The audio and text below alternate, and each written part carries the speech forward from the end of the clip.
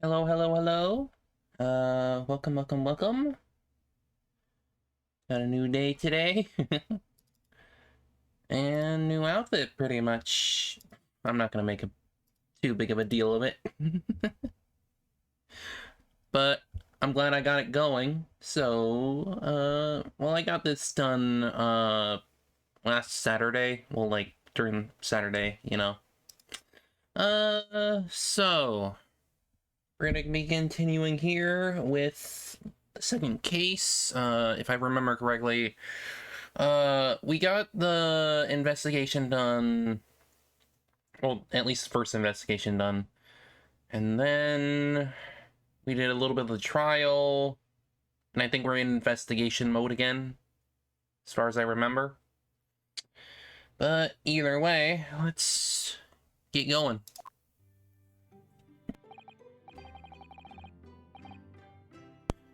Phew, we made it back in one piece. Just to be perfectly honest, I thought we were finished here for a while. Oh, I know. What a lot of close shaves. There are so many carriages on the streets of London. You were you were very nearly flattened several times. Hey, Lucy, how you doing? And thank you. Try to do what I could for a, spring outfit. Whenever my girlfriend comes around, she'll be on my hand, of course, and, the bracelet here represents bat lilies. So, she, it just makes sense.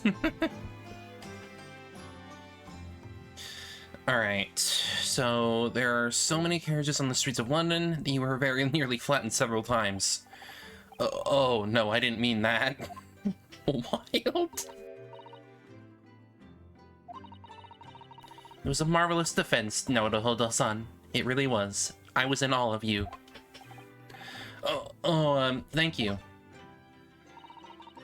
And now that your fervent exploits have won us some more precious investigation time, let's see if we can find some more clues for court tomorrow. Yes, let's do that. Is everything alright? I suppose I still can't quite believe it, that's all.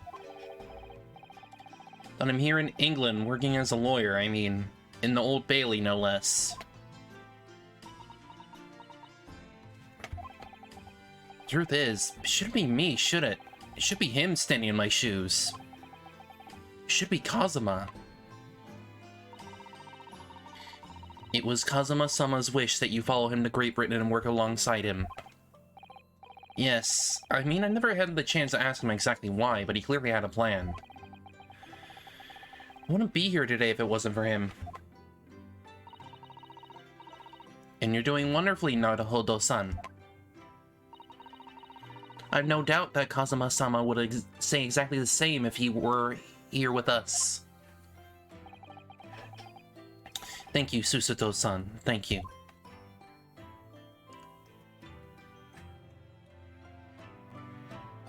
So now we can... So what do we have at the moment?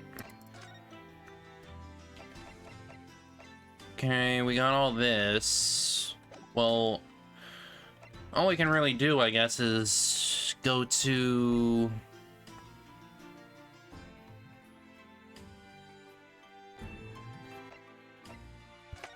Well, yeah, we might as well go here. Why not? Why not? Talk to them.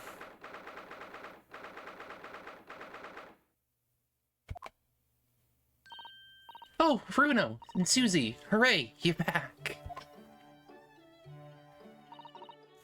Hello, Iris. You're in fine spirits as always, I see. I am. And you look as immaculately presented as ever, Susie. Well, in this case, Susato is wearing an outfit that, Iris made. But that's technically not the case normally. It's just part of the DLC that originally came with this game. Well, you couldn't have come in at a better time. I've just made a pot of tea. I'll set some cups. Really? Thanks, Iris. But actually, what is that foul smell? Aha! The Wanderers return at last. Where on earth have the pair of you been? We've been in court. Oh, for the Mr. Mustache's case, that was today, was it? I'm sure I mentioned it only yesterday, Mr. Sholmes. I'm sure you think you did. Well, we can laugh about it now. So tell me, how did the trial go? Reasonably well so far. We managed to escape without a guilty verdict at least. Really? I would have liked to see it. And I must pass the time of day with Mr. Reaper again. It's been too long. Is Lord Van Zeeks an acquaintance, Mr. Sholmes? Naturally. There's not a person in the world who doesn't know my name, Mr. Naruhodo. Not quite what I asked, but still. Mr. Sholmes, whatever is it, that odor? Yes, what is it? It's faint, but absolutely awful. Ah, indeed. That's the scent of victory, my dear fellows. Victory in science. Oh, dear. Alright, I'll bite. What's he up to now? What you doing? Lord Barrack Von Zeeks, yes. It's an interesting sobriquet he has, isn't it? The Reaper of the Bailey. Once the legendary prosecutor has fought for someone's conviction, that person is doomed. Even if he or she is found guilty, not guilty by the courts, sooner or later, the hapless soul will vanish from the capital. But vanish how exactly? By falling under a passing carriage, or drowning in the Thames, or succumbing to a sudden fever, or quite out of the blue, being set upon by a highwayman. There are numerous routes to one's final terminus, my dear fellow. All seems a little far-fetched, really. Well, on the bright side, Mr. Mustache is fighting fit. For the time being, at least. That's not overly reassuring. The rumors are true, though. The obvious conclusion would surely be that those acquitted are, well, my Lord Van Zeek's own hand. No, it's clearly not. As it happens, Mr. Stowe, that is quite impossible. Oh? Why? Naturally, the man very quickly came under such suspicion. However, when these incidents occurred, the Reaper always had a cast-iron alibi. Really? Oh wait, hang on. I need to fix that again. There. We back. Really? And so his reign continued, but 5 years ago, he vanished from the courts, never to appear as a prosecutor again. That is, until you arrived in the country, Mr. Naruhodo. Yes, so I've heard. That was the very day I arrived when I was thrust in the trial at the Old Bailey. That bitter fight to the death coincided with the Reaper's resurrection, and really did end bitterly indeed. And here you are, facing the Reaper again. Or, Runo, I don't know if you're just incredibly unlucky, or incredibly unlikable. I think it goes deeper than just me. I sense a general loathing of all Japanese people. Yeah. He's a little bit racist. A little bit. Mr. Natsumu, who I'm currently defending, being Japanese as well, as Miss Susto and myself. I'll think even more keenly in court today. For some reason, Lord Van Zeke seems to have an inherent disdain of the Japanese. Indeed, it is an interesting observation. Do you know something about it? Do you, Mr. Sholmes?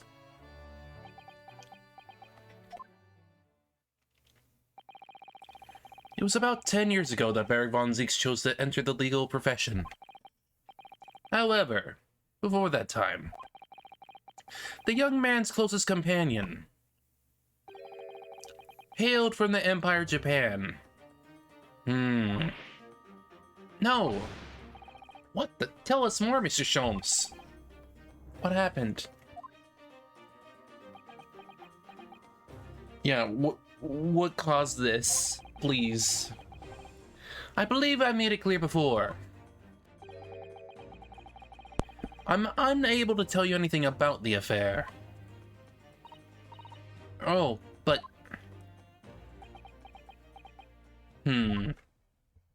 Why not? The veil will be lifted on the events of the past in due course, I have no doubt. For now, however, it is Mr. Mustache who is most deserving of your attention, I believe.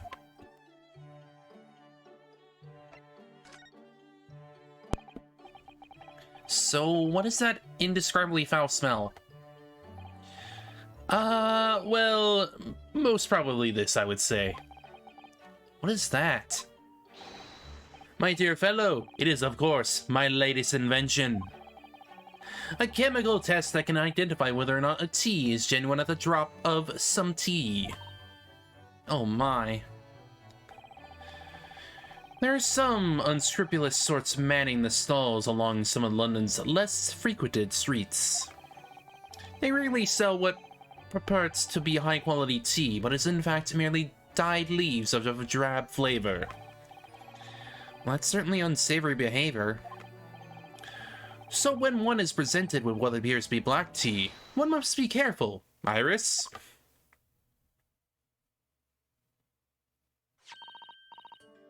At the ready, Hurley. Let us add a drop of my chemical to the cup of tea here. Do you see what happens? It's turned completely black. And what a foul odor it's giving off. Indeed.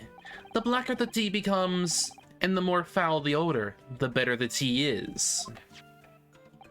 It would appear that this cup was a particularly fine Darjeeling. That's very ingenious, but what do you do with that black liquid now? Why, dispose of it naturally. Surely you wouldn't like to drink it, would you? There does seem to be a rather obvious problem with your new invention, Mr. Sholmes. Hence why this chemical test is merely a test, my dear madam. Right. The point is, we are entering a new era of science, in the world of criminal investigation, also. Yes, forensic science. Oh, these are such exciting times. I regularly engage in the scientific experimentation alongside my unofficial consulting detective work. The Sherlock-Holmes method will be the foundation upon which modern investigative technique is based. This little tea indicant was a happy byproduct of my ongoing forensic science research. Forensic science? So I should find out more about that. I mean, we know a little bit more of that based on, technically future,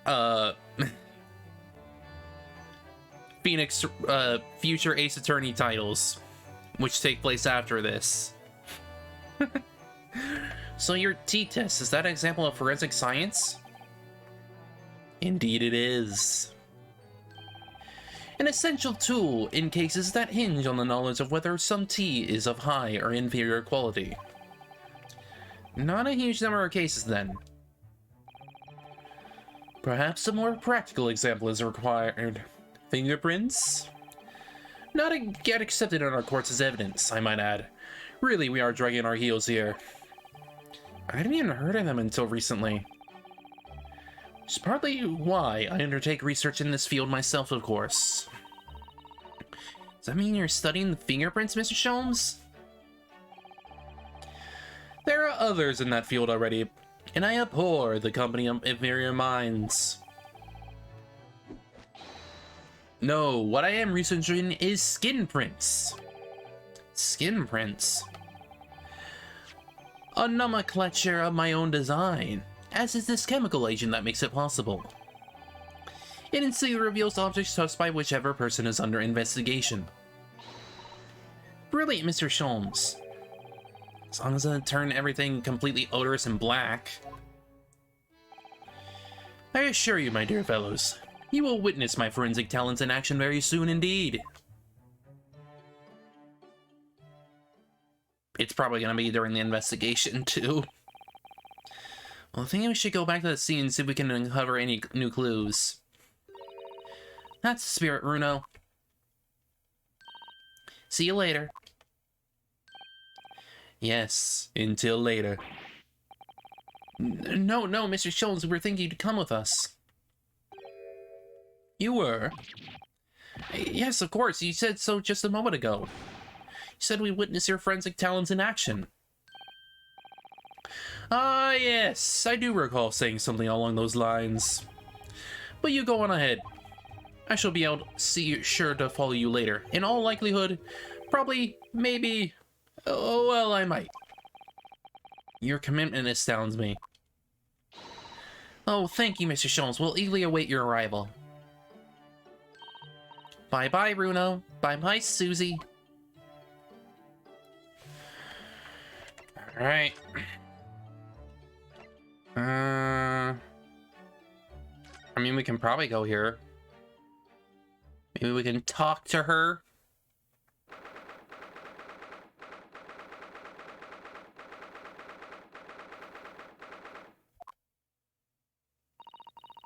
What do you suppose is happening? Sounds like some sort of disturbance. Yes, I hear angry voices.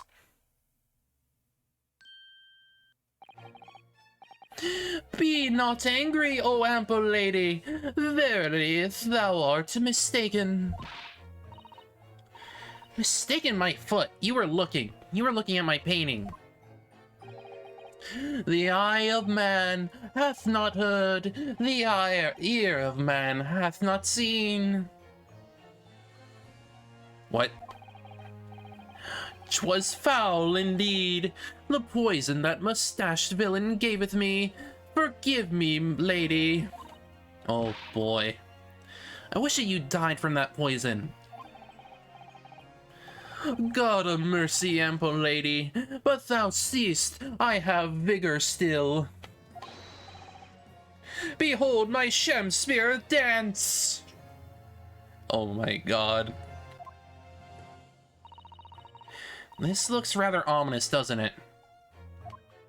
Maybe leave her alone? Ah, lo, 'tis the lawyer from the land whence riseth the sun. How now? What are you doing here, Mr. Shamspear? Mary, I do believe I am returned unto another ward. He was looking. That's what he was doing. Looking at my terrible work.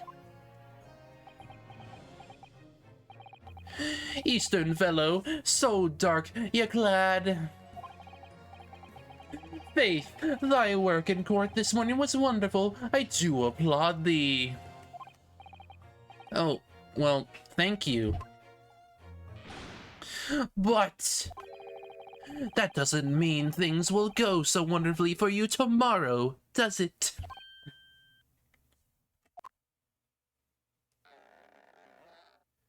What a freaking weirdo.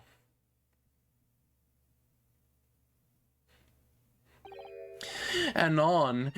Isn't or whatever, I don't know. Bye. Mr. Shamser might technically be the victim in this case. There's definitely a lot more to it than that. It's very hard to pin the man down. I'm so sorry. I'm such an awful person. No, you're not! Oh, Miss Green, is everything alright? Oh, yes, I mean, don't worry about me. They're about to discharge me, so I must get ready to leave now. Oh, I see.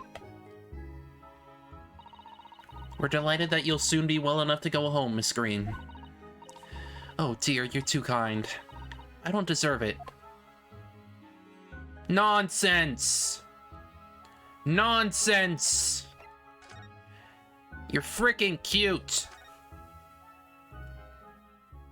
Nonsense!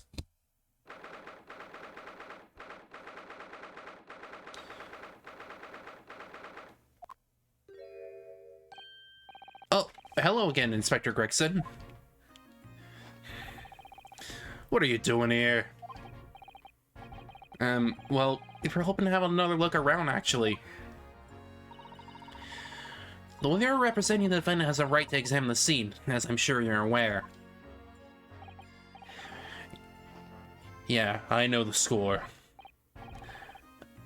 Oh, yes, one other thing. Soap on the ledge outside the window. Did you find it with a T in it? Yeah, we found it all right, and there was a small amount of tea in it, as he said. I knew it. It's with the identification section of the yard now. They're looking into it. Results should be available later today. That's wonderful news. Thank you.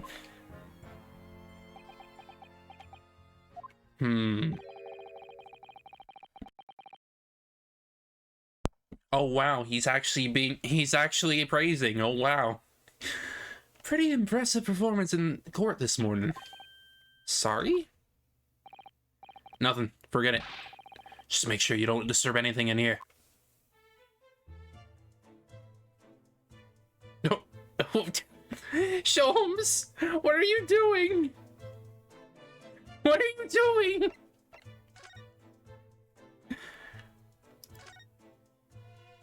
Well, nothing seems different other than Sholmes being there. Are you looking for new clues, Inspector? On Lord Van Zeke's orders, yeah.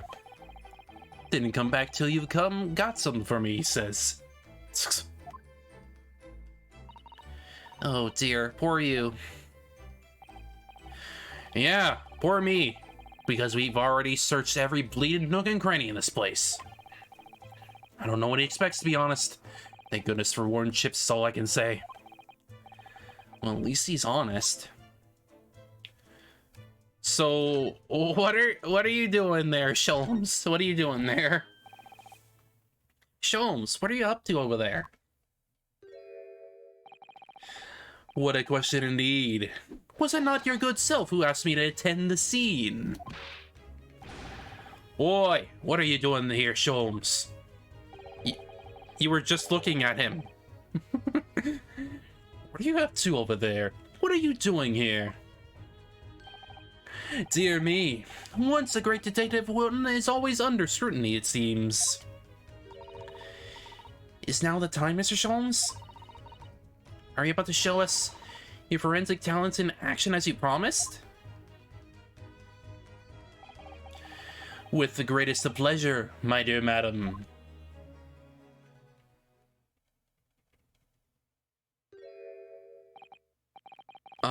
What's all this? All this is precisely what you requested, Mr. Nanhodo. Oh! Gun! He's got a gun! Her luck, Sholmes, sensational skin print seeker gun. And it's a revolver, too! What a freaking invention. Moments ago, I took a sample from the teacup that was used by the victim. A sample? From Mr. Shamsphere's cup? Each individual leaves microscopic secretions on everything he or she touches. A sample of those secretions is all I need to produce this. A refined indicator solution. By liberally spraying the room with this chemical, everything the victim touched is instantly revealed with the aid of these goggles. Here, try them on.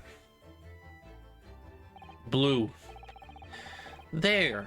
Now spray the chemical indicator about and all will be revealed. Spray? How do I do that exactly?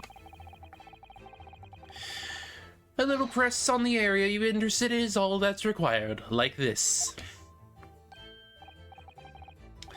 What is that stuff? It's like fog. A suspicion of the chemical indicator isn't a pressured gas. It's the most effective way to cover a large area. Oh. That was another invention I discovered incidentally whilst I was developing this idea. As you do. Go ahead, try it, my dear fellow. We may learn something about the victim's movements on the night in question.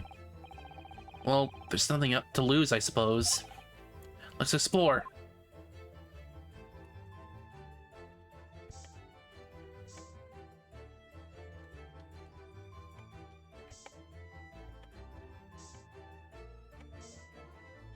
Aha!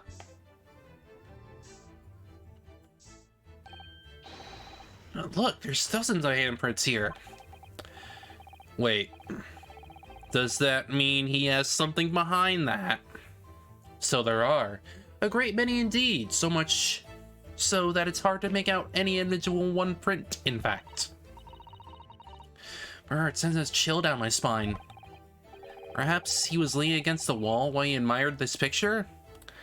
No, there are freaking handprints on that photograph. Unlikely, I would say. It's a rather dull scene, after all. Without wishing to state the obvious, you wouldn't generally admire a picture from such close quarters, I feel. Oh, very true, Miss Susato. It's a bit of a mystery, then. Look behind it. Look behind the painting.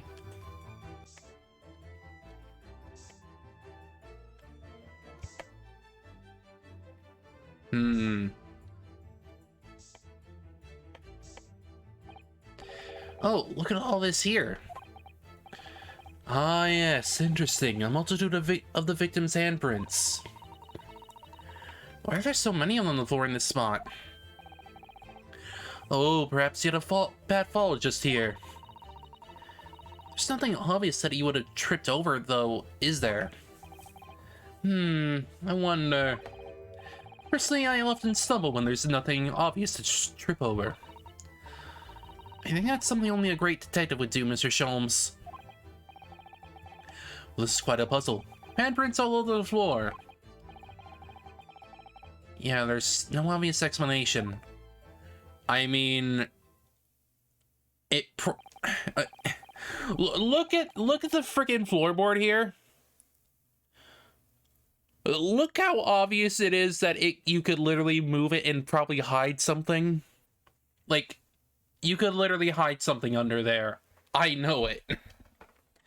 Well, we sprayed Mr. Sholmes' amazing skin print indicator all over his room, didn't we? We did.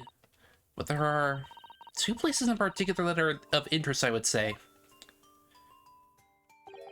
You should look under the floorboard. Come on. Hammer's on the floor there, and on the wall of the picture, you mean? Yes, and I think the floor warrants closer investigation. I won't be a moment.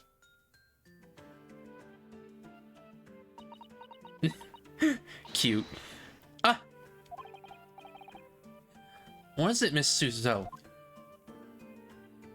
Lift it up, lift it up. Look here, Mr. Naruto. One of the floorboards has popped out. One of them? You mean it's a secret hiding place? Excellent work, Miss Susato. So what do we have in here? Boy, what are you lot doing? Inspector Gregson. Stand aside right this minute. It's my job to investigate there. No need, Inspector. You continue to dig into your portion of chips whilst we dig around under the floor here. Your fancy talking's putting me off of my food anyway, Sholmes. New bit of evidence is exactly what I need.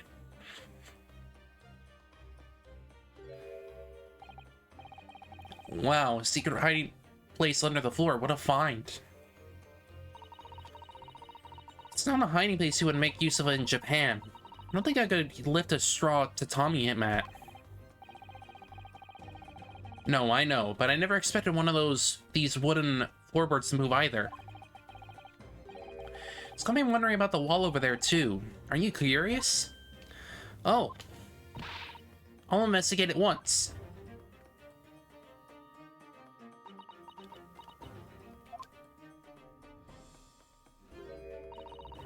There's nothing behind the picture, sadly. Only the wall.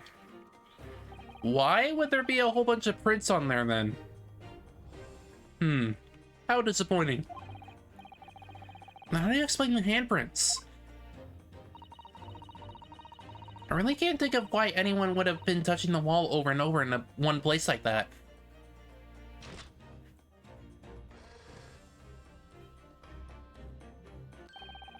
There you are. A print for you.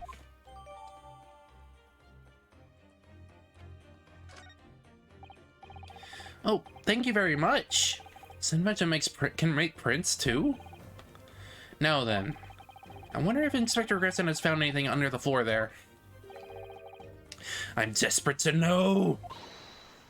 So am I. Yeah, Gregson. What's under there? I'd love to know if there's anything hidden underneath that floorboard there. Allow me to ask Gregson now. After all, we're well acquainted. Inspector Gregson! Really? It's been too long. What is it, Sholmes? I thought perhaps you might show me what you found there, seeing as we're such good friends. We're not friends. No, I suppose not.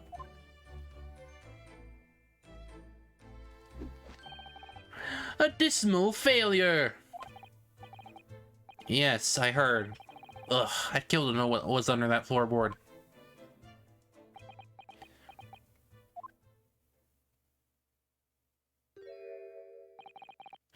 Alright then, fair is fair.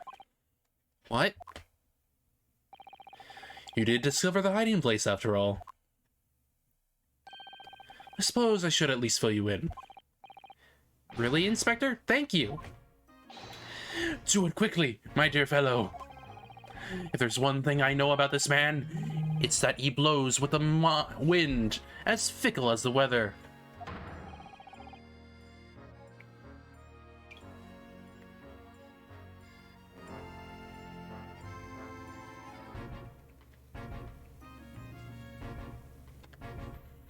Oi, stop making me out to be some kind of a nut.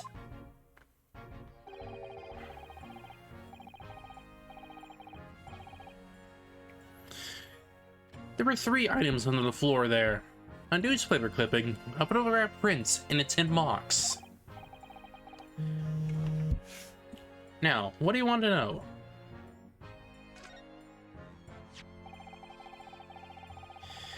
Looks like this was cut out of the paper about 3 months ago. It's about a convict who got sick and died while he was serving time up in Manchester. How terrible. It's made the headlines down here in London as well. The bloke had been sentenced to death, you see, but nature got him first.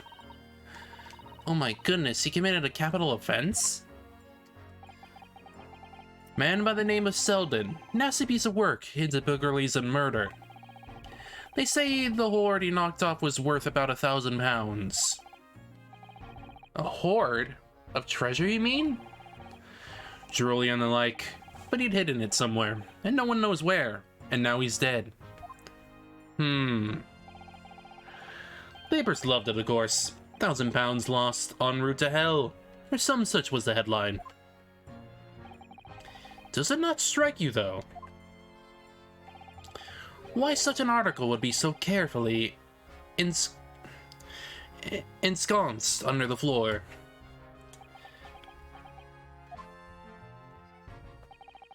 I suppose now you mention it, does seem a bit odd.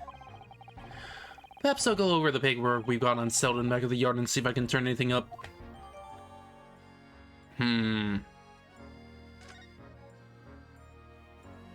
Did he have, like, a last name? I mean, if it's in Shamspeare's room, could he be a relative, maybe? And he's trying to look for the, hoard or something? I don't know. Because he is poor. That is a fact. So this is the photograph I found. Looks reasonably recent to me. Wait. Isn't that Green's boyfriend? On the right there? Wait a minute. Wait a minute. Wait a minute.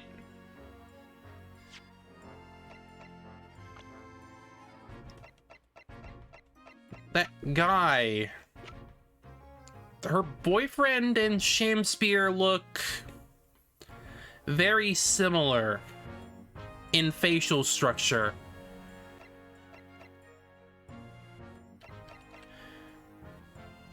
Yeah. I think he is Green's boyfriend. I think, like, that's a little, like, if you look at the facial structure a little bit, they look very similar. Though I could be wrong. I don't know. This would appear to have been taken on the street in front of the house here.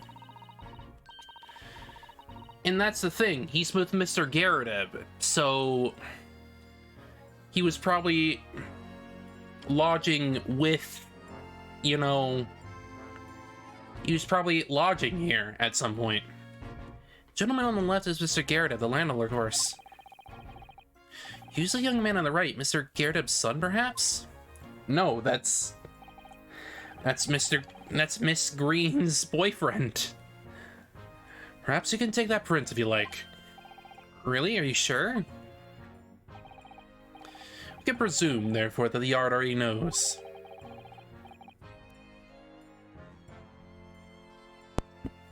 The identity of the young fellow, that is. Is that true?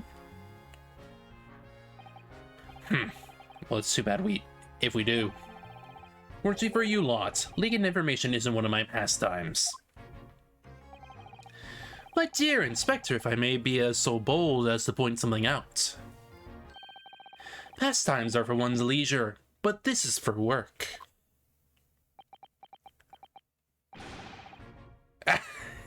All the more reason I'm not telling you. A dismal failure! Yes, I heard.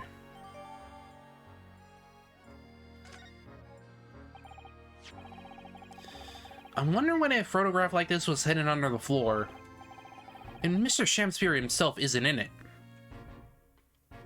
Or so you say. Photographic prints are still rare treasures in the East End. I imagine Mr. Garadeb was rather delighted to have been immortalized. He probably made a proud present of it.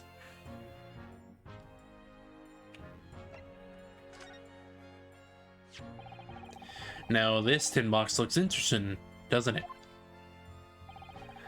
Might I suggest, Inspector, that you open it? If you were to find something inside that reveals the truth behind this case, I wouldn't be the least surprised. Yeah, funnily enough, I already had a look. It's completely empty. What? Shamspeare, give us a clue, man! You didn't even have the chance to utter a word, Mr. Naruto. But anyway, at least we found out what's inside the box. Yes, thin air. It's completely empty. Rather like how I feel inside. Is there nothing more to the box then? I wonder. I mean, maybe we should have a look at it?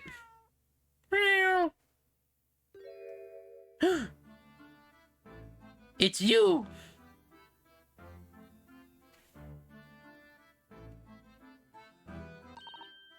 Oh, look! It's that lovely little kitty cat. What was its name? It's one of Natsume's, isn't it? I don't think we ever asked him, actually. Why don't we call it, Wagahai? You know, like Mr. Natsume refers to himself in Japanese. I wonder how he got in here. Clever cat. Oh, wonderful. Well then, Wagahai, here's something delicious I brought for you from the cat's meat man.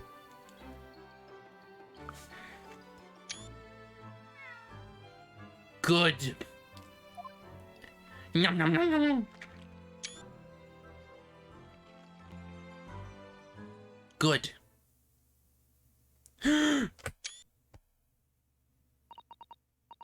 Sleepy! Sleepy! Ah! Ah! Ah!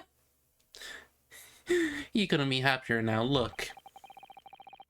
Just hope we can bring some happiness to his owner, too.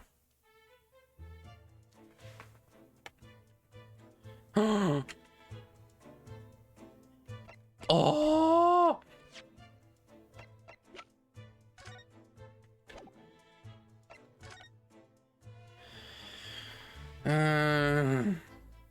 More capital punishment could be carried out.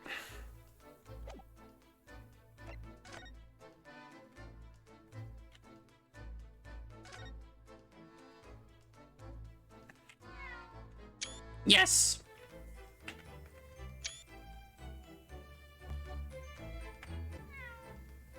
Yes! That was a cheeky little meow in Wagahai. Oh, but he's so adorable. Could just sit and watch him forever. I think he may not appreciate that after a while. And we have an investigation to get back to.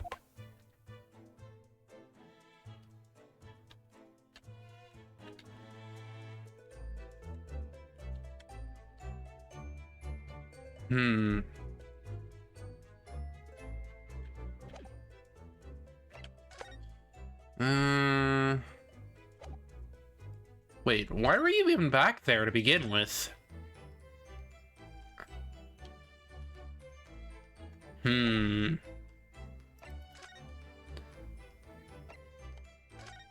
I wonder...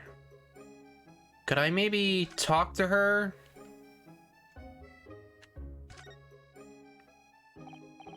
So, are you feeling more like yourself today, Miss Green? I am, thank you. I mean, people do recover from ordeals like this, don't they? Even people like me. Oh, yes, it really was an ordeal, wasn't it? As far as I was concerned, I was just walking along in the snow one evening. Minding my own business. And then, completely out of the blue, I was struck in the back by a knife and collapsed unconscious for days.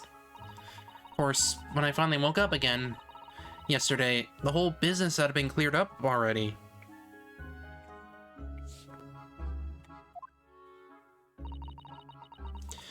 What a terrible week it's been for you.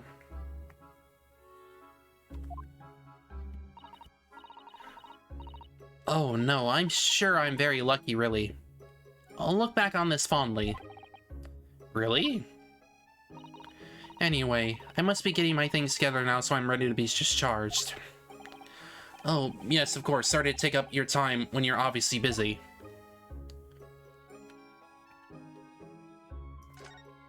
Maybe look at the photo here.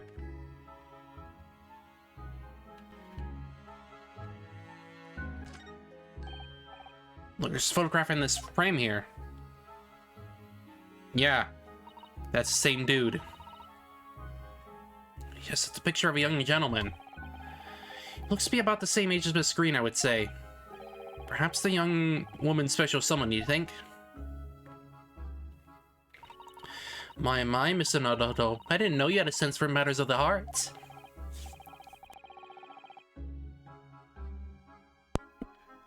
Not in the least. I sincerely said the first thing I thought of. I can't present.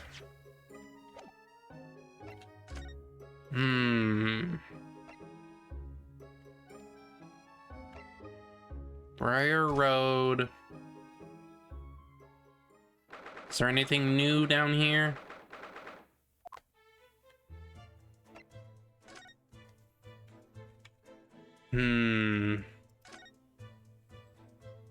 No, there's nothing.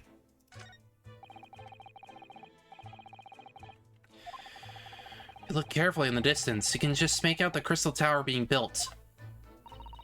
Ah, the Crystal Tower, yes. Centerpiece of the great exhibition that's about to open in 6 months' time. Everyone's talking about the great exhibition of London at the moment, it seems. It's about to be the largest event of its kind anywhere in the world, with technology and scientists from all over. Can't wait for it myself. Do you think visiting students from the Far East like us will be granted entry?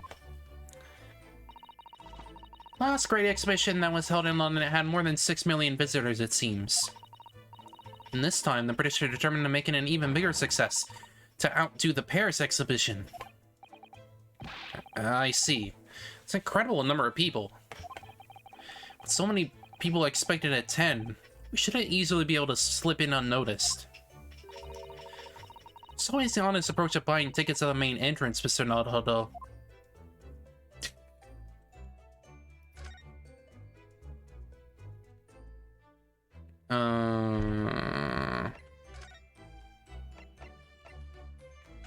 Guess we might as well talk to Gyarados. Maybe he knows something about the photo. Gyarados appears to be out. Oh well. I suppose we'll just have to come back again later. Whoops. Then I guess let's talk to Soseki-san. Soseki? No, we can't.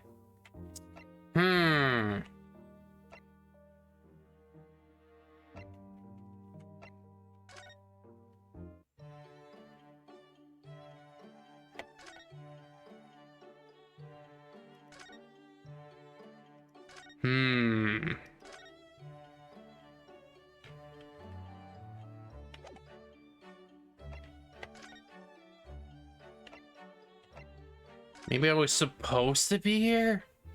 I don't know. The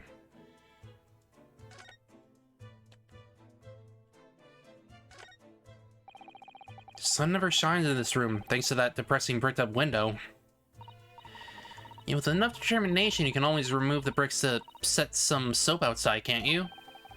That sounds like a very wise life lesson, Misoto. Only if you plan to follow a life of crime, Mr. Naruto.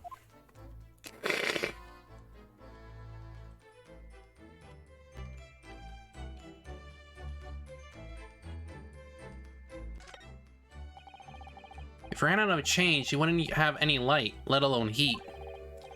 The needy, London's winters can be very harsh. That's true, but if you think about it, even the wealthy would find themselves freezing if they ran out of small change. London's winters can be very harsh for the forgetful too, then. Frankly, I'm starting to wonder if Suzuto and I are going to make it into spring.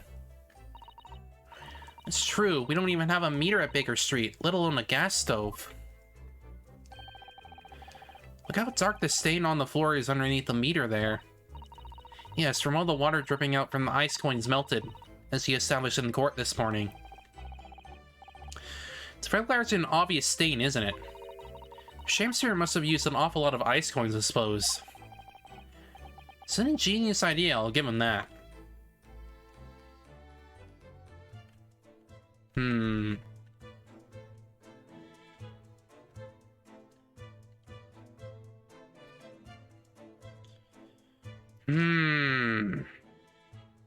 Let me think.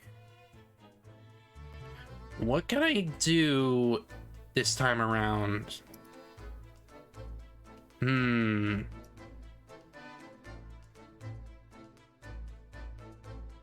Hmm.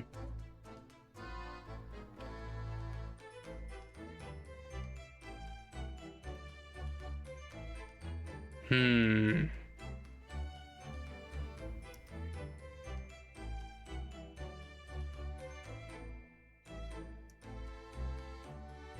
Um.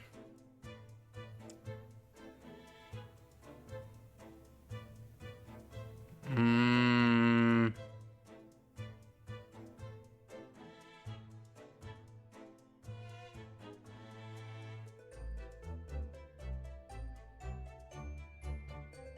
Hmm.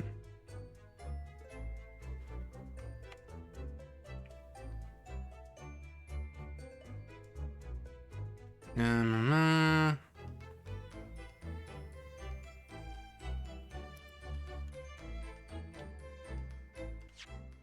mm-hmm.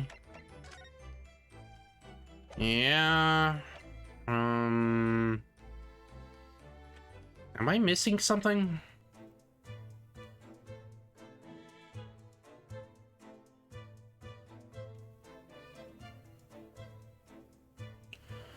Hmm.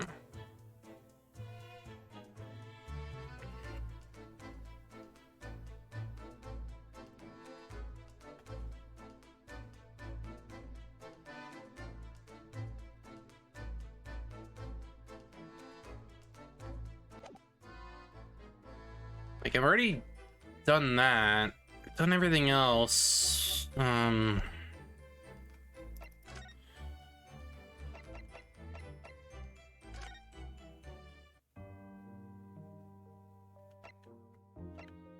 Odd. Hmm.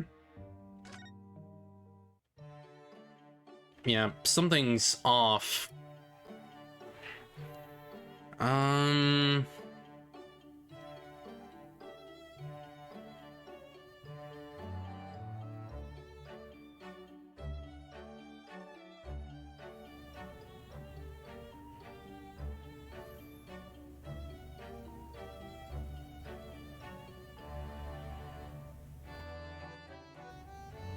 Yeah, I must be missing something, don't I?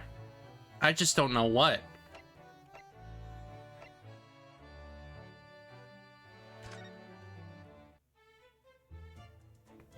Like, will something change? Like, did I miss something? Has to be something around here. Tin box. Did we even get the tin box? I don't think we did.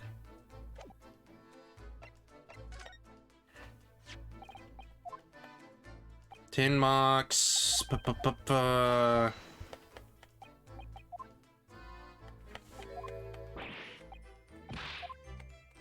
Yeah, this... I don't know what's going on.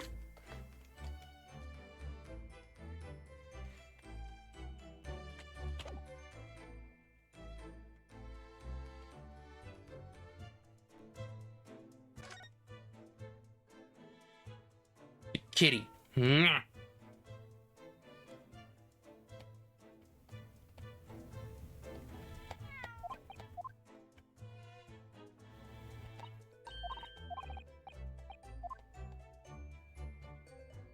Okay, seriously, what am I supposed to do? Pretty sure I have everything I need. I've literally gotten what I can.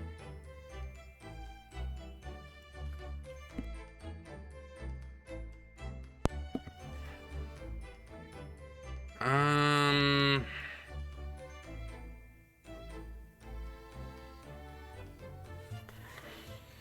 Uh...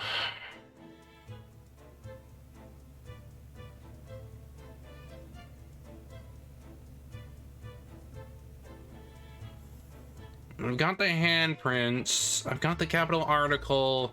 I've got the hidden photograph. Hmm.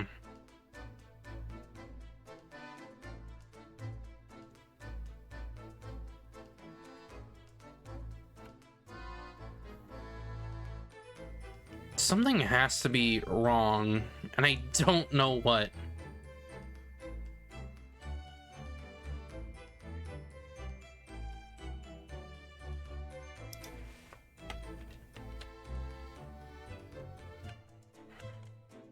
Like, did I mess something up?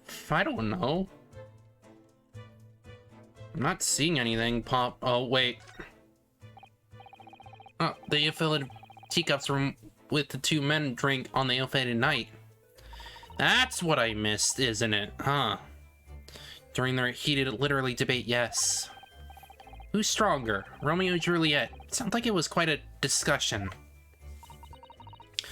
Now I think of it, I'm sure that the two lovers in the play ended their lives with poison. Yeah, but they also did it unknowingly that the other was alive? That's fiction, Mr. Stowe. Let's hope it stays that way. Is that really it? Was that literally all? I hope so. Because I'm getting a little mad.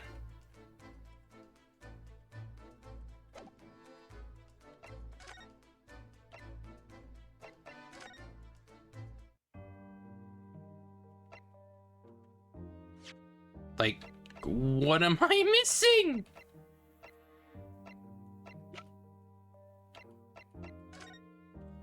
What am I missing?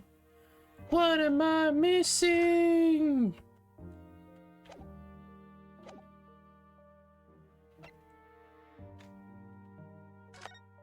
What am I missing?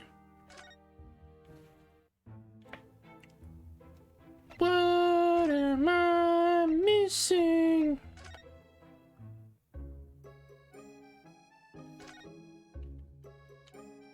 Right.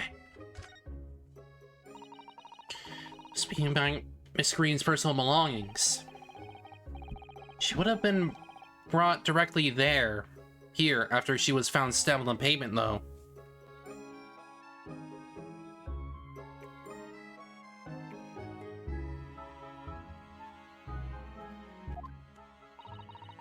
Expected a friend or family member probably brought some things for her.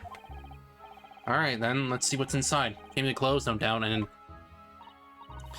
No, Mr. Naruhodo, you must never scrutinize a young maiden's personal belongings.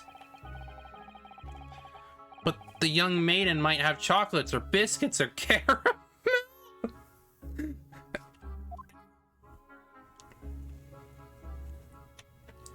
Sir! Sir! Why? Why? Why would you do that? Why? You literally just wanted some sweets, didn't you?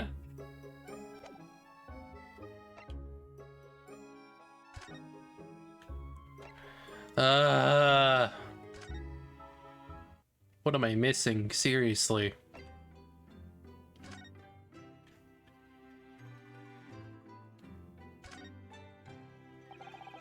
It's quite a shock earlier today, wasn't it? And the victim himself turned up in court and took the stand. I know. Not only that, but then finding out that he is actually a barefaced gas thief as well. Yes, that certainly is a surprise to us all. For a while, it seemed as though everyone had quite forgotten about Sosuke-san poisoning the tea. Careful of your phrasing, Susudo-san. He didn't poison anything. There's even more to this Mr. Shamspeare than we yet know, I'm sure of it. Shamspeare certainly wasn't the noble, upstanding man everyone thought he was at first. What's become of him, actually? Still he'd be returning to the hospital ward where he was receiving treatment. Oh, which one is that? Let me see. Ah, yes. He's at St. Bartholomew's. Or Bart's, as a lot of others call it. We know that place, don't we? Yes, we visited Miss Green there yesterday. Same hospital to which she was taken. Ah, yes, after Sosuke-san stabbed her in the back. Ryu! You be careful you're phrasing, Nadaho-san. He didn't stab anyone. Perhaps we both owe Sosuke-san an apology. St. Bartholomew's. Yes, we should probably visit the hospital later. So we know Sosuke-san took the tea to the victim on the night in question. As he is in the culprit, then obviously... Yes, the poison surely wasn't in the tea. If that's the case, how on earth did the poison get into Mr. Shamsphere's body? Sure, we'll find a clue at the scene. There must be something in Mr. Shamsphere's room that will help solve the mystery. Naturally, Scotland Yard's detectives have been over the place already. Couldn't hurt us to have another look around, I think. Definitely. I'm desperate to know the outcome of the investigation into the tea left in the bar of soap. If we run into Inspector Gregson, we can ask him about that.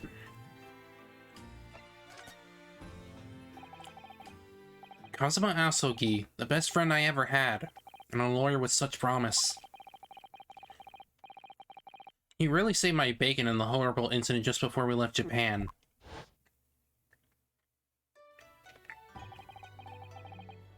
Still picture him now, looking so fierce and determined in court.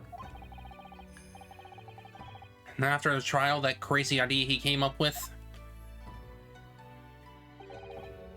As a stowaway?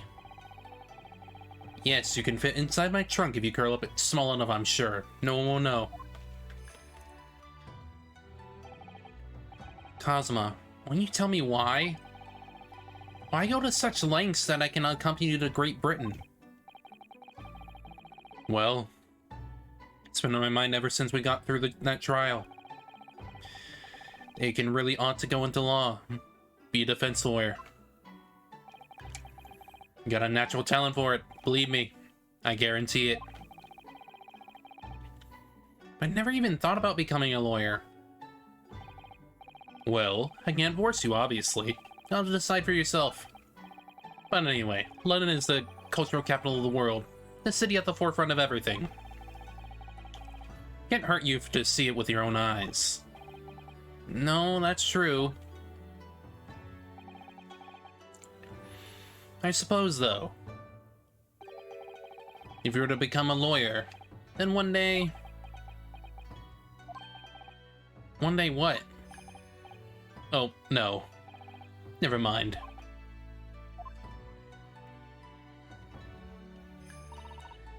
Naruhodo-san? Sorry, I was just thinking about Kazuma. Yes, he's forever in my thoughts too. To change the Japanese judicial system for the better. That was his dream. And that's why he so desperately wanted to come to Great Britain to study, of course. Yes, that's right, but... Yes? I do wonder if his true intentions lay elsewhere sometimes. I don't know. That just takes hold of me every now and then, that's all.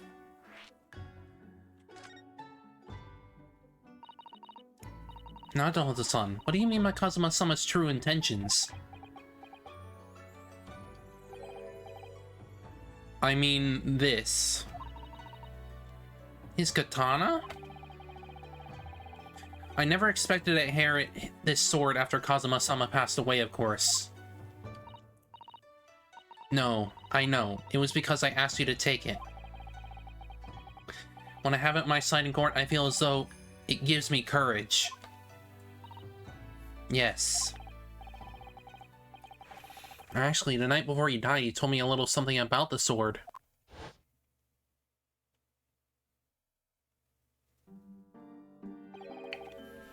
Karuma? That's right. It's a prized sword that's been passed down through generations in the Asogi clan.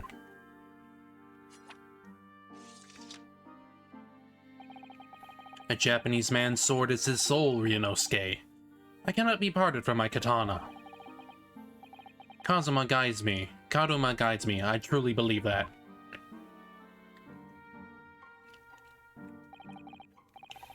So its name compels its wielder to slice evil in two? Not that you would need much compelling. On that subject, there's something very important that I have to do in Great Britain. Something you have to do? Yes. I'd appreciate you seeing it through with me. Of course I will. Whatever it is, I'll see it through the end with you. I knew you wouldn't let me down. What did he mean by something very important that I have to do? I hope that the answer to that question would become apparent when we arrive here, but... yet I've not found a single clue. I see.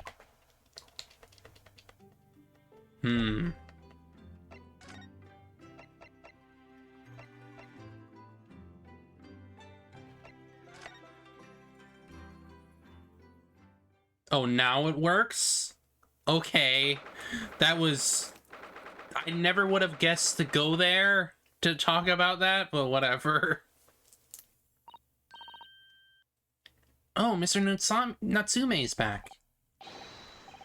So yes, Mr. Natsume, hello.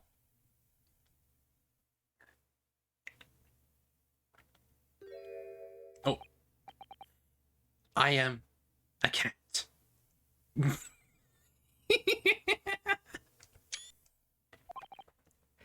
Sorry? I don't know who Mr. Natsume is, or Hairlock Sholmes. I don't know about the courts or trials or Old Baileys. I am a cat. That's what I am. Just a cat. So no, he's trying to escape from reality. Trying to? Nya nya meow. I am cat. There is no Sosuke-san. I am cat. Meow meow. Trying to? He already has, completely. So, what is your name, then? As yet, I have no name. Sonato Do, he wasn't fully thought of his new identity yet. Maybe it's too late, not too late to bring him back to reality. You think you could open your eyes for us, Mr. Natsume?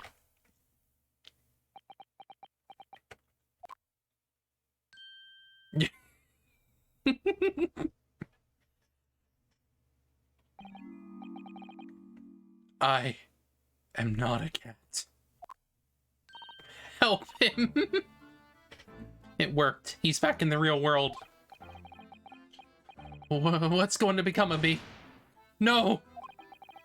Don't answer that! It's obvious! My cursed soul is never going to escape this accursed fate! Mr. Natsume, no! This morning's proceedings in court prove that there's hope. Yes. Locum student Mr. Naruto Esquire was brilliant, but... The Reaper is omnipresent! In courts, in my lodgings! Here, there, everywhere! What's he looking straight at me for? I think perhaps there's some things we should discuss. Oh, yes, we must.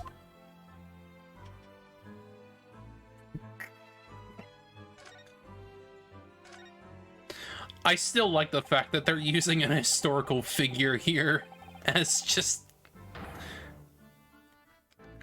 like, he's very silly, but it also kind of makes sense to kind of use him because he was treated very poorly IRL.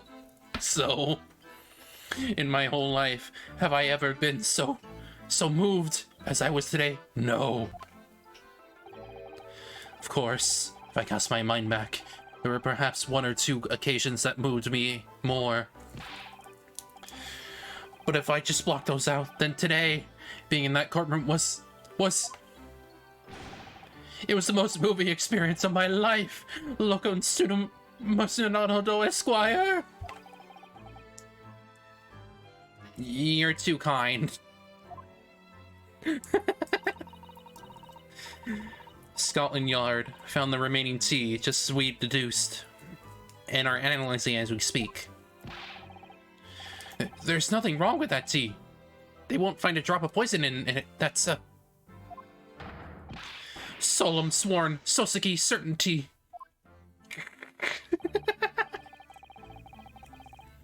Tell me, did you both drink the tea at the same time that night? Oh yes, most definitely. Remember, drink tea while it's hot. We both poured it down our throats like it was a hot bath for our bellies. And at the time, you both were both completely fine. As shown by the fact that he and Mr. Shamsphere then engaged in Romeo-Juliet match. I suppose the focus of tomorrow's proceedings will be how the poison was taken by the victim then. More than likely, yeah. That rotten Shamsphere! What have I ever done to him? Oh. Hey Darth, how you doing? We're trying to calm him down a little. Otherwise, we're doing alright.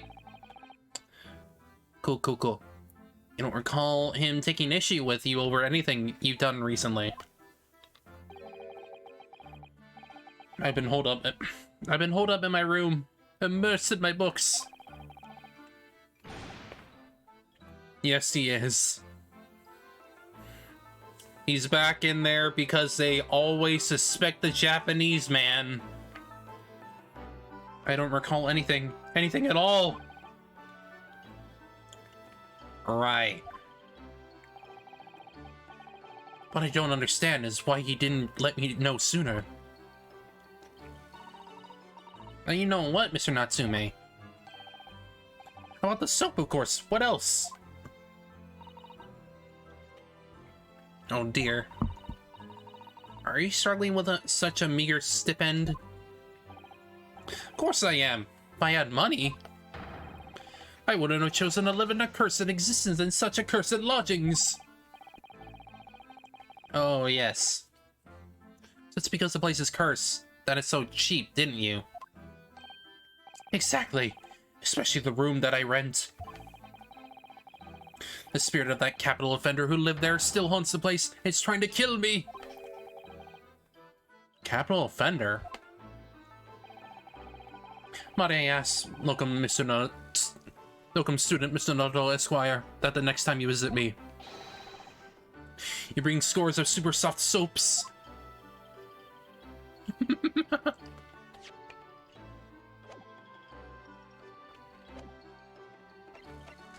Well, you mentioned the capital offender, so I think you mean this. What's this? Newspaper cutting that we found in Mr. Shamsphere's room. So he knew, did he? Sorry? About this man, Selden. A convicted killer and the evil spirit behind the curse that afflicts my lodgings. What? He's already taken one young man's life, and now he's trying to take the life of another, a miserable mustached, much maligned Japanese man. That's a new pose. Mr. Natsume, if you know something, please, you must tell us. Tell us everything you can about this evil spirit.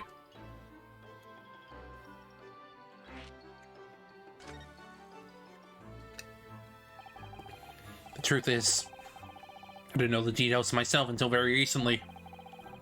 That Selden man was arrested about a year ago now. At the time he was hiding out in lodgings at Mr. Garridub's house. What? He lives where you do now? That's right, exactly where I live now. In my very room. Oh my. Room was previously occupied by a criminal found guilty of a capital offense? Before the sentence would be carried out, he died in prison. That was 3 months ago now. And that's when it started. The curse. What really is this curse you keep mentioning, Mr. Natsume? It's already caused one death. A few months after the criminal passed away in prison. A man died in the room. The man who rented it after selling it, in fact.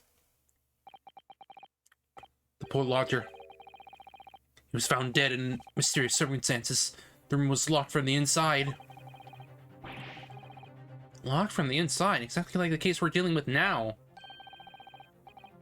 So that's a convict's curse, is it? Yes. Well, that was the start of it. Do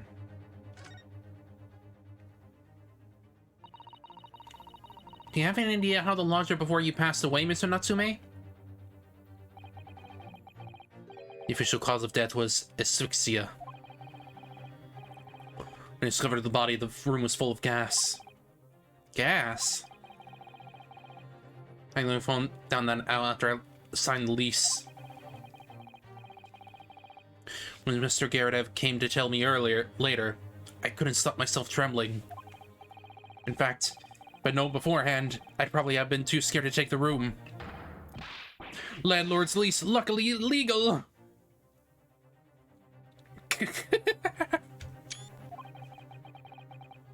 Luckily for Mr. Geradev, maybe, but not so lucky for poor Mr. Natsume. Now you believe this curse is affecting you?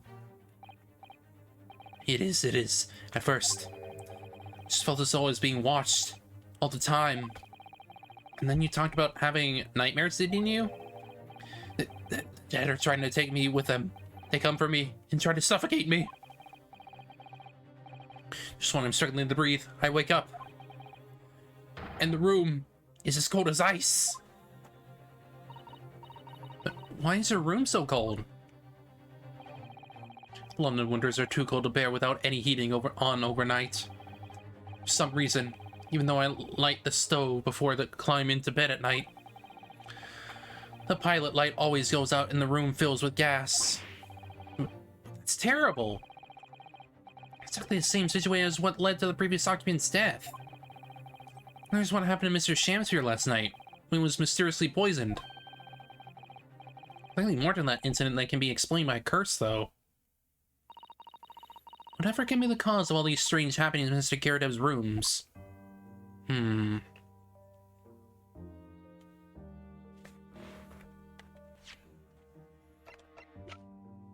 you ever seen this before?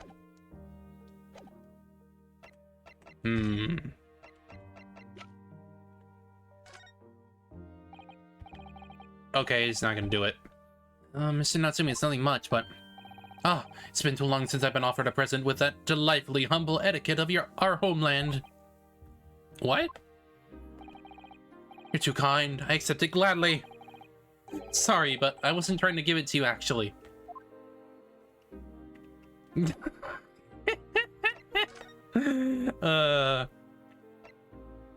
Alright, let's go to Geradev. Because he must know something more about this.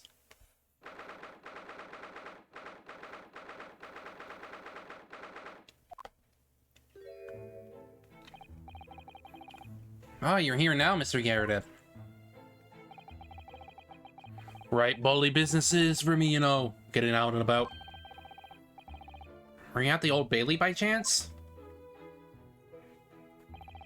Naturally. Fate of my lodgings hang in my balance and all that. Not a trial to miss. Fate of what's already been dubbed your haunted lodging, yes. Of course, the place has caused quite a stir around the capital on more than one occasion already. As the old haunted lodgings or some such. Ah, well, at least he knows. Makes you wonder what the blazes is going on, don't you know? Yes, I'm sure it does. Thinking back to Mr. Natsume at the other trial just 2 days ago. You were at the Old Bailey then as well, weren't you? Testifying with your wife about what happened? Stopped off at the prison on the way home, in fact. Beastly business. I see.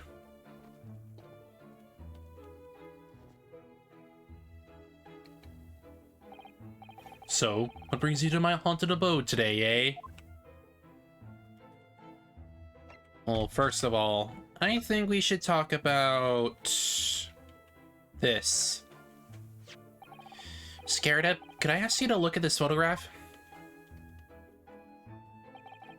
Is that your son who's with you there? No, not at all. He's a lodger here once. Duncan Ross was his name. Duncan Ross. Sharif Kotviker happened to be passing, so I asked him to take a shot, just for kicks, really. Was he by any chance the lodger before Mr. Natsume? Yes, that's right. So he died?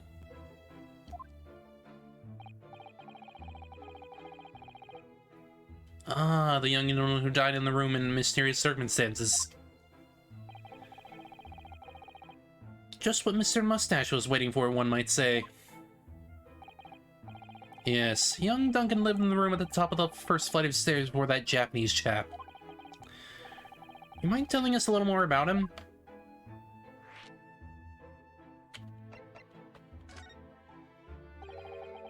Some fishy fellow from the Far East, and a failed actor, chap of questionable character, eh?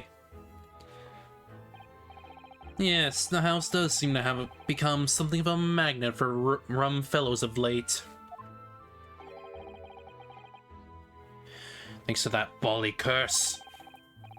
Convict's curse, you mean? Ah, heard the stories, have you?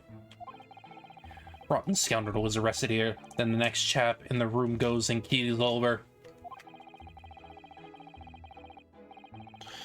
Then there was that woman who dropped dead just outside on the street, not to mention the actor yesterday. Am I next, eh? Well, can't help but get the collie wobbles, can ya? When you say the woman who dropped dead outside the street, do you mean Miss Green? It was Miss Green who was stabbed by the knife and Mr. Shamster was poisoned last night. Are both very much alive still? Yes, well, so it's that blessed convict's curse, it seems. Personally, I should be quite content with such lodgings. A bath, a toilet, a fireplace, a fascinating history. Why, it sounds like the lap of luxury. I'm not so sure about that. Well, there's no bath or toilet included, and no fireplace either. But you do look out for your tenants, don't you? Been watching the rise and fall of the flames in your gas lamps up here. Yes, never hurts to keep an eye on things, in case there are any mishaps or such like. I think you've had your mishap already, sir. That's not helpful, Mr. Sholmes. Heaven forgive me. The words just came to my lips. Wild. Oh, Sholmes.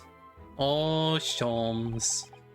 Some fishy fellow from the Far East and a failed actor, chap of questionable character, eh? So need for that, Mr. Garrett. That's right, Mr. Natsume is in no way fishy. He is undeniably peculiar, however. Is it right that he took the vacancy immediately after the previous tenant passed away? Yes, that's right. I asked the estate agent to find someone, he popped up the very same day.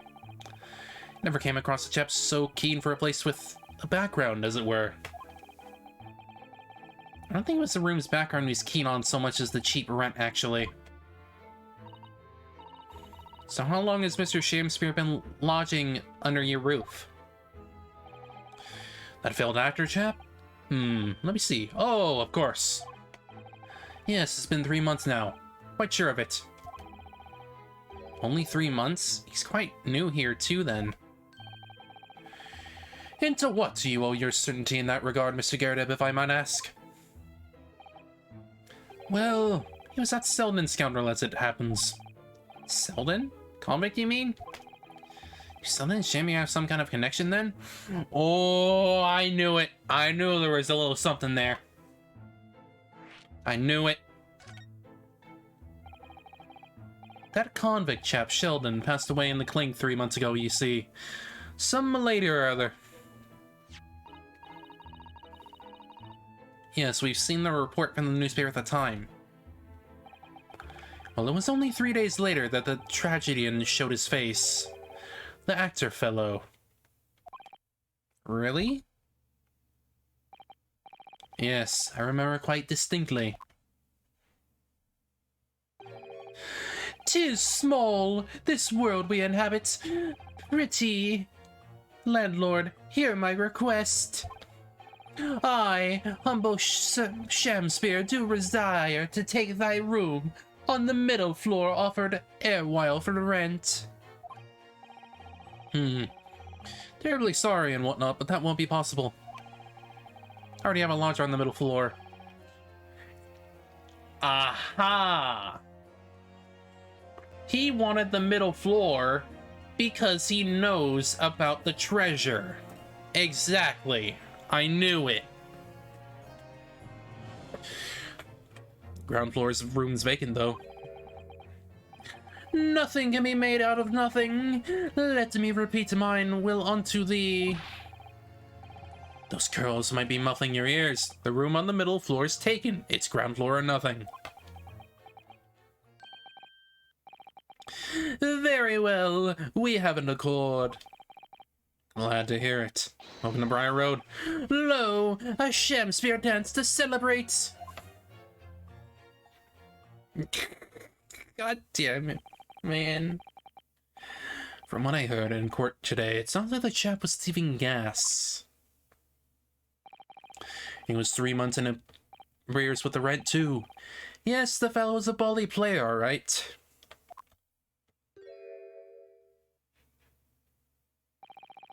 Thank you for your candor, Mr. Garrett. We are most grateful. By way of appreciation, allow me to say 1 or 2 words. Give me my robe, put on my crown. I have immortal longings in me. What are you doing? What's happened to you? Shakespeare, my dear fellow, one of his most famous lines. I wish to divulge my own learning of the subject, for I have a turn for the literature too, you know. Perhaps you could turn your attention to more apt lines then?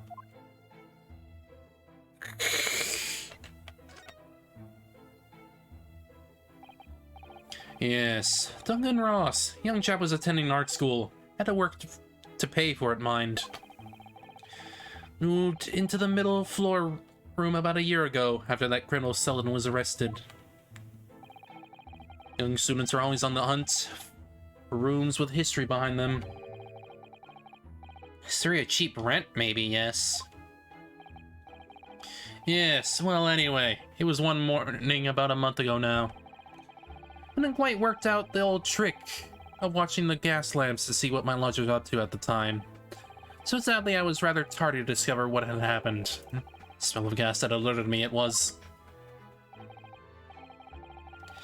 Ah, yes. Synonymous with the smell of death. Called the police straight away, of course. And the officer kicked the door off its hinges. But once we got inside, we all bawly collapsed. Because of the gas? Yes, the room was full of it. No air at all. Still must have gone out while the poor chap was sleeping in his bed. So Mr. Ross suffocated to death? Of course, the police gave me a sound ticking off because the gas pipes were so old and all that. Can't tell you how much it sent me back to have the lot replaced all over the house. And after he had all the work done, Mr. Natsumi says the same thing. The stove goes out at night whilst he sleeps in bed. Well, that's the bally curse. The convict's curse. I've done my duty as a landlord now. Someone's feeling defensive.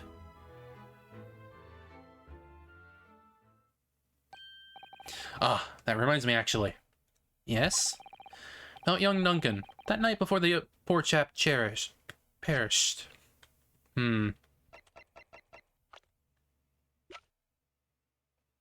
Duncan Ross. Launcher in the Garrett household who passed away a month ago as a result of gas poisoning. Yeah. Oh, young Duncan. That night before the poor chap perished. He's been writing a letter of affection to a young lady. Ah, I know who that is. A love letter, you mean? Yes. Where did I put it now? Ah, here it is. Left it on my desk. If you'll excuse me. Let me see now. What does it say? To my most beautiful and charming sweetheart. Do you think that we should be reading such a personal piece of correspondence? My dear Miss Susato, that is precisely why I prefaced my reading with, if you'll excuse me. I will not excuse you, Mr. Sholmes, no. Sadly, he didn't address it, though. So I've no means of delivering the thing. Rather sad, really. I see. It's going to play on my mind. Really, the identity of Mr. Ross's sweetheart has no beating on the case. Then we should leave well alone. Yes, I suppose you're right. Indeed. The intended receipt's address is missing, however. There is a name attributed to the man's most beautiful and charming sweetheart. Sholmes, please, I've already had to chastise you about this once. My undone love to you, my colorful darling. Olive green. Ah! Yeah, I knew it. I knew it. Olive green? The woman who was plunged into a coma after a knife plunged into her back outside this house 5 days ago. The victim of the last case Sosuke-san was in court for, who gained conscious only yesterday. It's just a chance that her name came up now? Could it possibly be a mere coincidence? Hodo, whatever can this mean? Reading personal correspondence can have its merits, you see, Mr. Susato.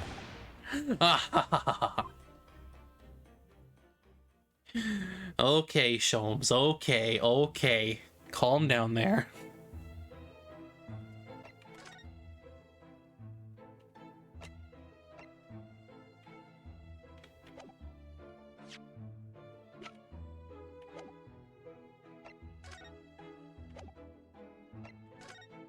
Guess that means we should be going to her now. Talk to her about Mr. Duncan.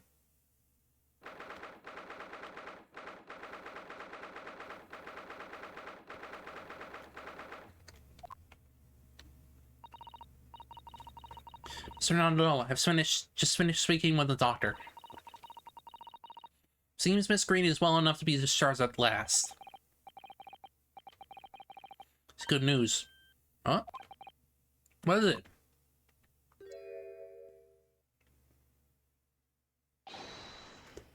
Miss Green!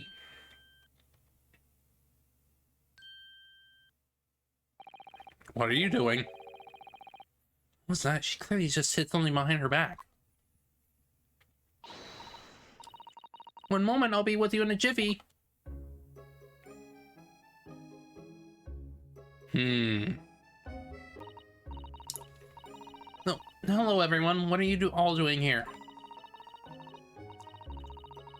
After I said I can be discharged, so I'm getting my things together.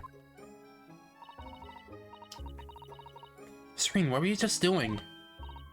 Oh, I'm nothing really. Just want to take some medicine the doctor prescribed for me, that's all. We're hoping to have another quick chat with you, if that's alright. I don't really have anything else to tell you. Alright, she's definitely behaving strangely. So if we can coax something out of her.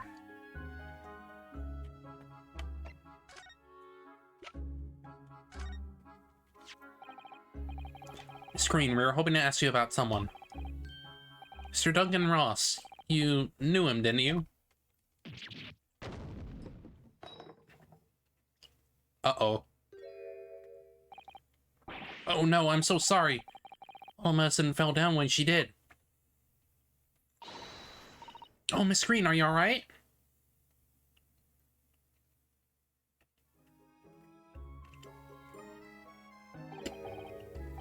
So sorry, didn't mean to startle you like that. No, it's alright. I just wasn't expecting it. But how do you know about Duncan?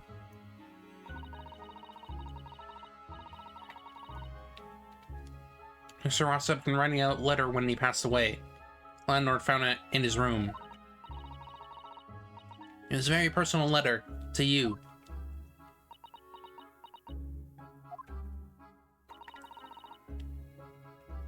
He was at the art school. That's where I met Duncan, a year ago now. He's working to fund his studies. He dreamt of becoming a professional artist one day. Do you become romantically involved? Yes, that's right. You're very much in love. We engaged to be married, actually. That's why you decided to move into a cheaper room, to save money for the wedding. And that's what led him to Mr. Garrett's. Yes, he told me he found the worst but cheapest room in the entire East End. And then 1 month ago, that's when it happened. So terribly sorry, Miss Green. Oh, well, it's all in the past now, I suppose. Poor Miss Green. She looks desperately sad. Is there anything that's just her look? Now I see that she has every reason to feel the universe is against her.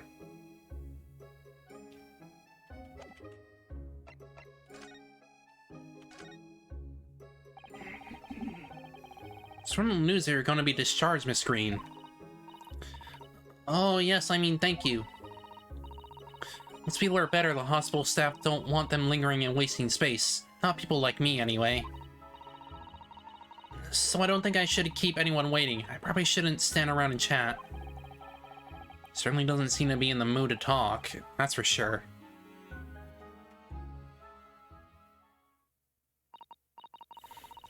I do hope you don't think I'm being rude, but... Do you mind leaving me in peace now? I have to leave the hospital soon. Oh, I'm sorry, we didn't mean to hold you up. Of course, we'll be on our way. Mr. Naruto!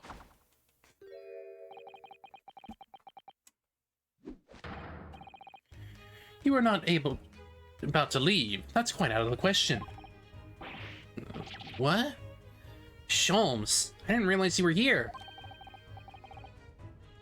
But of course, my dear fellow, watching intently from the shadows as always. Well, make your presence known next time. Sholmes, what's this about? Something which occurs to me with some regularity, Misuto, is this. Why do detectives insist on such an ex post facto modus operandi? Why solve a case after it's happened? Instead of preventing a case from before it happens, that's what sets a great detective apart. What do you mean? There's a case waiting to happen under our very noses, Mr. Naruto. So let us avert a disaster. Let us prevent this case from ever happening. With nothing but careful observation. Alright. All the clues you need are set before you. You need only look and you cannot fail to see. You do it, Mr. Naruto. I know you can.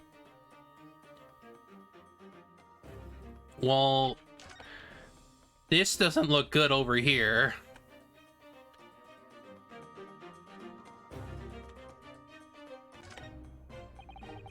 Definitely feels as though this card must be relevant.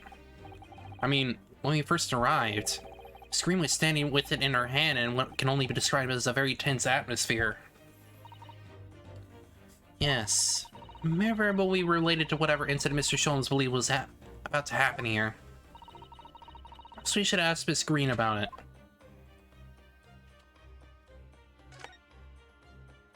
Yeah, and I think that's probably poison. Almost seems to be dead. Look, I didn't notice it there before, did you? Think perhaps it drank the medicine that spilled out of the bottle. But that's the bottle that Miss Green was about to drink from when we arrived. She was gonna commit suicide. You don't think... I see you've come to appreciate the true nature of this scene. That of a tragedy about to take place. Yes, I think it's falling into place.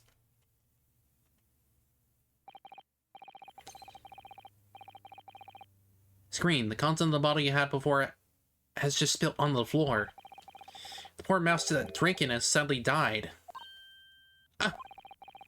I think it's clear the bottle must have contained a powerful poison.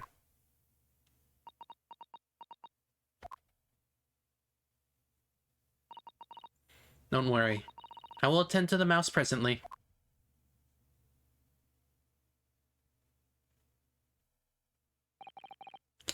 Miss Green, were you intending to go the same way as that rodent? To take your own life? Ah! Once we'd left, you would have put it in your lips again, wouldn't you? Take the poison. No! Screen, please. Please talk to us.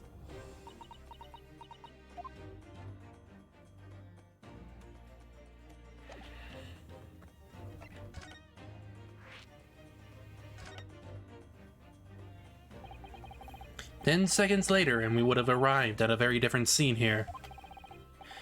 In all probability, we'd not have enjoyed this most delightful conversation. Of course, perhaps it hasn't been quite so delightful from your perspective, Miss Green.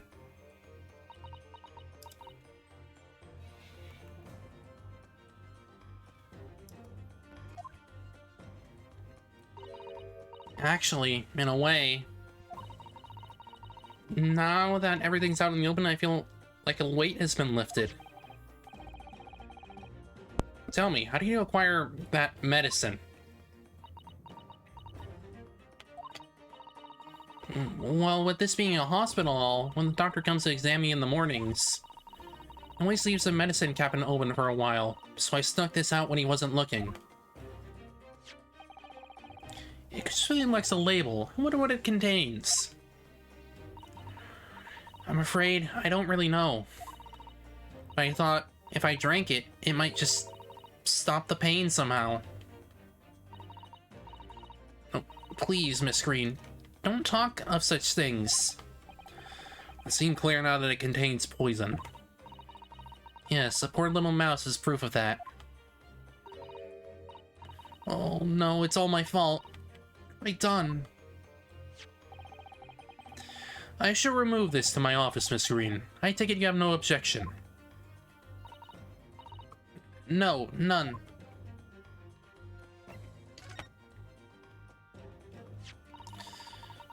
Wait. That's the other side of the letter. Why do you have it? The sender's name or address appear to be written on the envelope of the card. Right by post at my home the day before the incident that put me in the hospital here. I have information regarding the death of Duncan Ross. Come to the Slug in the cell on Briar Road at 5 p.m. on the 17th. Don't tell anybody else about this letter or the meeting. Don't tell anybody else. It is a matter of utmost importance.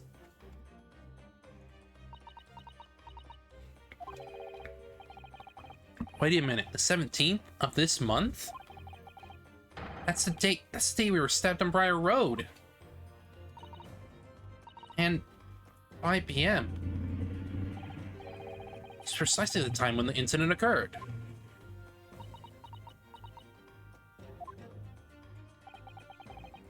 Slug and Salad, yes. A pub on the northern corner of Briar Road. Briar Road, being the street that Mr. Garrett's house is on. Does this mean that... Yes, I'm sure you guessed. That day when I was struck in the back by the knife, I was actually on my way to the slug and salad. Goodness. So that's what you were doing on Briar Road that day. Sorry, I didn't say anything before.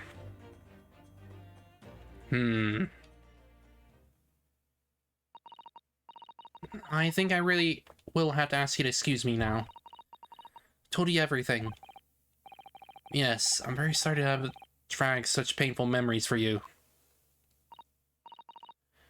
No, it's fine. Screen. Please, promise us you won't try to do anything like that again. Yes, don't worry. Your detective friend has the bottle now anyway. Besides, I've been stabbed in the back and had a close shave with a bottle of poison. I'm still here. I think I'm destined to see things through to the end. It might sound a little conceited, but, well, that's how all this made me feel. Aww. Leaving the screen and the seatbelt Dartlemew's behind. We made our way back to Baker Street with Mr. Sholmes.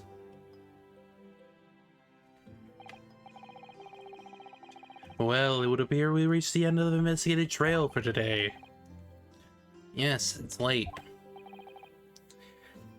And Mr. Naruhodo, did you discover anything that may be of use to you in the court tomorrow, do you think? Details of Mr. Shamspeare, Mr. Gardo's lodgings, the convict Selden. There are many facets of this case, and we're yet to see to the heart of it, if you ask me. That's my feeling, anyway. I can't help wondering about the results of the analysis. Mr. Natsumi's tea, you mean? Yes. Will they have found Strike 9 in it or not? Well, they figure that either way. It will be hard to escape the grip of our friend, Mr. Reaper. Oh dear. Yes, Barrack von Zeeks. I wish you every success, of course. And though I was late to rise this morning, tomorrow will be a new dawn. I intend to spring from my bed at crisp hour and attend the trial. Sholmes, you're going to come? Indeed. Whatever happens, I shall be there. Assuming my outlets cooperate in the morning. Well, I think we've done all we can. All that's left is to remain focused and keep fighting for Mr. Natsume's cause until the very end.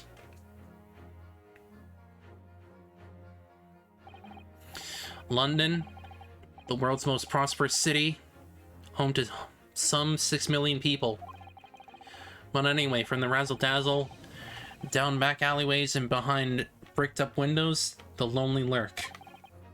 Sosuke-san had battled long and hard with loneliness during his many months here. And so, I felt honor-bound to battle equally hard for my compatriots, to lift the curse that gripped him. As Mr. Sholmes said, tomorrow would be a new dawn for all of us.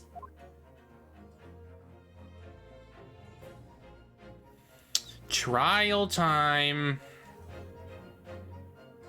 Again.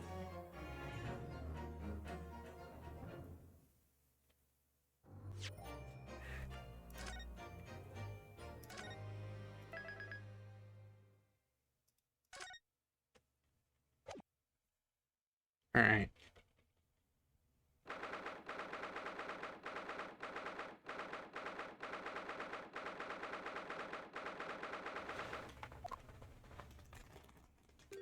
Oh, he's being cat again.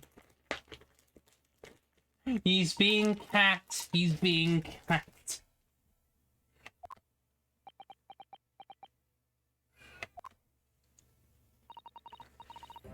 This is it then, Mr. Naruhodo. It's time to put an end to this now. To the miserable curse that has been plaguing Mr. Natsume. To everything. In my own small way, should everything I can to help you.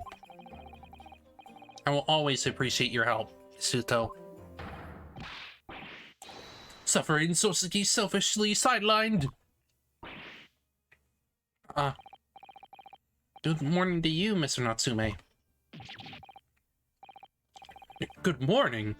Good morning, locum student Mr. Naruto Esquire.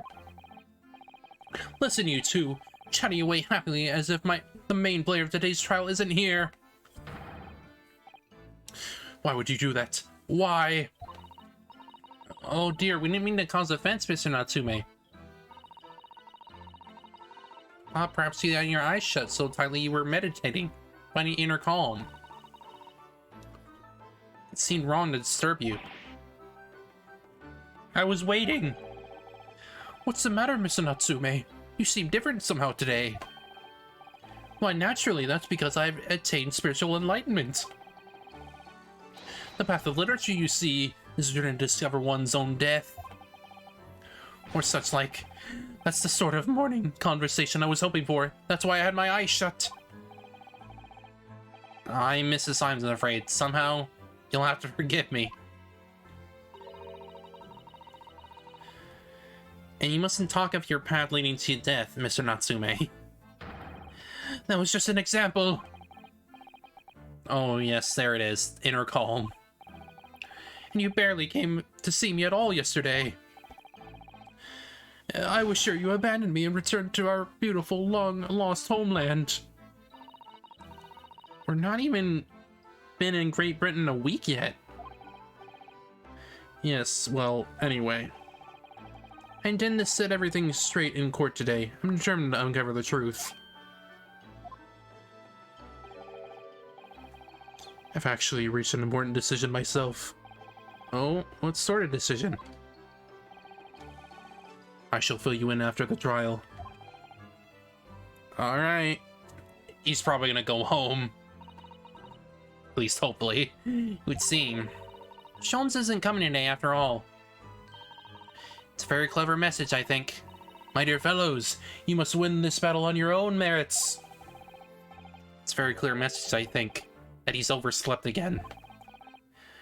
The great detectives, my arch nemesis. Long may he stay away, if you ask me. Defendant and your legal representative? The trial is about to begin. Make your way into the court immediately. Let's go.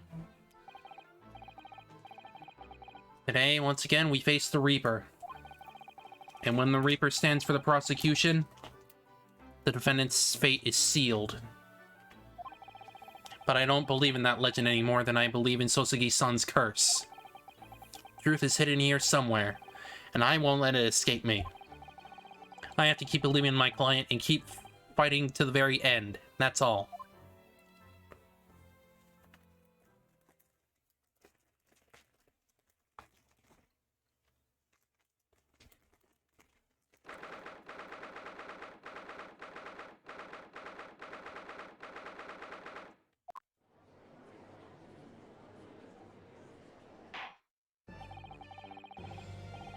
In the name of Her Majesty the Queen, I hereby declare this court to be in session. I call upon the counsels for the prosecution and defense to declare their willingness to proceed. The prosecution is ready. Yes, the defense is ready.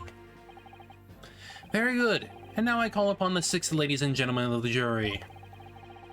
Chosen by your lot, represent the will of the people in this trial. Are you ready to proceed? Absolutely. Justice will be done, you mark my words. I feel obliged to say I feel especially ruthless on days when my hat is sitting just right. Oh, well, I wonder if you could just adjust my hat for me, and then please be as ruthless as you like. Thieves deserves to die, if you ask me, especially gas thieves. I have no sympathy for the man at all. Look, I said it yesterday and I'll say it again now. I don't have time for this. I've got my own problems. Oh, may the Lord show us all the light here and lead his flock to the righteous verdict again today. Now, Lord Benzies, what can you tell us?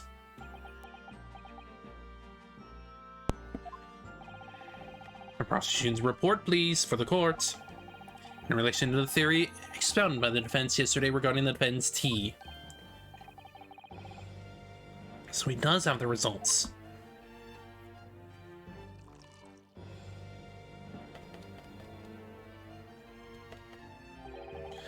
Before the prosecution delivers the black news about the black tea belonging to the blackguard in the dock.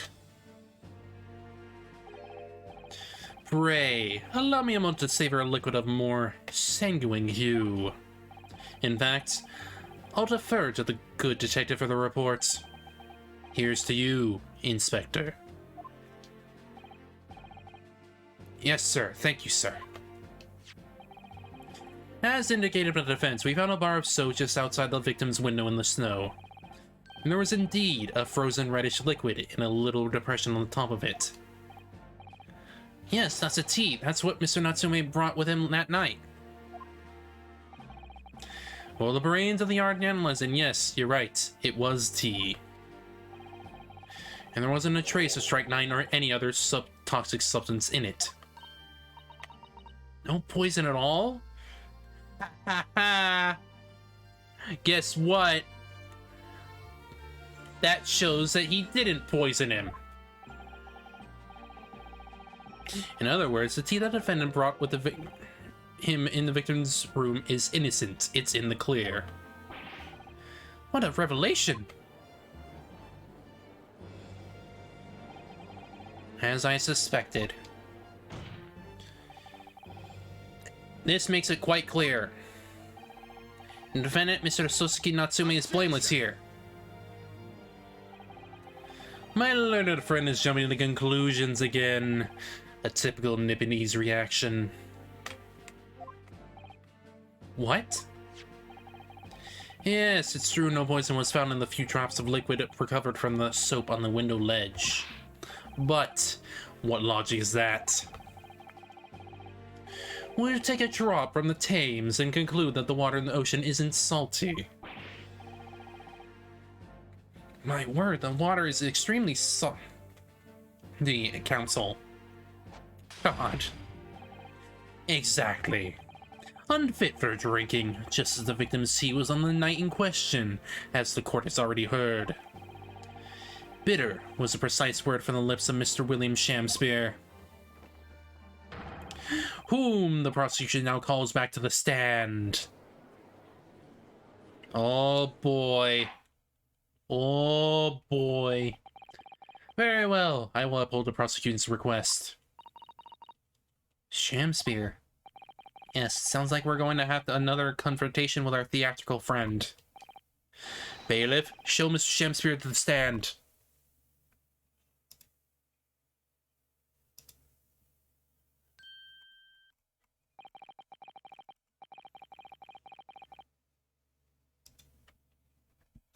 Mr. William Shakespeare, the victim of this despicable crime. Oh, heaven, oh, hell, do you command me to remember? Forsooth, 'twas I, Shakespeare, did have a belly full of foul fluid given in mine innocence. Yes, but as was revealed in yesterday's proceedings, the witness is not as innocent as we perhaps were first been led to believe. By using bars of soap as this, he has been stealing gas from the supply company, yes. Oh, may smile and be a villain. Forsooth, 'twas I, Shakespeare, did have a roomful of the sweet fuel given. That's right, villagers, don't forget, this man is a rotten thief. I haven't forgotten. Kept all that about the ice coins a tiny secret, didn't you? You should have owned up sooner. Arrest him, I say. Arrest him at once, and let him feel the sting in my tail. Oh, indeed. By dint of violent, cowardly means have I plotted to further mine own ends, I confess. Thou wouldst not pardon my sins, of that I am sure. If you acknowledge your wrongdoing, what exactly are you doing here? cowards die many times before their deaths. And for the coward such as I, death be well deserved. But would it that a still greater crime passeth unpunished? For lo, the hairy-faced gentleman of farther east than Verona did contrive to poison me. There was no poison in the tea found in your room. At least I've attested to that. What the defense would assert is that incourtesy will quickly be cleared up by the witness's testimony. Is that not so, Mr. Shamspeare? Verily, my liege, I would most gladly speak.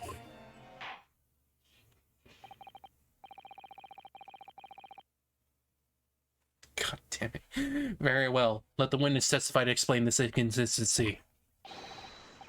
Tell the court why is that poison apparently entered your body, though none was found in the tea. The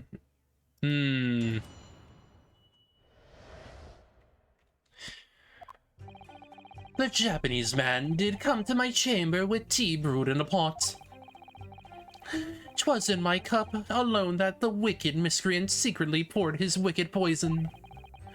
Whilst feigning distraction in our debates, ne'er did a drop of his own drink pass his lips. When he departed by and by, I did use the tea that remained in his cup to make my coins of ice. Thus, 'tis no surprise that poison be not found in the tea I did pour into the molds of soap. That makes no goddamn sense. The poison was slipped in the cup after the tea had been poured. The normal way for the poison to be administered in my experience. Quite. Otherwise it would be disastrous if the poisoner were to mix up the cups, for instance. But no poison bottle was found at the scene. Because, quite simply, the Nipponese took the bottle back to his own room. The absence of a vessel containing the poison only becomes problematic when considering suicide. Ugh, I knew that. By now, it should be perfectly clear. A bar or two of cheap soap is wholly insufficient to wash the deep stains of guilt from the accused hands. Sirs, madams, 'tis true that I, Shamspeare, be a common thief of gas. But, listen here, ladies and gentlemen.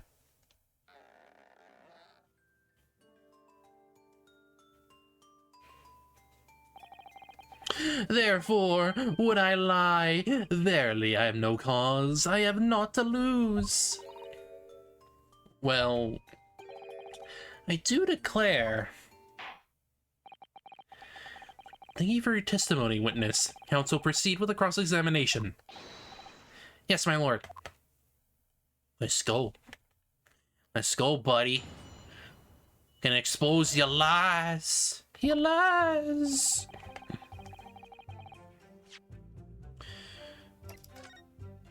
Alright. And we got a save point here. Now let me think.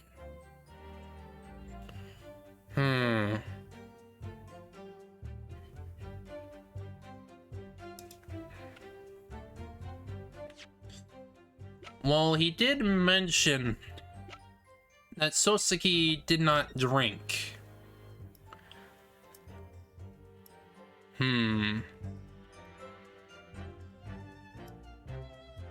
Because there is no T lines there. Let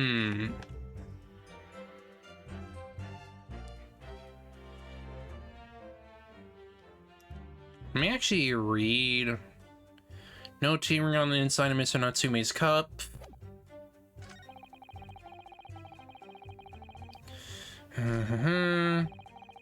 Swaying distraction in our debate, ne'er did a drop of his own drink pass his lips.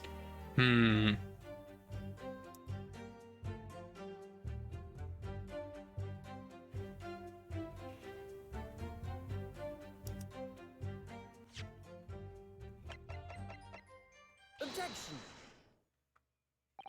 I'm not letting you do that shit. You claim that Mr. Natsume didn't drink a drop of tea on the night in question. Well, that's impossible. How, Kaplogic? What is this, ye dark, ye clad fiend? The two teacups of the scene, one used by the victim and the other by the defendant, have a clear difference between them. One that represents incontrovertible proof. Incontrovertible proof? What difference? Look at the inside of the cups. Just here, there's clearly a visible ring. Yes, a tea ring. Commonplace enough. Indeed, such stains occur all too readily when one leaves tea in the cup for a while. And yet, Mr. Natsume's cup has no such ring. Good lord, you're right. It's completely clean. And pretty, sir, what makes thou of it? Exactly what Mr. Natsume told the court yesterday, the Japanese saying he quoted. Drink tea while it's hot. That's right, yes. The jittery Mr. Natsume was true to his usual self that night and drank his tea in no time. If, as you claim in your testimony, he didn't touch a drop of his tea, a ring would have developed on the inside of his cup as well after several hours the tea was left standing. But, in short, Mr. Shamspear, you clearly lied to the court. Get thee to the nunnery! Objection!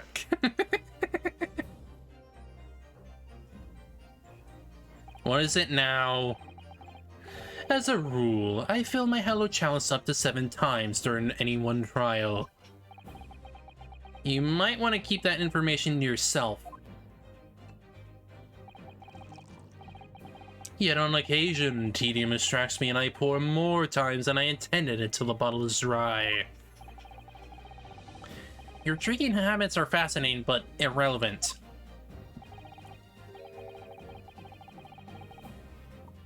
On the contrary, they illustrate the fickleness of human memory. To William Shamspear. Yes, my liege. Though you previously stated that you made the coins of ice from the leftover tea in the accused cup, could it be that you were perhaps mistaken? Eh? Could it be that, yes, perhaps there was some tea remaining in the small teapot left at the scene? A fact that has vanished from your memory until now. Faith, my liege, thou art a magician. For verily, 'tis as though thou hast seen with thine own eyes that night. What? Forsooth, I was mistook. I did plan to use tea from the Japanese fellow's cup, but lo, when I looked 'twas empty. And thus did I use the dregs that festered in the teapot as my liege did suggest. Objection! And you just suddenly remember now that you made a mistake before? Aren't you supposed to believe that? Objection! People's memories are imperfect, my learned friend, which is why we rely on evidence instead. But in any case, it makes no difference. The victim's most recent testimony tells us 2 things of note. Firstly, that the poison was put in the victim's teacup only. And secondly, that this spoiled cup was not the source of the insipid ice coins that have bewitched this court. Prosecution makes a fine summary of the facts. Furthermore, that testimony remains valid and in full support of the established facts. In other words,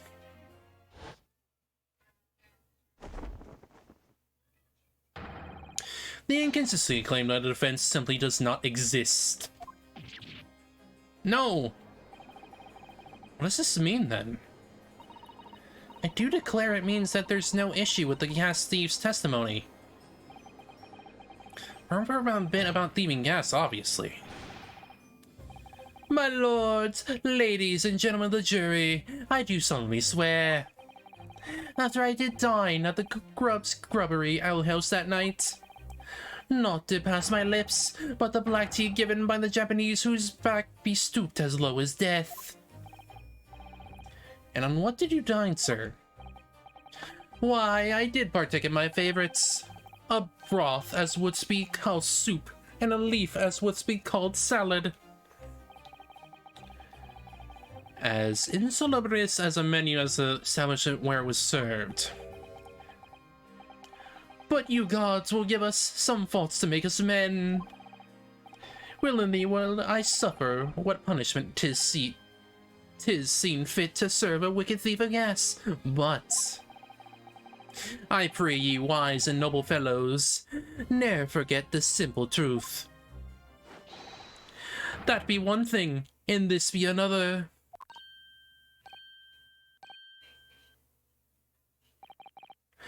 Jurors all, your humble servant Shamspear doth entreat you, punish the Japanese fellow for his sins. My lord! If I may speak, my lord. Yes, Mr. Foreman? I believe we may have been duped by that rotten defense lawyer. By me? I do declare you may be right. We all know the waif there was making coins of ice to keep himself warm. But this lawyer lad said as he was stealing gas, he deserves a dose of poison, eh? He's been leading us up into the garden bed, that's what he's been doing. I really never said anything like that. What we had just heard from the victim there has opened our eyes again. We've reached a decision this time, and we won't be swayed from it. Court acknowledges the position of the jury foreman, and will duly hear the jury's findings. What? No! You can't yet. Ladies and gentlemen of the jury, you will state your decisions now. Guilty. Guilty. Oh boy. Oh boy. Guilty. Guilty.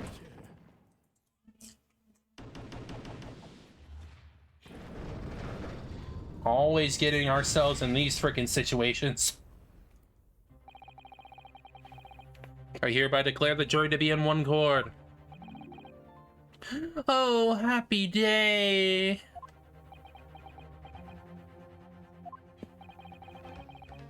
How is this happening? My lord, the defense asserts its right to carry out a summation examination. Very well. The court upholds the defense's right. Typical. My learned friend is unable to accept the obvious truth. This trial will therefore enter its second summation examination immediately. Jurors, the court calls upon you, each of you, to state the grounds upon which you find the defendant guilty of the crime of which he is charged.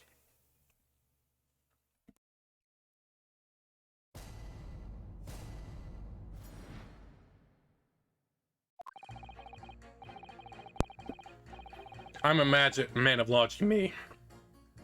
And I've considered all the evidence and the defendant must be logically be guilty. I do agree that the gas is far too expensive. I can't quite understand why the man would want to avoid paying. The stuff explodes and it can poison you. It's absolutely lethal gases. Gas doesn't come for free. It costs a fortune to deliver it around the city and maintain the pipes. Truth be told, the tea my wife stirs up for me is a little sketchy at times. If nothing else past the victim's left that night, there's no other explanation, is there? I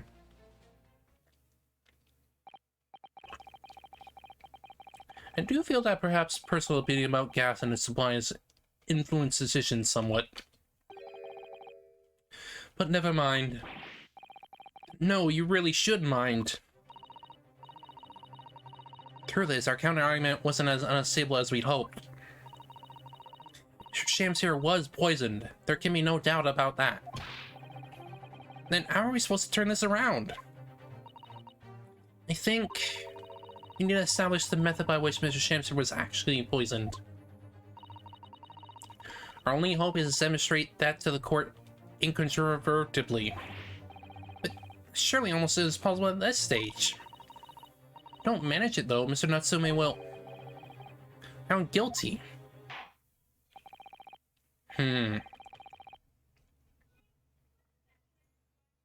He was poisoned by the gas. For sure. For sure. God, I love that little plush on his shoulder. They just have the same pose. It's nice.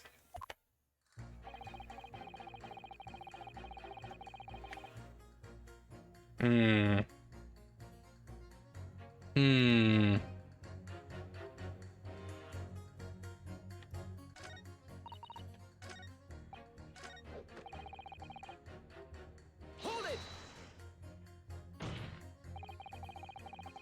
Will you please refrain from all this talk of gas? So I don't want to attack on our way here in case you hadn't noticed against my company's gas.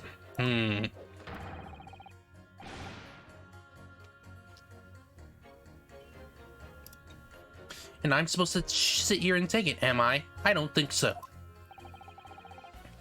She's really buzzing now. All I've heard about our wonderful fuel is explosions and poisonings. What about electricity, What about getting electrocuted? What about that? A little explosion here and there is nothing in comparison. Any explosion could hardly be described as nothing, madam. Nevertheless, the depth of your gas is deplorable. My point exactly. But the ghastlies aren't even the worst of our enemies. You have far more devious retributes to contend with on a daily basis, you know. More devious? Who, madam? Other gas companies, of course. Other gas companies? Not quite what I was expecting. We generate gas and we deliver it to our customers fair and square. Indeed, nobody is questioning that, madam. Altamont is an exemplary gas company.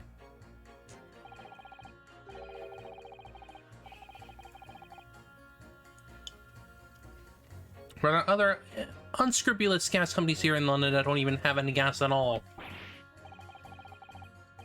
Well, if they don't have the gas, how do they go about selling it to people? You wouldn't think it possible, would you? But they steal your gas, you see, and sell that. They steal your gas? How on earth is such a thing possible? Gas companies like ours deliver gas to people's homes via a network of pipes. But these devious retrobits secretly disconnect our pipes and divert our gas into their own rotten pipes. And they make a contact with the household supplies by those pipes. And take money for the precious gas that's rightfully ours. Well, even us knowing.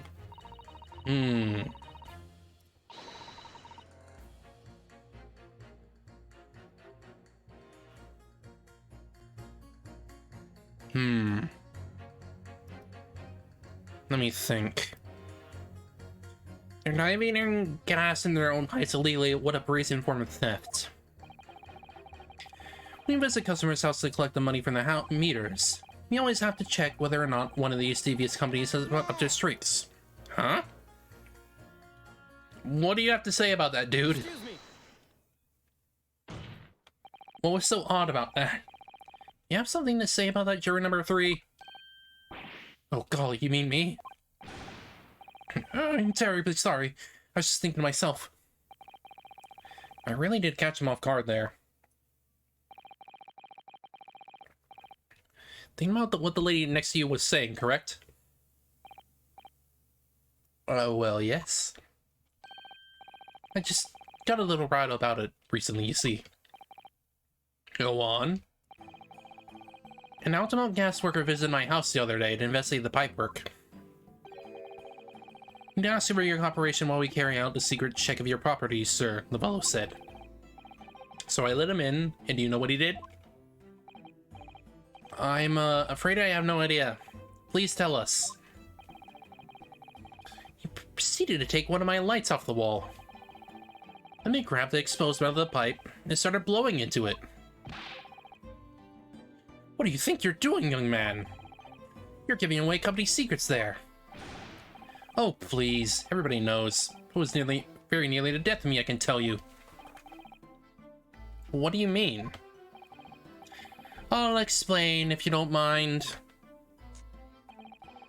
As I said before, most unscrupulous other gas companies connect their customers to our pipe network.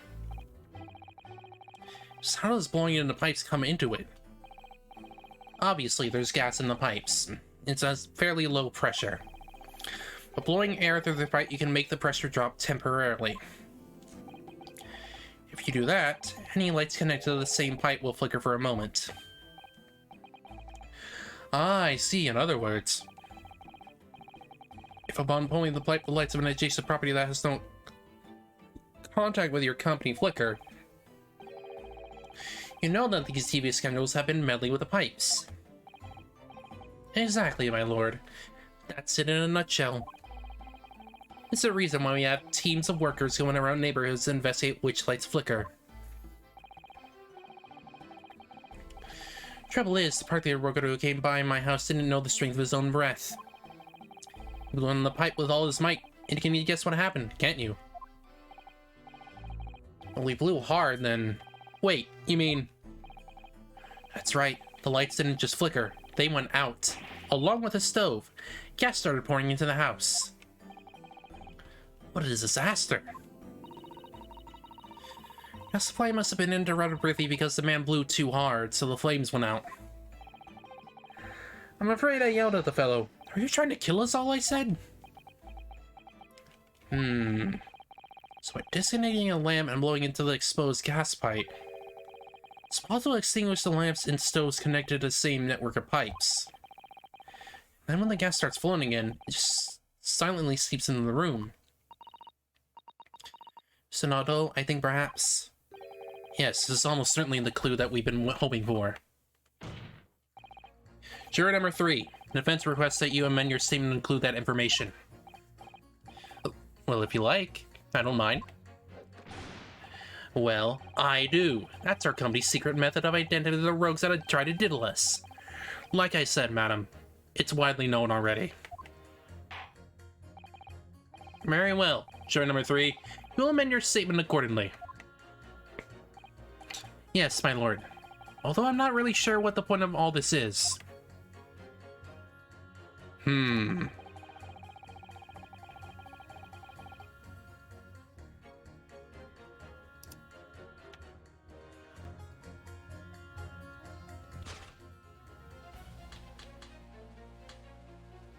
Nothing else past the victim's left tonight. There's no other explanation, is there?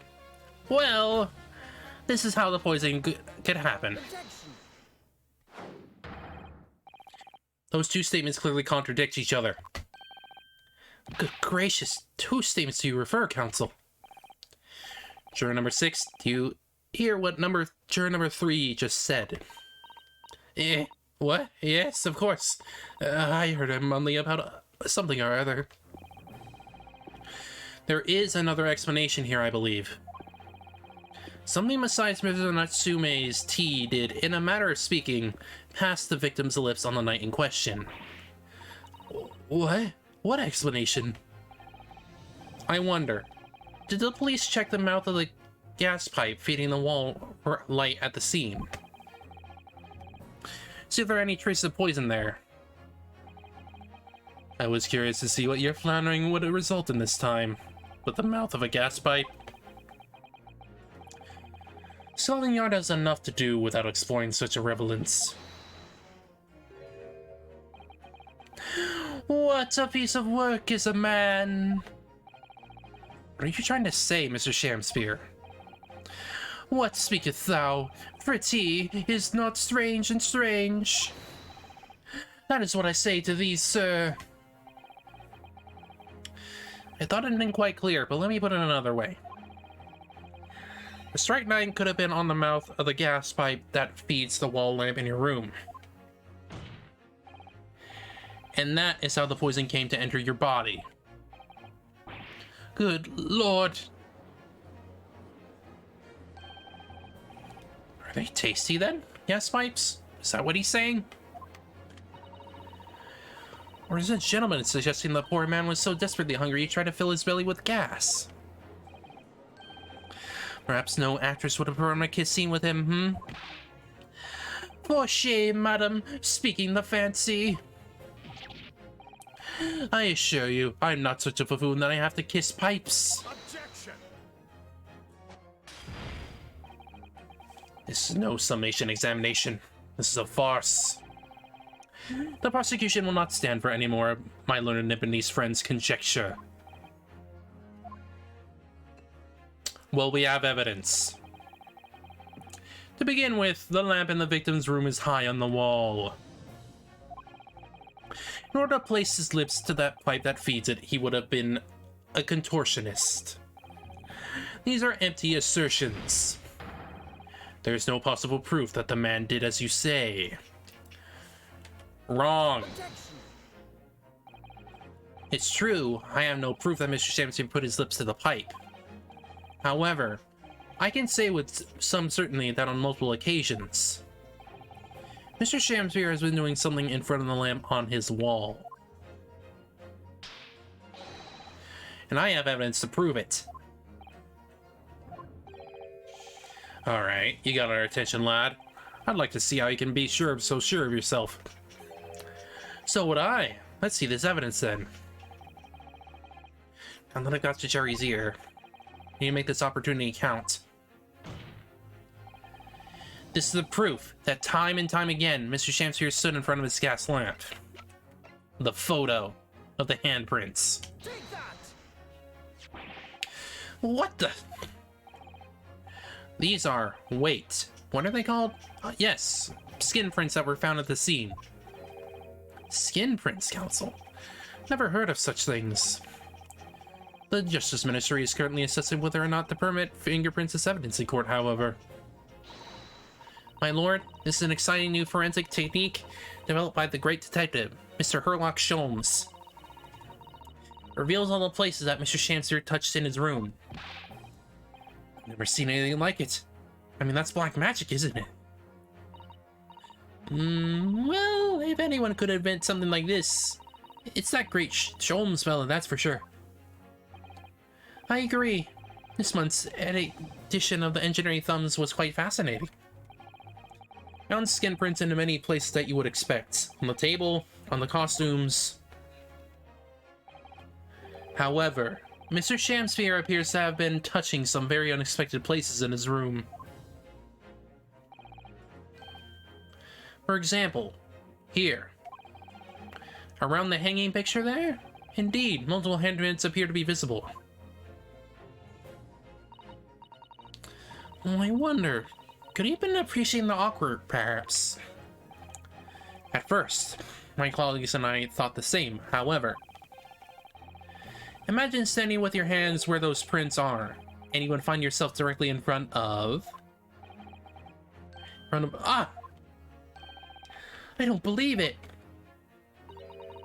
The gas lamp! Though the reason why it isn't is immediately obvious, it's clear that Mr. Shamspeare has rarely been standing with his hands to the wall in front of that lamp.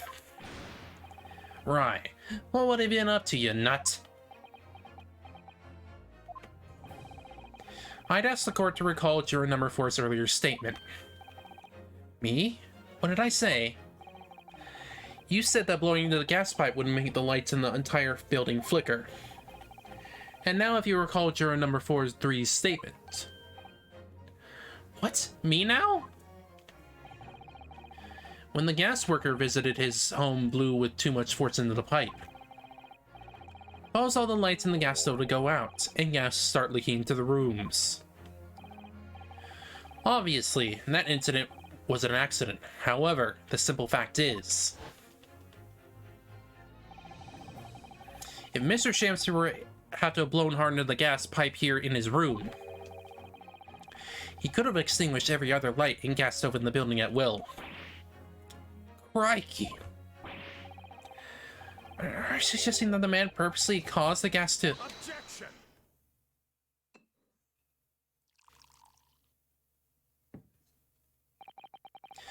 Whilst I acknowledge the prosecution has tried to remain silent during the summation examination, I must toast my learned friend's utter disregard for the letter of the law. What is the meaning of this, Lord Van Zeeks? This curious photograph, or whatever it is, presented by the defense, the so-called skin prints. Clearly, that cannot be cited as any form of usable evidence in this case. But what's an exciting new forensic technique developed by a great detective? It's nothing. A mere toy developed by an amateur sleuth with too much time on his hands.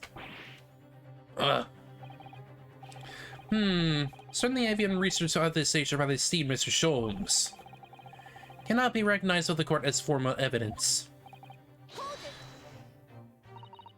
Please, my lord, if I may. Mr. Zoe? It's not the defense's intention to submit the skin prints as formal evidence. He merely wished to present the results of the great detective's investigation of the scene as a tool by which to explain a possibility to the ladies and gentlemen of the jury. Ha ha! Gotcha! And if the trial were to come to an end now, we would never learn the truth behind these mysterious handprints that everyone is now seeing. I don't believe we can allow that to happen. I'm sure the jurors would agree.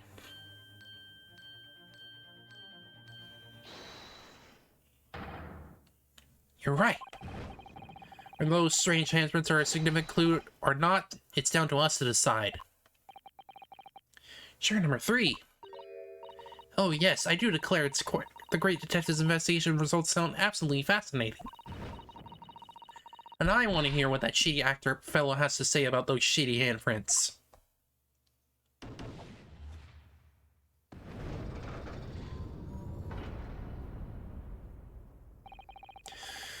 What's the matter with you two? That was foolhardy. Well, I did say it, didn't I? And I don't like to break a promise. No, wait, you heard his lordship. It's not fair to take him evidence. Equalized. Oh, well done, Mr. Naldo. Just one more jury changes her mind. Mr. Natsumi's trial will have to continue. Thank you, Mr. Stowe, but I couldn't have done without you. Oh no, it was you who died about the clue after all. That's very much your success. Oh, he's sweating. He's sweating. Why, Mr. Shakespeare, you seem to be losing your composure. Because I think he knows what's happening. Just one more juror, Mr. Naldo. You can do it. Very well. Continue, counsel.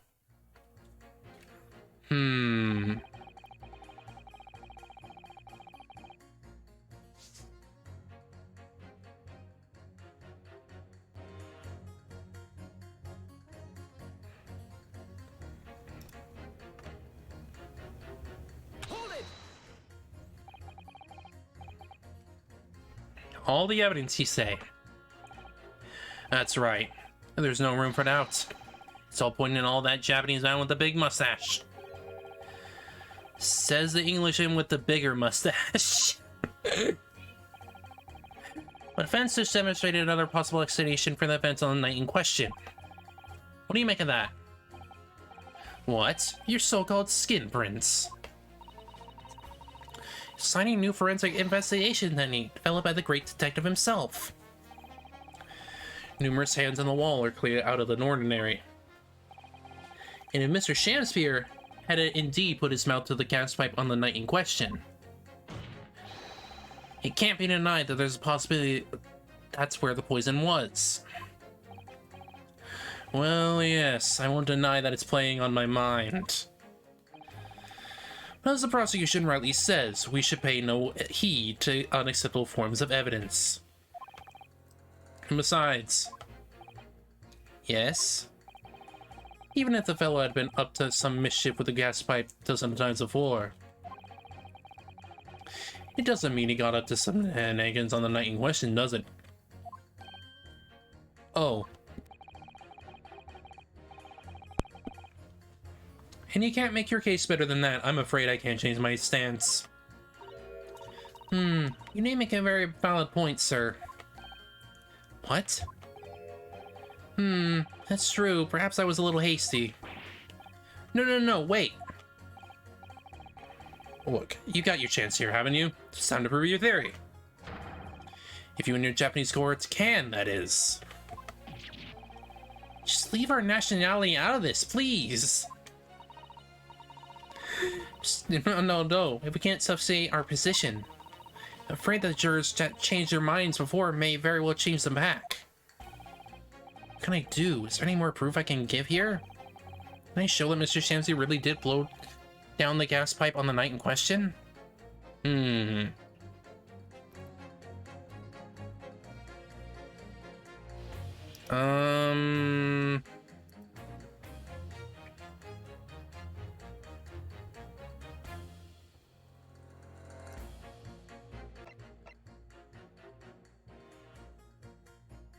I have supporting testimony.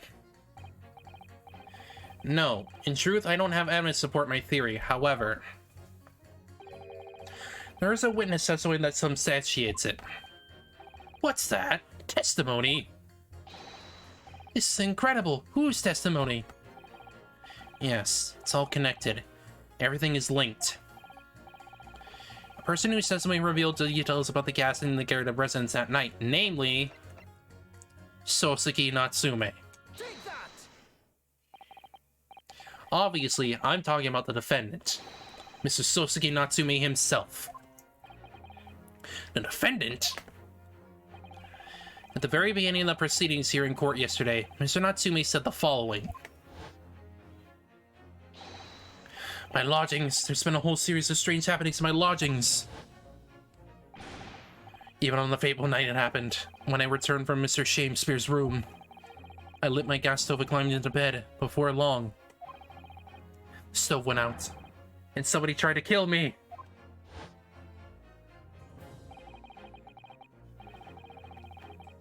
On the night in question, the gas in the defendant's room went out. So I asked the court, was that a mere coincidence or not? Oh, good golly. So that Shakespeare fellow blew air in the gas pipe to make the man still go out on purpose. Now hold your horses there. What would he do that for? Oh, he did. He did. Mr. Foreman. What the? What is it, man? We cannot allow judgment to be passed while this doubt remains. It's true that I don't have conclusive evidence yet. However, you must surely agree there is more to this case than meets the eye. Ah!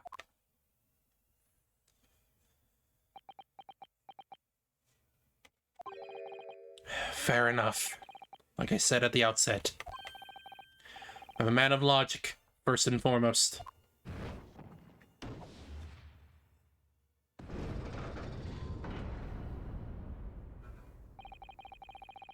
It's 4 jurors leaning towards not guilty, my lord. We've overturned the decision. Therefore, the defense calls for the trial to continue.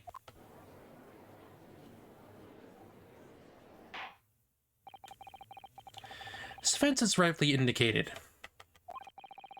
Summation examination has concluded with a majority of jurors alternating their decisions. 2 jury members now called guilty, 4 now called not guilty. Therefore, the jury's opinion is conflicted. In accordance with the law of this land, hereby order the continuation of this trial. Mr. William Shakespeare. My lord, how can thy humble Shakespeare serve thee? What's he in response to the various revelations made during the summation examination? So God mend me, I do solemnly swear. I recall aught of either the lamp or the pipe. But your handprints have been a tidy mess all over the wall there. How do you explain that, eh? I am done with this. The Delia's great courtroom has been sullied enough already. Juror number 5. Ooh, me? As I went to some pains to point out already, a prince from self-professed detective's toy has no place in a British court of law. Ah! As such, whether or not this man did indeed stand before the gas lamp with his hands against the wall remains at this time unestablished conjecture. You would all do well to remember that. Objection. Prosecution must concede that it would be extremely simple to verify. Just order the mouth of the gas pipe feeding that lamp in the Mr. Shamester room to be examined. There are traces of poison there. Objection. What appears to be extremely simple is my Nibonese friend's mind. You recall that in order to check for the presence of poison in the tea, some remnants of tea were required. Yes. Therefore, it shouldn't be all beyond your wit to imagine that even if the pipe were to have been spread on the pipe, it would have completely evaporated by now, making any analysis impossible. Oh, I didn't think of that.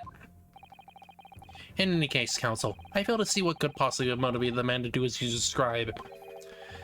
Why on earth would this fellow have wanted to blow air into the gas pipe work where you lived?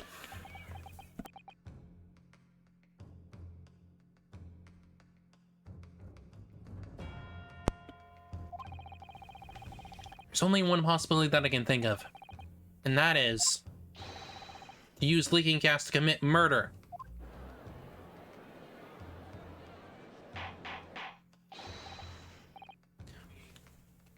Counsel, precisely whose life do you propose this man was plotting to end?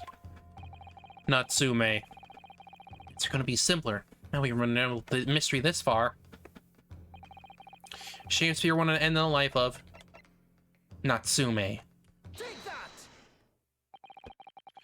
All because he wanted to search for the treasure that the convict probably hid in the room that he was living in.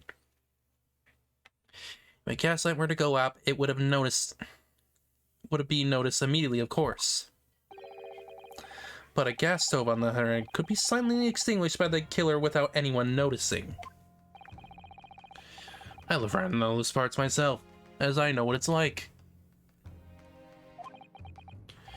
I can tell you, trying to sleep without the stove lit is pretty much suicide. You freeze to death in no time. Scared it. The landlord has a large fireplace in his part of his residence on the top floor. In other words, it wasn't the landlord, but a fellow lodger whose life Mr. Shamester was trying to end. Outrageous. I'm talking, of course, about the defendant. So Natsume isn't the villain in this case. He's the victim this man was trying to murder. Good gracious. Objection. The accused is actually the aggrieved. Interesting. However, the fundamental facts of the case remain unchanged. Namely, that the accused is the aggressor here. What? How can you still claim that? Let us indulge your fancies for a moment and assume that there was indeed poison on the mouth of the gas pipe. The question that then arises is who put it there? Who did put it there? The only logical conclusion is that the person responsible was aware of this man's trickery with a glass supply with his intent to kill. Yes, that would indeed seem logical. Still, we're unaware. How would he or she have been known to lace the end of the gas pipe with poison. So now we must ask, how could anyone have known Mr. Spencer's murderous designs? Ah, you mean to suggest? Naturally, the sole possible answer to that question could be more obvious. Only the man whose life being threatened could possibly have known. What? I mean, I don't know about that. In other words, the person who put the poison on the gas pipe in what was a clear retaliatory attack can only have been the accused, Mr. Sosuke Natsume. Ah. Whatever William Shamser may or not have contrived to do, he was nevertheless the victim of a eventually lethal poison attack. And the only person who could possibly have perpetrated that attack is the accused, Mr. Natsume.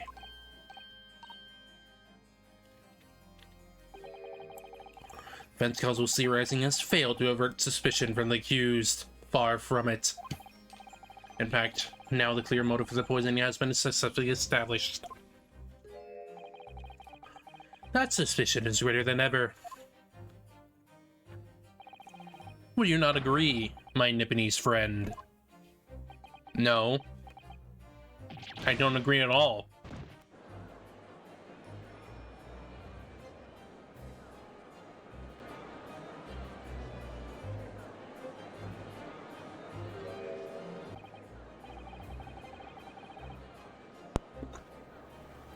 How did he manage to turn that around on me so rapidly?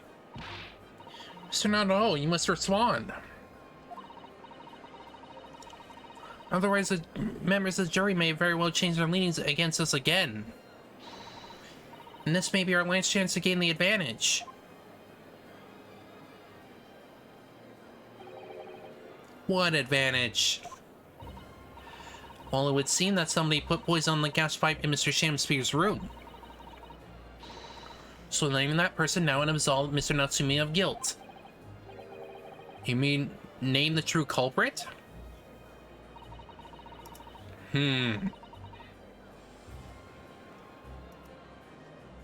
I know it might sound impossible, but if we fail to do that,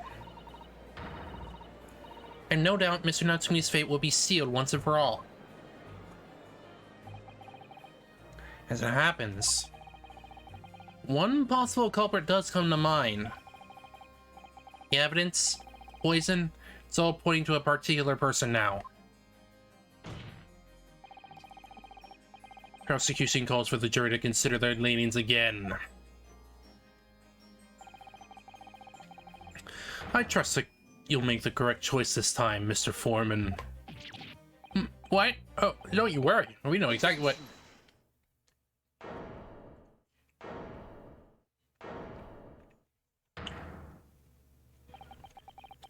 There is one other person who I believe could have been involved in all this. The true culprit of this crime. The true culprit? A term found only in second-rate novels featuring third-rate great detectives, my Nipponese friend. Well, why not? This farce has gone on long enough, so long already. I see no reason to cut it short before its disappointing climax. Thank you. Tell us, my learned Nipponese friend, what is your latest theory? Who is the so-called true culprit of this crime? Olive Green. Take that! The name of the person responsible for the poison that inflicted Mr. Shames here is, I believe, Miss Olive Green. Miss Olive Green? Miss Olive Green. She's the only one who would have reason to go after him. I do feel as though I've heard that name in the recent past, Counsel, but I don't recall where. Miss Olive Green, the woman from 6 days ago. The victim in the recent case on the stabbing on Briar Road. An incident from which Mr. Natsume was arrested, I hasten to add. Of course, yes, Miss Green. She left comatose for some 3 days, I believe. I hear she regained consciousness 2 days ago. I hardly need to remind the court that Mr. Shakespeare's poisoning took place 3 days ago. Even though the woman was lying comatose in a hospital bed at the time, she appears to have a rather fine alibi. True, on the night that incident occurred, Miss Green was in the hospital, unconscious. Well, on the face of it, it would seem that she couldn't possibly be responsible, but still. My colleagues and I visited Miss Green in the hospital yesterday, and we found her in possession of a bottle of poison. Good gracious, she had poison. And there's another fact that links Miss Green to this case as well. The defense requests that she be brought to the witness stand in order to explain the details to the court. Tell me, Mr. Shakespeare. My lord, pray what be thy bidding? Are you acquainted with Miss Green? No, never heard of her. I'm gonna look at Mr. Shakespeare's face. I think perhaps he generally doesn't know her, at least not by name. As the voice of Her Majesty's prosecution here, I adhere to my word. We will see my learned Nibide's friend's farce through to the conclusion. I appreciate that. Prosecution requests a short recess, my lord. Order a subpoena of the witness and bring her here.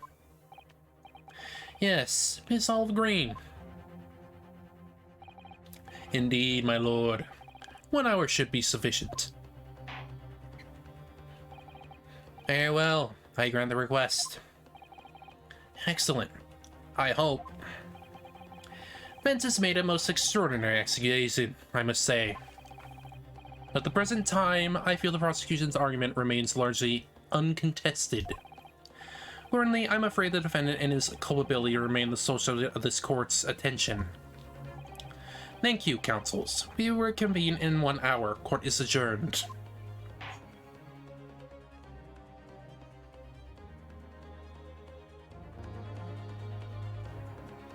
And this is probably going to be the last trial bit of the case.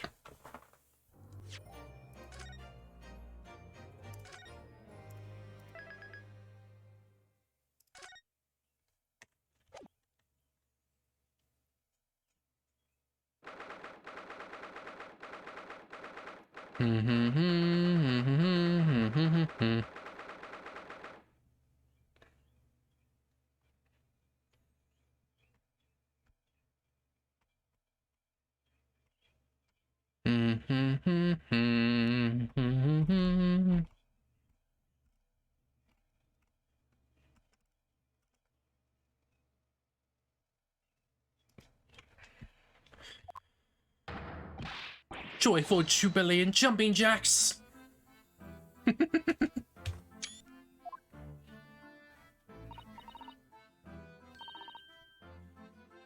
Oh, Mr. Natsume, I'm so pleased for you. Locum student Mr. Naruto Esquire and non-locum student locum judicial assistant Miss Mikotoba Esquires. Now finally, at long last, there can be proof. Proof that I'm innocent and proof that my tea is innocent. Ah, good morning, my dear fellows. Ah, Hairlock Sholmes. May you drink my tepid tea and fall forever silent. I thought the tea was innocent.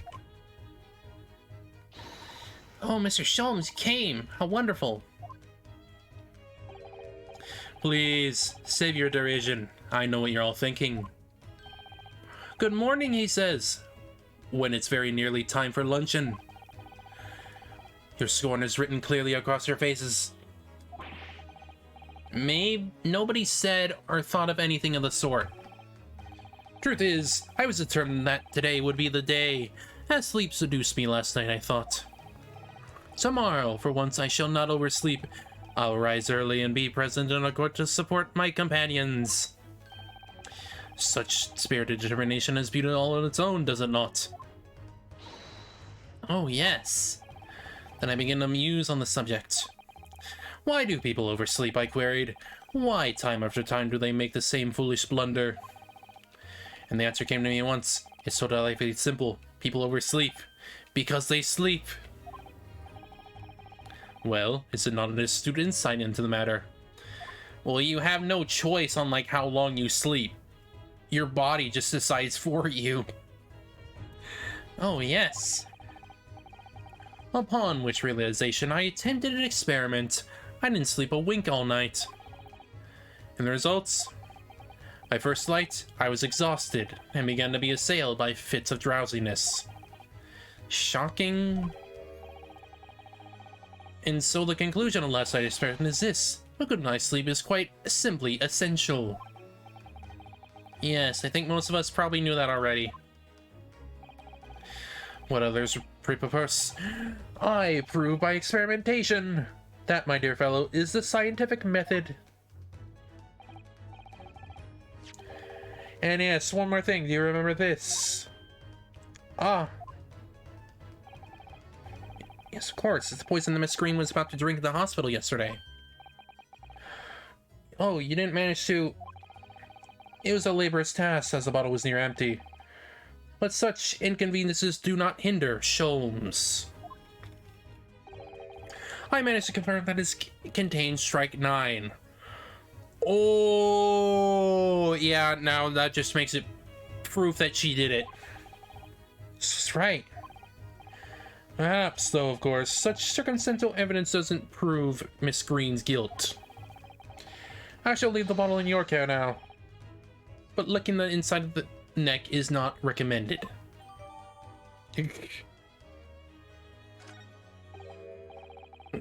Could I have a word? Rexon, how good of you to come. Forget it. Excuse me.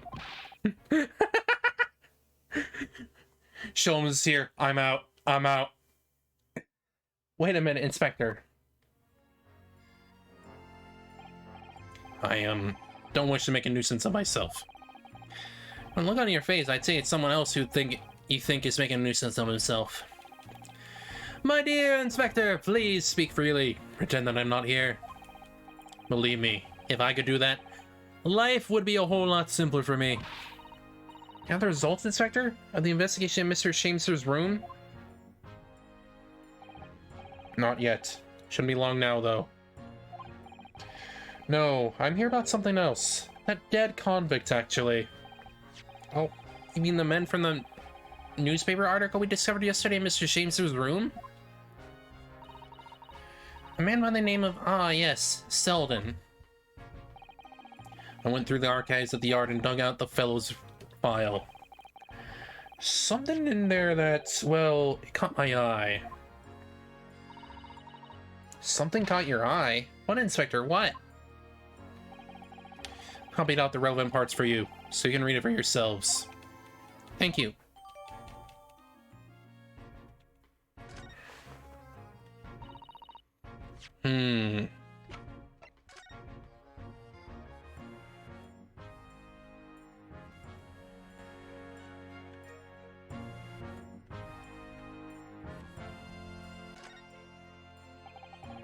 So this is the poison we've been hearing so much about. Strike 9.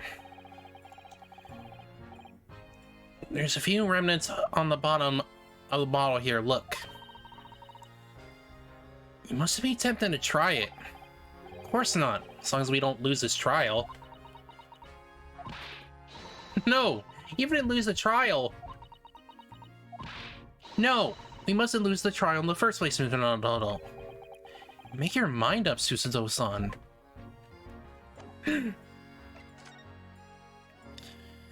18 accounts of burglary, 6 counts of suspected murder. Died of natural causes whilst in prison. His final moments witnessed only by his cellmate. Who was the cellmate? The estimated 1,000 pounds worth of loot he stole remains unrecovered. Condemned criminal. Manchester Strange Ways prison announced the death of the convicted murderer. Earlier settled by natural causes in the early hours this morning. He had been suffering with fever since the end of October. Murdered by the shouts of his fellow cellmate. And local staff arrived to find him already dead, before his capital punishment could be carried out. Who was the cellmate, though? These documents. Include the details that were in the newspaper cutting we found in Mr. Shames's room. I'll rearrange everything in the courtyard so we don't have duplicate information.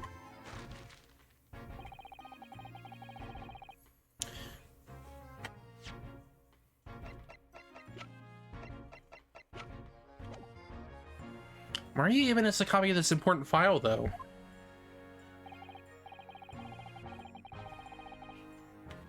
Well, you're the ones who turned up in the clue in the first place, aren't you?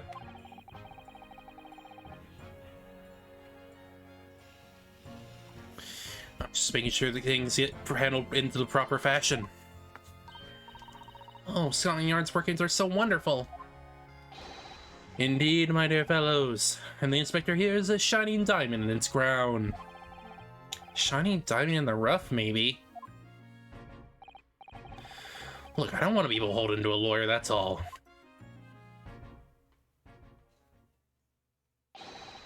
Counsel of defense and an event. Court proceedings are about to resume. Make your way into the courtroom at once. Well, I shall leave you then. I've been listening with interest from the public gallery. Not nodding off at all. Certainly not.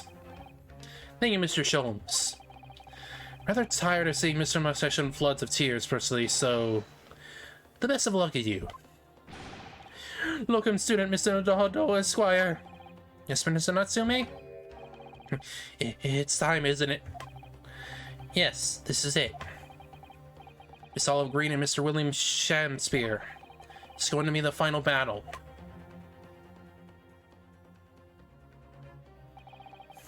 I only have saved Sosugi-san. I'll expose the whole truth of everything that's been going on. It's all coming to a head now. You can do it, Ryunosuke. You have to.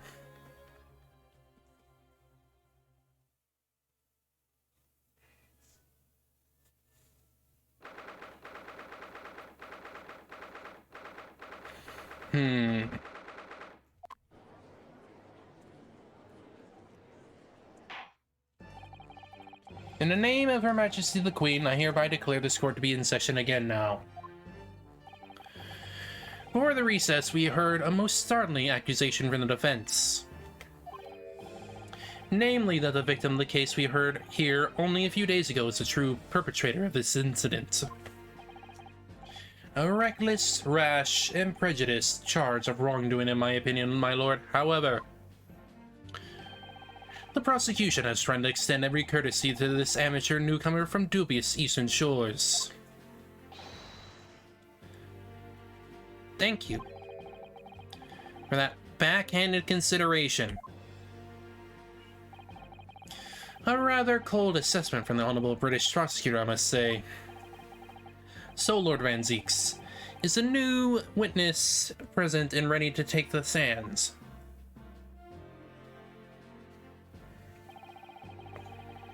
Ready and waiting in the witness's antechamber, my lord.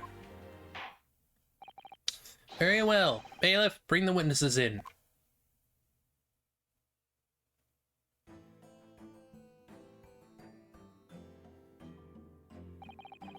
Witnesses, state your names and occupations for the court, please. William Shakespeare, my liege. For mine occupation, I can only say that I be a tragic victim, to be pitied. Currently unemployed, in other words. I'm Olive Green. I'm a fledgling artist. Well, no. Not a fledgling, really. A hopeless failure who's too weak-spirited to admit she has no talent, I suppose. Also currently unemployed, in other words. What a connery. Mr. Shakespeare, My lord, I am thy humble servant. Pray that you are no longer merely the victim in this affair. Possibly it has been raised that you are in fact the assailant, intent on taking the life of your fellow lodger. Or you have played in this whole business will be thoroughly scrutinized, I assure you. I would for naught else, my lord. And Miss Green. Yes? You are aware of the reason you have been summoned into this courtroom today, I presume? Yes, officer did explain. He said I poisoned this ridiculous buffoon.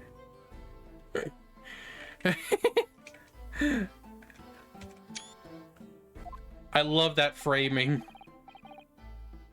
And do you accept the charge, Miss Green? I don't know anything about any poisoning. And I don't know anything about this man. Come, lady, die to live. Verily, I know not thy prickly pigmented personage. Very well, let us proceed with the matter at hand.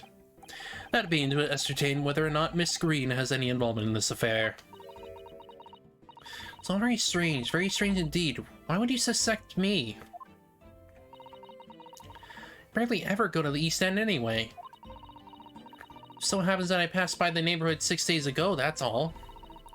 On the night that this man was poisoned, I was still in the hospital fighting for my life. Yes, having been unfortunately caught up in the incident on the street outside the Garrett household. An incident that rendered you unconscious for some 3 days.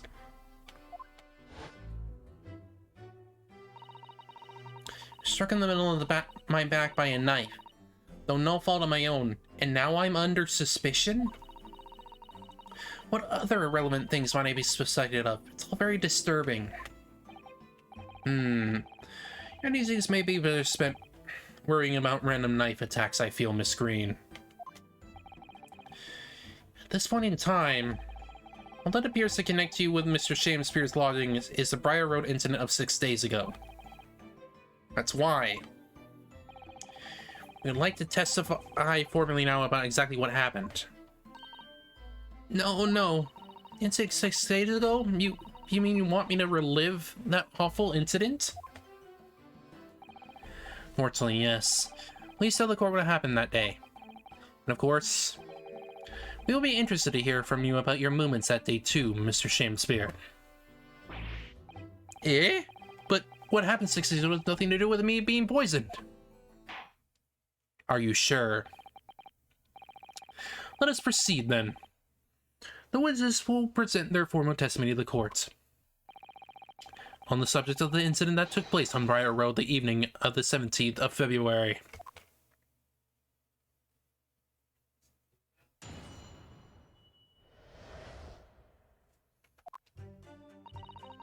It was 6 days ago, at about 5 p.m. I was walking along in the snow when I was suddenly stabbed in the back. Coincidentally, it happened to be just outside the house where the men in this case have their lodgings. I was at the tavern on the eve of which thou speakest, for that I had bespoke my supper. It's the first time I've been in that area.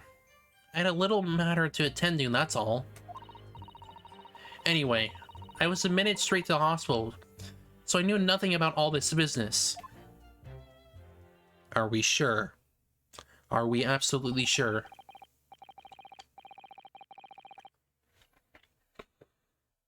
Yes, second incident inside a week at what I believe to be aptly described as the haunted lodgings. One can only assume this is a most unfortunate coincidence.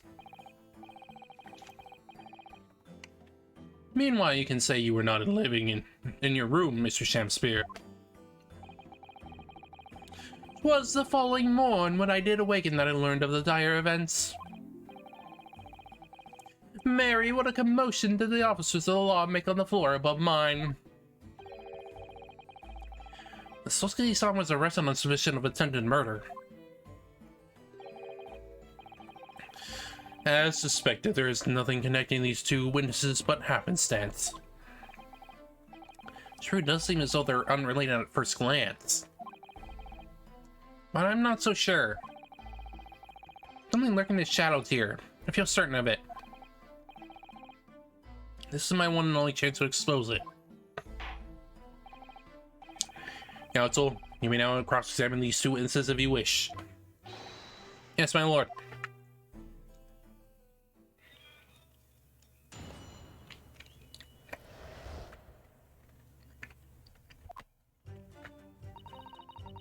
Hmm.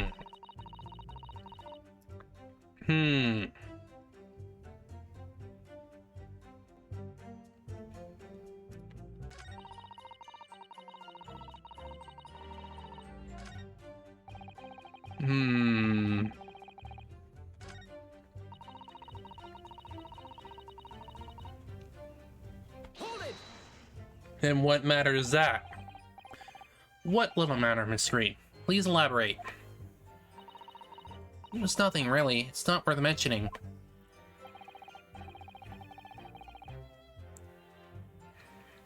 If you remember, you mentioned it to us yesterday at the hospital. It's related to the card you were holding.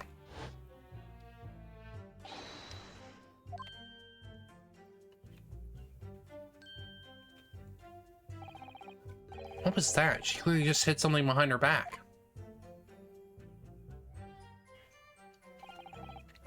From memory, I believe the card contained a note that read, I have information regarding the death of Duncan Ross. What does that matter? This is nothing to do with Duncan. That's because you were the guy that she was gonna meet. Excuse me.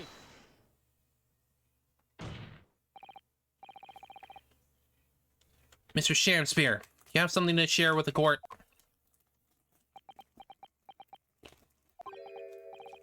To be or not to be? That is the question. Then pray forgive me, the great bard springeth from within me with ne'er a thought.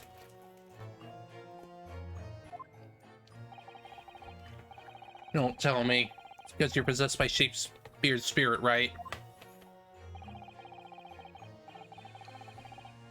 Hearing Miss Green's words a moment ago seemed to make you think of something. Something of relevance, perhaps. Well, nay, sire. 'Twas nothing at all. Presumably you know the name, though. Mr. Duncan Ross, I mean. After all, we were both lodgers in the same house. If it were so, but sadly nay. Nothing to me in lonely occupation, sire. My lodging fellows be rarely known to me. So I haven't heard of him, even though he passed away in the room just one floor above yours.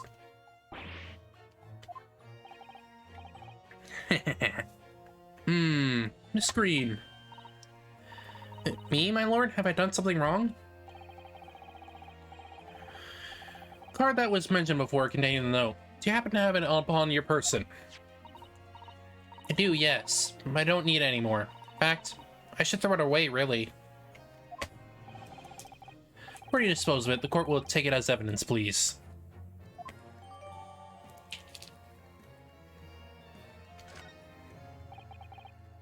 Of course, that's what links Mr. Shamspear and Miss Green. It's Duncan Ross.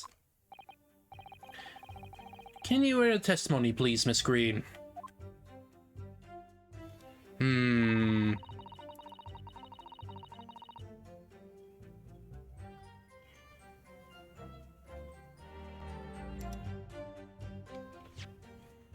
Let's look at that new evidence, then. The envelope has been ripped open rather carelessly, hasn't it? Serene strikes me as the type to open correspondence more neatly than that. What is it? The way the envelope is torn, I'm almost sure I've seen this exact shape somewhere else. Yes, we have. Oh, you don't mean... Were you thinking of this piece of evidence, Mr. Noddle? Exactly, that's it. Try to match them up. Ha ha! They go together perfectly. This turnout end of the envelope clearly belongs with this card. Ha ha ha! Got him.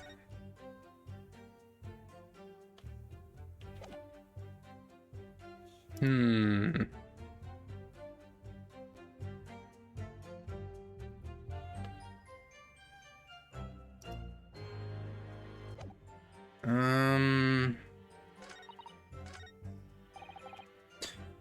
Hold it!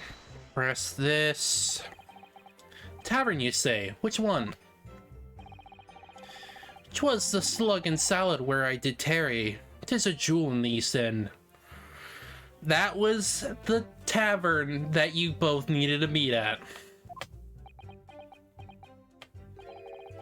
And a little unexpected, I feel. Hmm? What do you mean, Lord Van Zeeks? The slug and salad offers unusually fine dining for the locality, at least. Not an establishment you'd be patronized by a man with not even a crumb of bread in his room. Yeah. Something's off there. Maybe he's richer than he looks. Actually, no. Just by how extravagant his outfit is, he'd need money for that. And maybe he's just trying to... Maybe he has a fortune somewhere. Maybe he's even stolen the treasure that Mr. Selden had upstairs, perhaps? It's true, the menu lists premium crust of bread and glasses of water in different levels of cloudiness. I would have expected grub scrubbery in the local vicinity to be more appropriate for your means. Excuse me. Watery soup and mushy peas. A rather soupy water and pea-like mush. All equally appetizing. I just wanted to show some water in a different pub for once. What's wrong with that? How different can water really be? Perhaps there's a more plausible explanation. Specific reason why you had to go to that particular establishment. Agreed. The fact that on the day of all days he dined at a place he wouldn't normally, it does stand out. Mr. Shamspeare's own action on the day of the incident 6 ago were slightly suspicious. Wonder if you have some evidence that can explain these actions. Yes. Shamspeare. Yes, sire? On the day in question, is it not the case that you visited the Slug and Salad, a place you don't normally patronize? For a very particular reason. I don't know what you're talking about. Pray, if thou hast some purpose, speakst. Very well. Present the court with the evidence.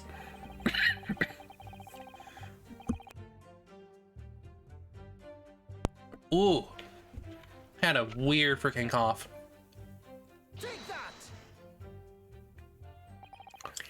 I believe this card reveals the answer. Good lord, Miss Green's card, you mean? That's right, my lord. It reads...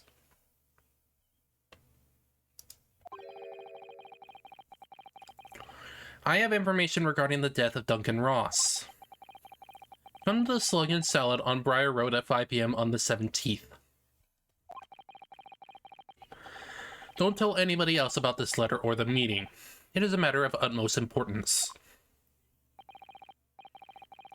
Shamspeare, your absence on the afternoon of Miss Green's stabbing are exactly as described in this note.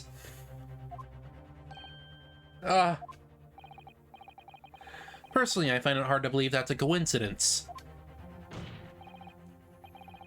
Don't you, Mr. Shamspear? Well... Excuse me, can I say something? Yes, Miss Green?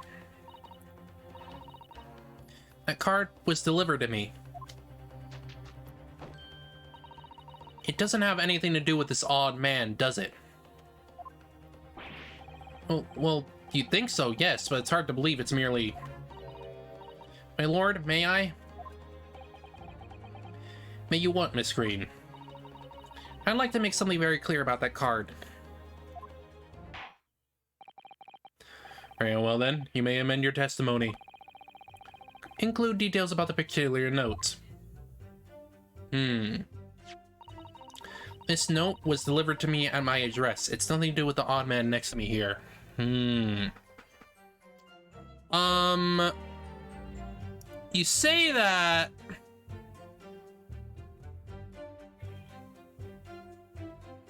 But,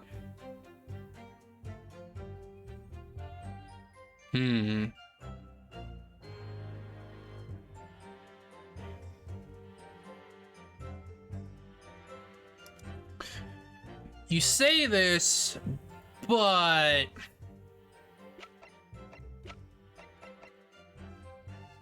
Objection. That evidence was there at the scene of the crime. A further incident exactly 1 week ago now, this note was delivered to your address. And upon carrying out the instruction in the note, you found yourself in the hospital. Yes, I did. It's terrible, everything that's happened to me. Yes, it is terrible. It's all true, that is. What do you mean? Miss Green, have a look at this, please. It's a torn off end of an envelope. Oh, is it?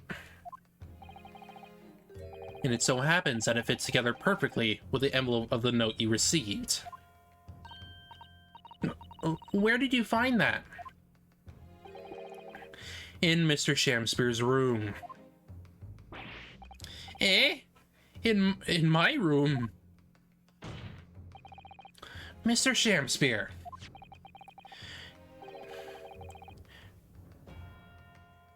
Shamboy looks Birdly from Professor Lane from... Wait, which one?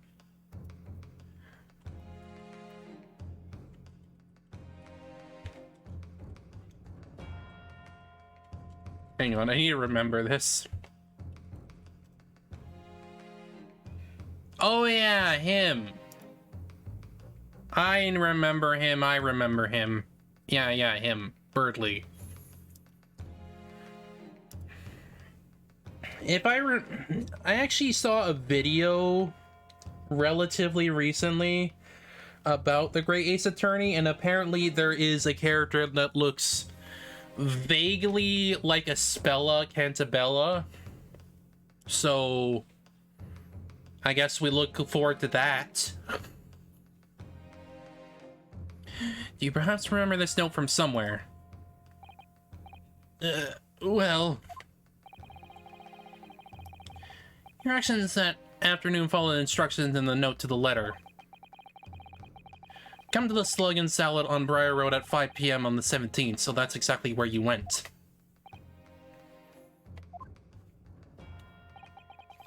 Let me ask you again, Mr. Shamspear.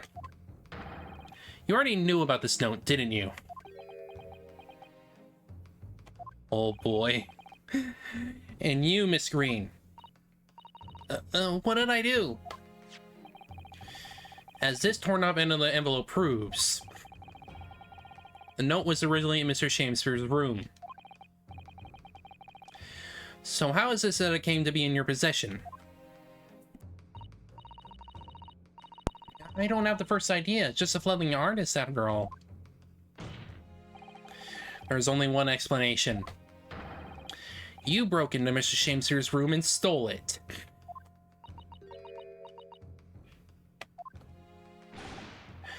did what? Sorry, thou hast what? You broke, I mean, thou were in my room? What on earth do you want with me?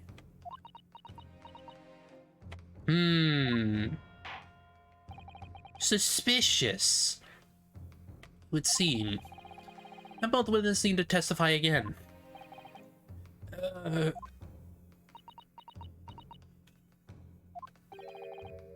Miss Green. Yes? Well, so you have the court's sympathy, I'm sure. The suffering you have endured in recent events. Anyone found to be giving false testimony in a court of law will be duly punished. Please bear that in mind. Yes, I know. Very well then, witnesses. You give formal testimony again now. On the subject of this curious anomaly regarding the note Miss Green claims to have received.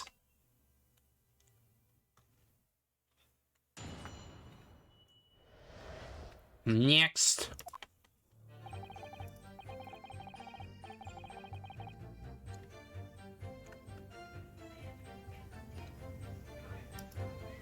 I do remember now. It was a week ago, peradventure, that note was delivered onto me. On the day writ therein, I did tarry a long hour at the long slug and salad, yet nobody came. Thereafter, on the evening, I shared the company of the Japanese fellow. I did see the note had vanished. I don't know what you mean. You think I snuck into this man's room, do you? Why would I? I can point out the villain here. As for that torn up piece of the envelope, I don't know anything about it.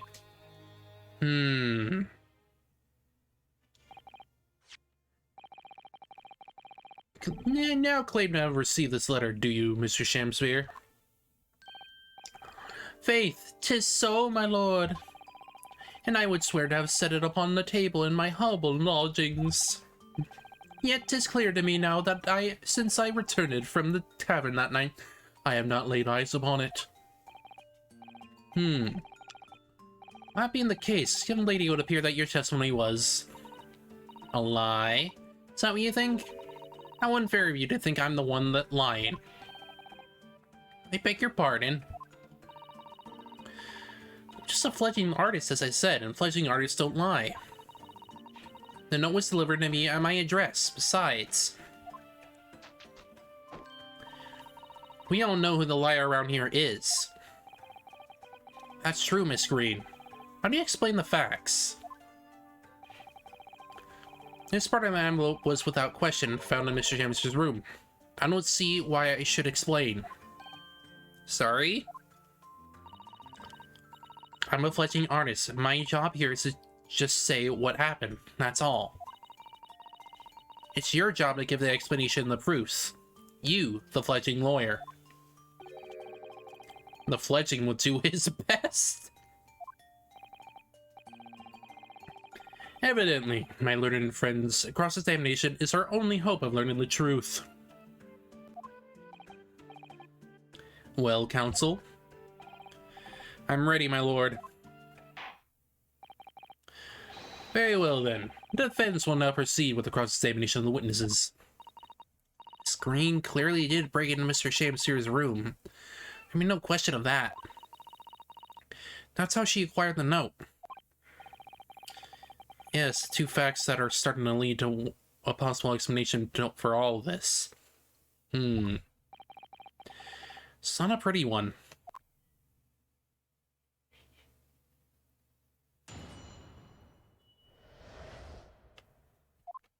I have a feeling this is probably going to be the last cross-examination.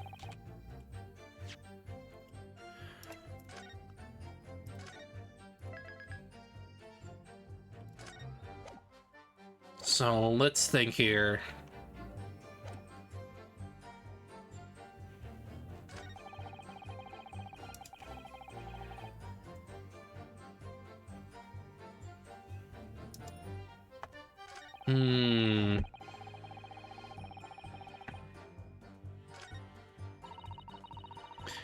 what you mean. You think I snuck into this man's room, do you? Why would I? Hold it! It seems that this note was actually delivered to Mr. Shamsphere about 1 week ago. Oh, does it? For some reason it ended up in your possession. Can't think of anything way that would have had to suffer you breaking into Mr. Shamsphere's lodgings. Objection! But for what reason would the witness have done that? I won't deny that Miss Green's position of the note would appear to defy logic.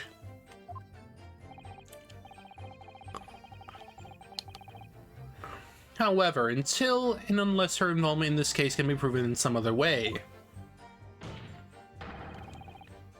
any further pursuit of this note is meaningless. Screen can only have become in possession of the note by stealing it from Mr. Shamespeare's room. And yet there's no obvious reason why she would have done such a thing. Was there some other reason she broke into those lodgings, though?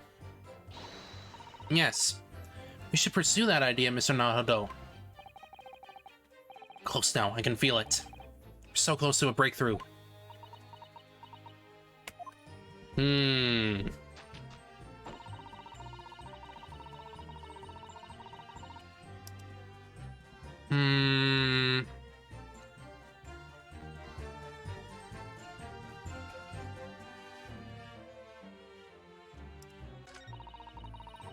Well,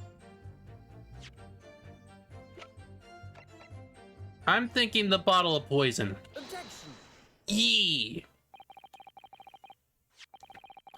Yesterday at the hospital, we saw you with this bottle. And though the contents spilled during the course of our meeting, a small quantity remained. And guess what that poison is? Strike 9.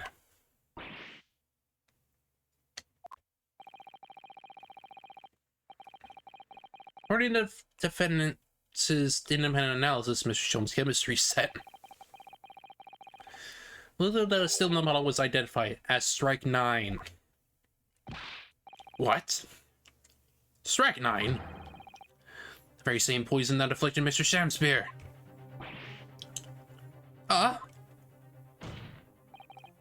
Miss Green, you broke into this man's lodgings. For one reason and one reason alone.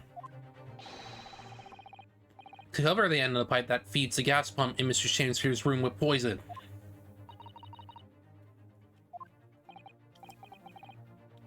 Can this be?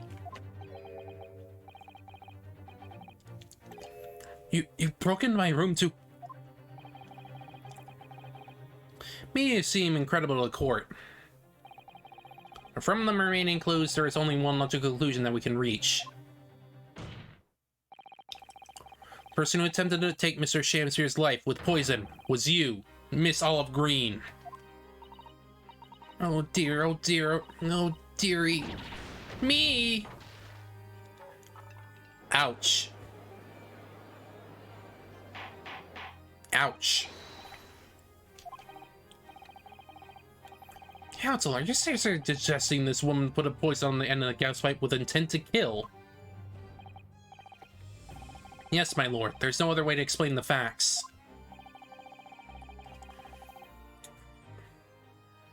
She would have motive. Because what? What if Shamsphere killed her boyfriend? Her betrothed? What if Miss Green did indeed set this odorous trap 6 days ago? And the victim not put his mouth to the pipe that very evening as expected? The attempted murder would have happened 6 days ago, surely. Well, that's a very good point. Perhaps not, my lord. Beg your pardon? There is a significant police presence in the area that evening on the account on the incident on Briar Road. Local residents were being interviewed throughout the night as part of the ongoing inquiry. A circumstanced criminal would likely have not chosen to carry out any wrongdoing at the time. More Van Steeks. Of course, the following morning, there was more activity in Mr. Shamespeare's address. More activity? Yes. His fellow lodger, Mr. Natsumi, being arrested on suspicion of murder. That's right. And his offense is already proposed. Shamespeare was meddling with the gas in the pipe for a very sinister reason himself. To cause the gas on the Mr. Natsumi's room to go out, thereby asphyxiating the occupant. But once Mr. Natsume had been arrested, his room was under constant surveillance by the police. Circumstances Mr. Shakespeare had no reason to blow air into the gas pipe. His intended victim being in a prison cell. With the need to tamper with the gas removed, leak poison on the pipe lay dormant. And then 3 days ago now, the situation changed again. Right, Mr. Natsumi's trial, which took place here at the Old Bailey, came to an end. Trial in which the man stood accused of stabbing Miss Green in the back, but was duly acquitted. That resulted in Mr. Natsumi returning to his lodgings for the first time in 2 days. That very night, his gas stove mysteriously went out. Mr. Shamespeare was mysteriously poisoned. In conclusion, poison that was present on the mouth of the gas pipe had been put there in the victim's room some 4 days earlier. Mary!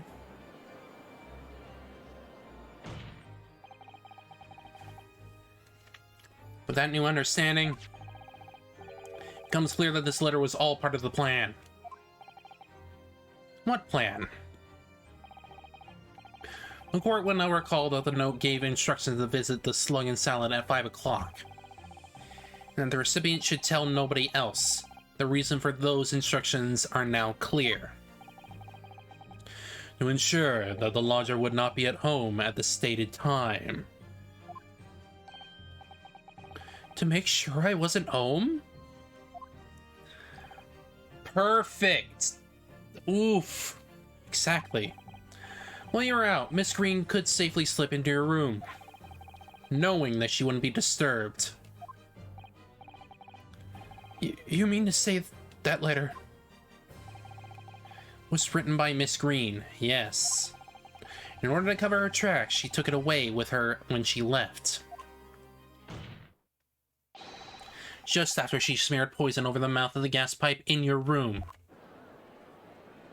Woof. What do you have to say for yourself, witness?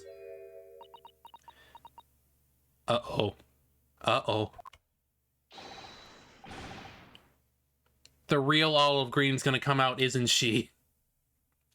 Just who are you? Why did you try to kill me? Miss Green's motive should be obvious.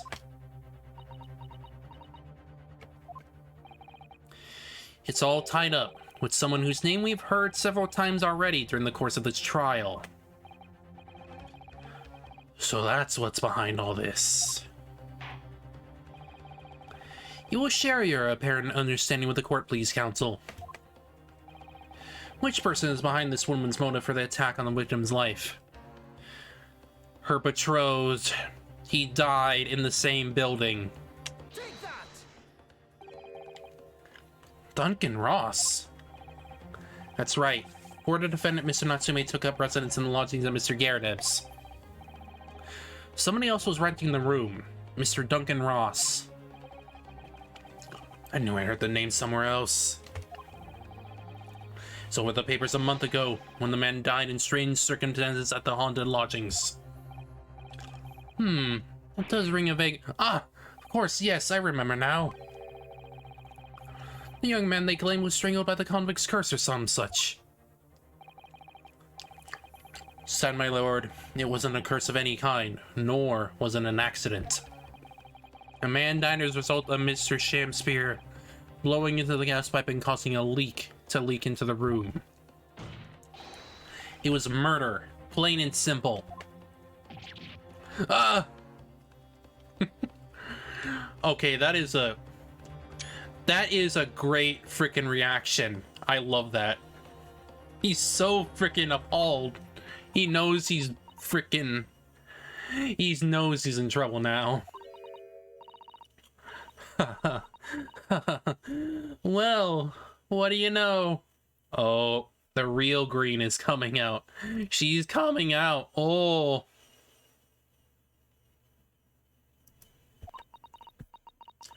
The world is so unfair. Curses, curious deaths. That's all people care about. If it's an interesting story, they want to know. It doesn't cross their minds that real people are involved. And once they're bored, just 1 month later, once the story's lost its appeal, everyone's forgotten him. You mean you? Duncan was... Mr. Ross was Miss Green's fiancé. Fiancé? You may not have known until now who Miss Green really is, Mr. Shamspear. But she's known exactly who you are all along. Because you're her sworn enemy. The murderer who took the life of the man she was to marry. Mary! Oh. Sorry, excuse me. Had a hiccup. Screen is not... Is it not the case? And in order to exact revenge on Mr. Shamspear, you smeared poison over the end of the gas pipe.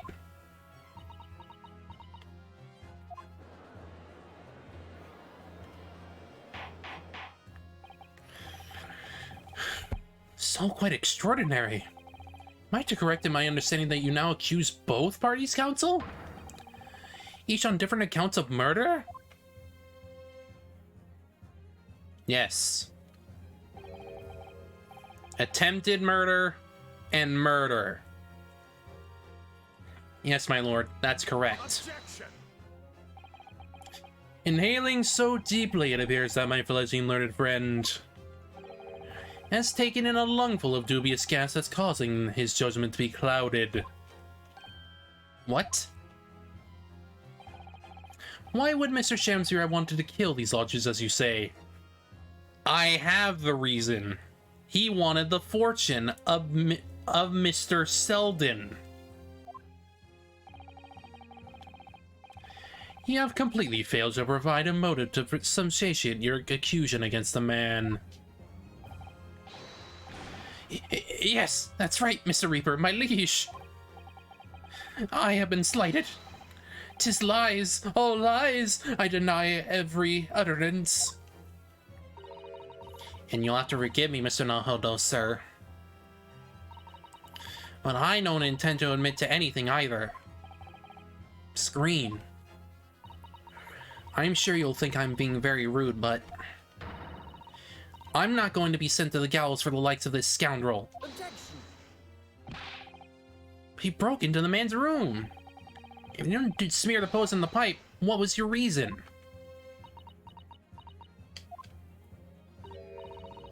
I thought I'd have to look around, that's all. Sorry? You're right, I suspected him. So I thought perhaps I might find some evidence or something in his room. Evidence that it was him who took Duncan's life. Oh, vileness! Oh, villainy! Oh, tyranny! Oh, rotundity of a woman!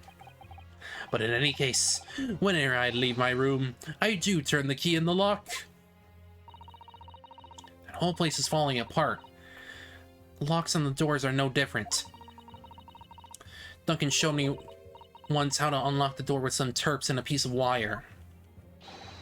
Oh, awfulness! Oh, artfulness! Oh, tyranny! Oh, profanity of woman! We will consider your trespassing on some future occasion, but for now, tell the court what you found, what evidence your search revealed. Well, I spotted the note I'd sent him lying on the floor. When I went to pick it up, I noticed something. One of the floorboards was loose, and underneath it, I discovered a secret hiding place. Eh? Yes, we also discovered that hiding place. Inside, we found a newspaper cutting, a photograph, and an empty tin box. Ah, yes. Well, the thing is, when I found it, the box wasn't empty. Well, there was something in it? Yes. What was it? The poison?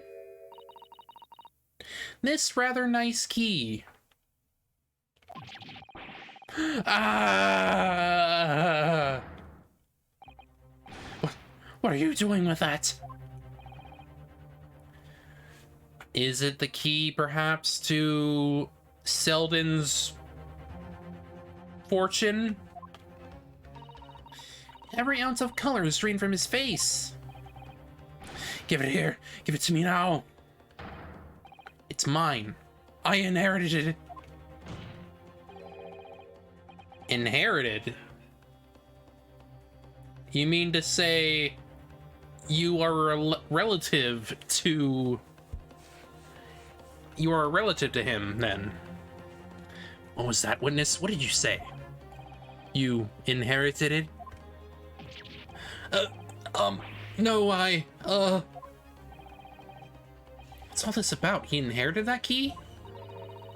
It was obviously important to you since you'd gone to such length to hide it, so I took it. I don't know what it's for, but you took something precious from me, so I took something precious from you. So what if it means you can't open something now? I don't care. Give it back to this minute. Give it to me. Calm yourself, witness. So Mr. Shamespeare has tried, and in one case succeeded, to take the life of 2 lodgers now. Yes, his motive for doing so is the key to everything that's happened. It's true that there appears to be no motive to support the accusation against Mr. Shamespeare at first. Considering everything we know now, I think there is actually something that could explain it. What? I need to recall every piece of evidence at our disposal. Everything we've seen and heard. Because I'm sure that I just caught a glimpse of the link that runs through all of these events. In that case, counsel, I must demand that you present evidence to the court in support of your claim. What is it that you can say that explain the motivation for Mr. Shamspeare's alleged crimes? Make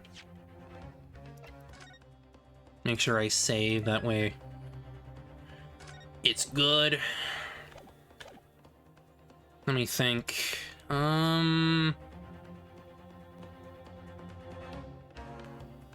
So obviously the case that brings them together is the capital offender's file. Take that! That's an official police report, is it not? The Selden file? How did you get a hold of that? Selden? The now sadly deceased Mr. Ross and the defendant Mr. Natsume have only one thing linking them.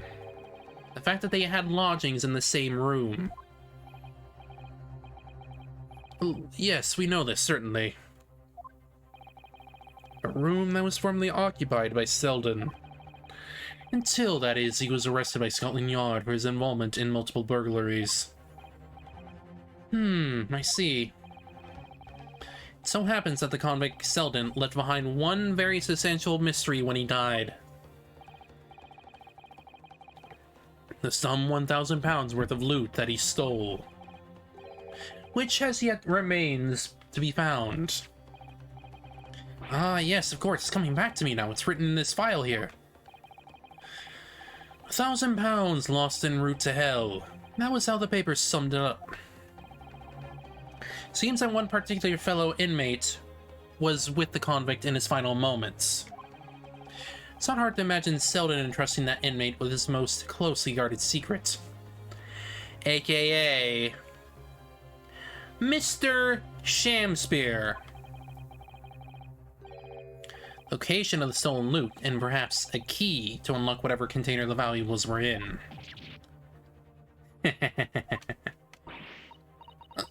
You mean this key is... Mr. Shamspear, it was you, wasn't it? You were at the capital offender's side when he died, were you not? What are you talking about? 'Tis a false charge, I tell you, a false charge. The name of the inmate who was with Selden on his death isn't noted in this file. But a simple telegram to the prison where he died would quickly tell us how false the charge really is. But even if it's true, why would the man be so intent on killing every subsequent occupant of the convict's lodgings? There's only one explanation for that, my lord. It was in that very room that Selden hid his loot.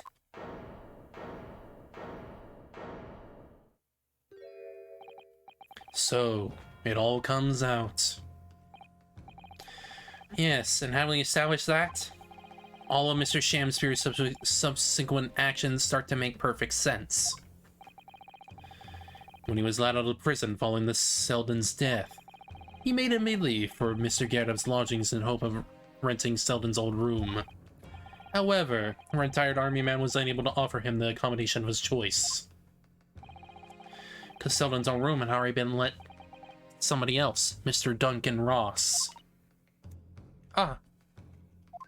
Yep.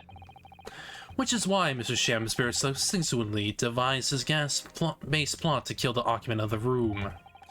And when he was successful, he presumably intended to inquire about switching into the newly vacant room. However, certain jittery someone had beaten him to it. Mr. Sosuke Natsume, the defendant of this case, no less. So decided to use the ploy with the gas again, didn't you, Mr. Shamspear? It's time to oust Mr. Natsume. All for one simple and avaricious reason. To get your hands on 1,000 pounds of loot left behind by the dead convict.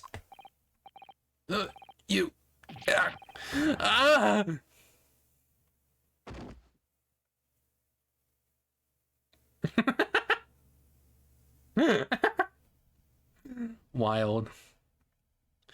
Looks like I'm gonna snuff it before they get to stretch me neck. Listen, I want you to have me loot, anything, to stop the coffers getting their mitts on it. It's hidden in the room where I was lodging when they got me. Here, this is the key to it. Take it. Always stay one step ahead, mate. See you in hell, I guess. Shamspear.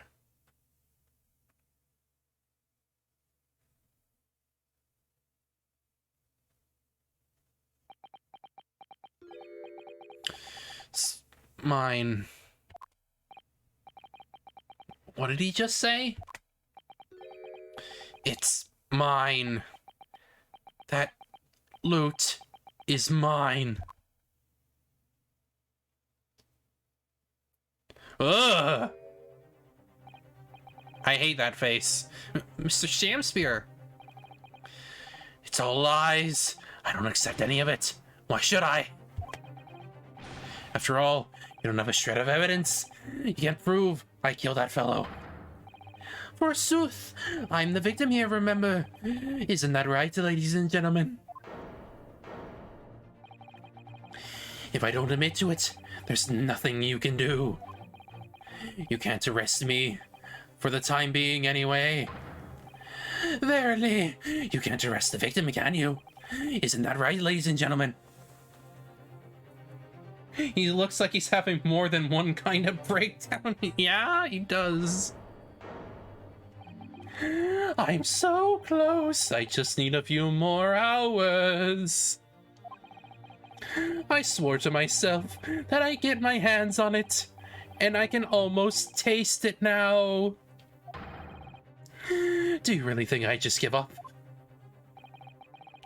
There's no question in my mind now. This man is guilty through and through. He seems so utterly intoxicated by the idea of that loot. Afraid that however hard you press him, he'll never admit to what he's done, Mr. Naruto. There is a way. Pardon? There is one way I can finish him. No! He's already committed the most heinous crimes to get his hands on that loot. Which means all we need to do is find it first. A fine plan. Were it not for the fact that the police thoroughly searched the room following the death of Mr. Ross. If it's there at all, it must be very well be hidden indeed. Without conclusive evidence, I certainly cannot rule. If only there was some way we could find the convict's loot quickly. This final piece in this complex puzzle. I think we might have to find it in our own possession already. Or rather, I think we may have something that can help find out where that loot is hidden. My lord? Yes, counsel? Vance would like to make a proposal about how to find the late convict's hidden loot. I believe we're already in possession of something that could give us a clue as to where its whereabouts.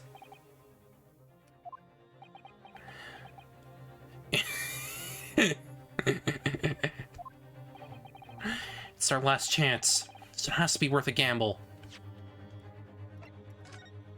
This is definitely going to be like the final bit of the case, for sure. Besides, we've used the same technique once already, and it definitely paid off then. Very well then, counsel. Let the count hear your idea.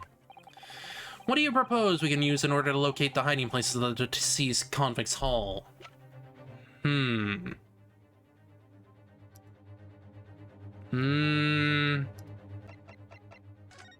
Yeah.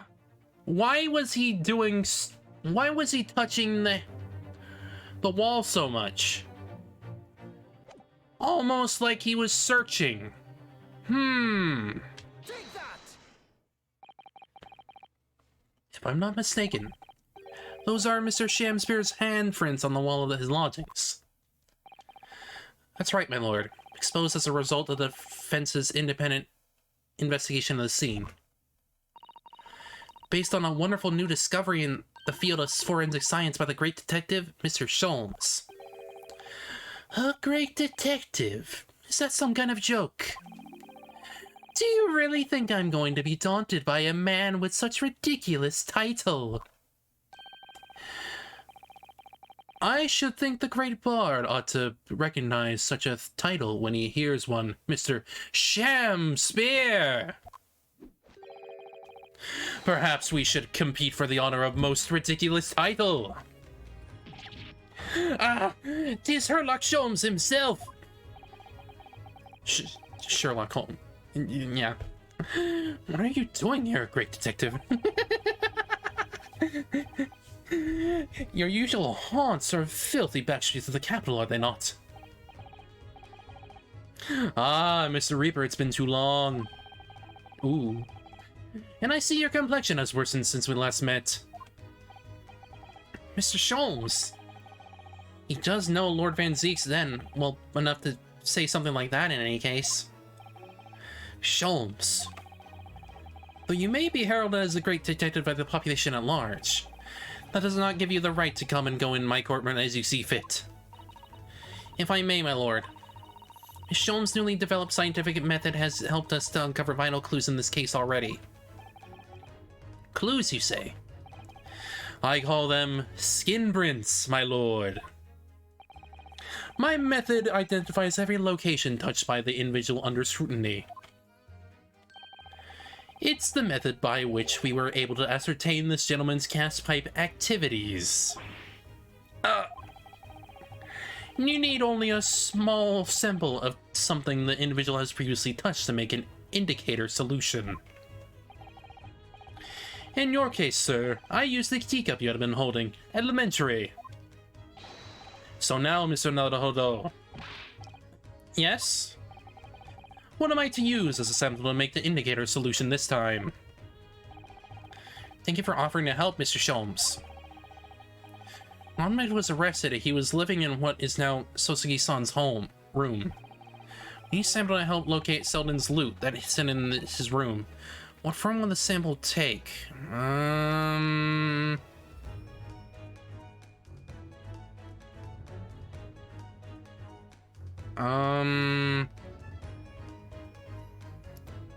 think you need to present a person. We'll need something of Selden's in order to create the indicator solution to find his loot. Something the convict own happens to be in the possession of somebody listed in the court record. Upon my word, Mr. Naruto, your powers of reasoning appear to be on the up. So, which particular person do you have in mind? From whom can we obtain a possession of the late convict Selden? Create the indicator solution. Well, obviously, she has the key, so... Take that! Miss Green. Me? What do you want with me? The key around your neck, if you please. Sorry?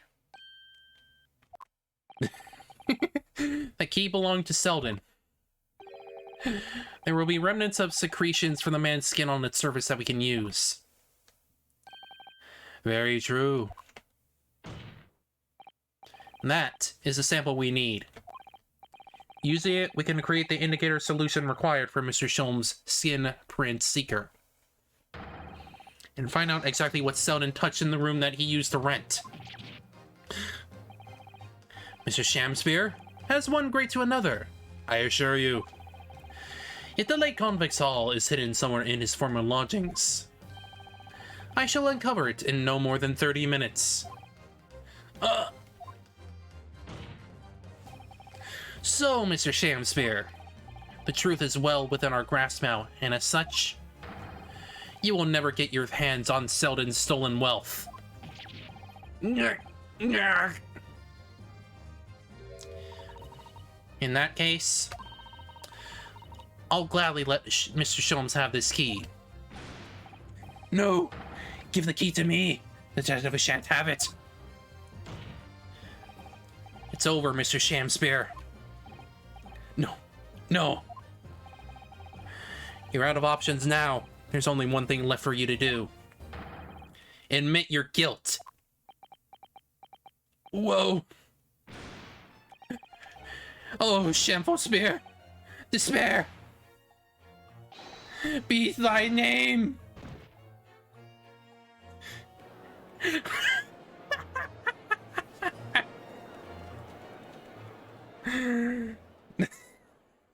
That is a breakthrough and a half. Breakdown and a half.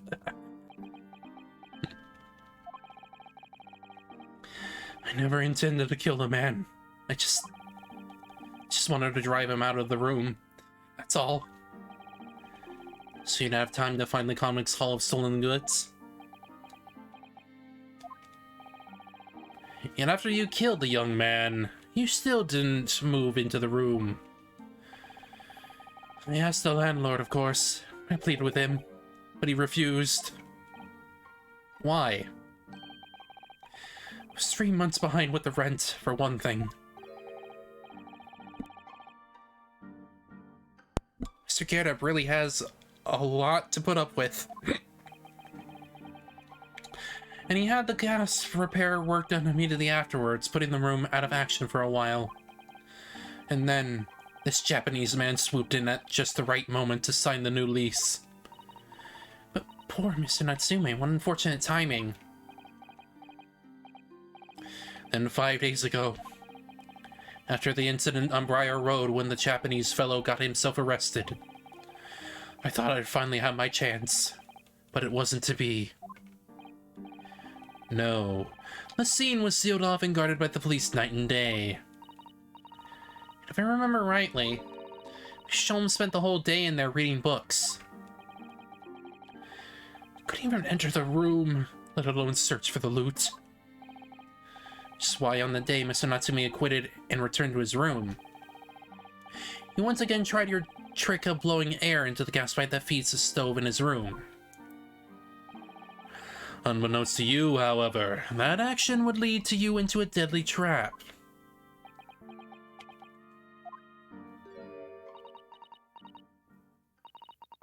William Shakespeare. How does it go? To be or not to be? That is the question. From Shakespeare's Hamlet, Act 3, Scene 1.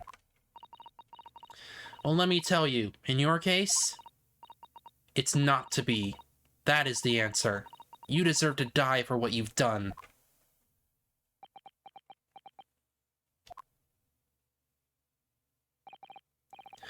Ugh.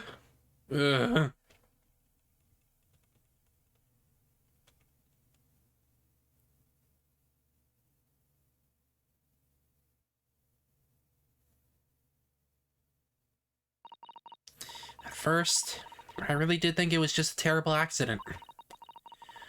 I'll never forget our conversation the night before Duncan died.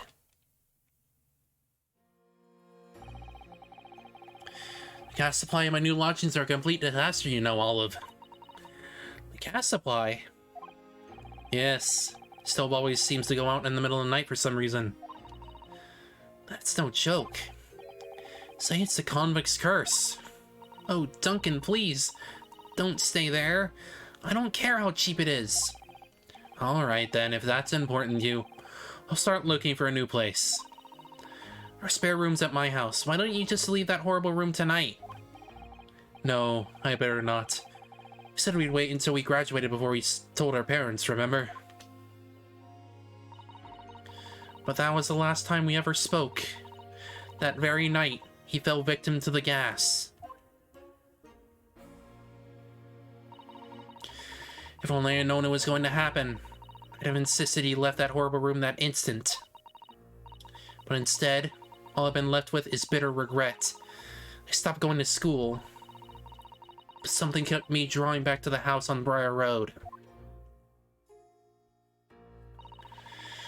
I saw a stooped Eastern-looking man with a mustache coming out of the house one day when I was there.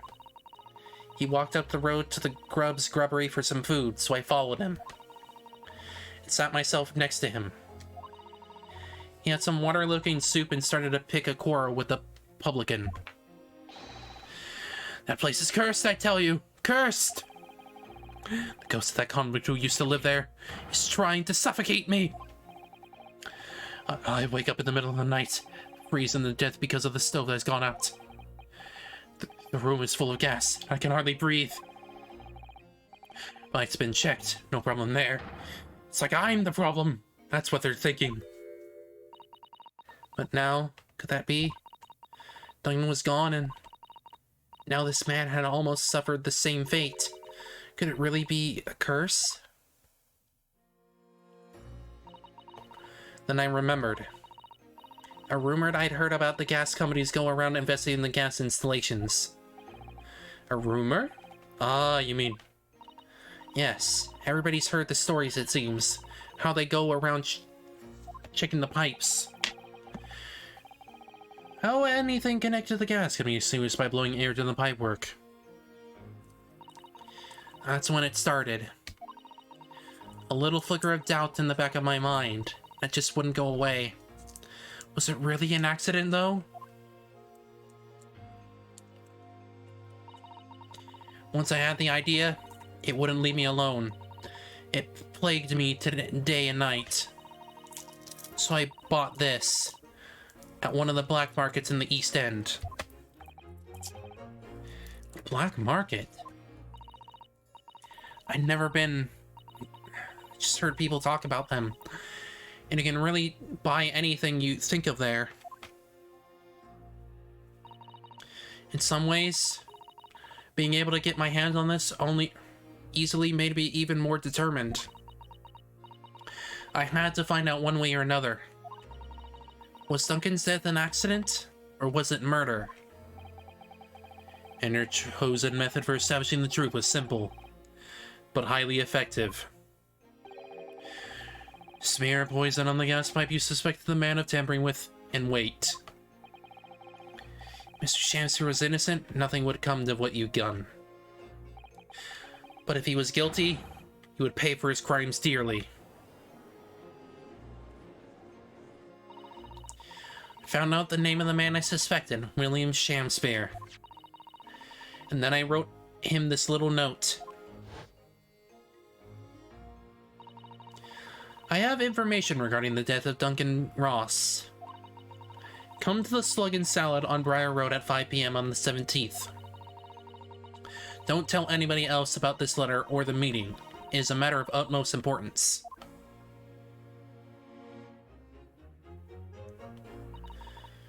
If he'd done it, I knew that would worry him enough so he'd be sure to go. So I wanted to make sure if it worked. Of course, Mr. Shakespeare followed the instructions to the letter. I worked out where the gas pipe was straight away. So I smeared a good amount of poison on and brought all around the mouth of the pipe. All the time praying that the devil's work wouldn't be done, and that this was just some wild fantasy. Actually, no. All the time praying that the devil's work would be done, and that the culprit would get his just desserts.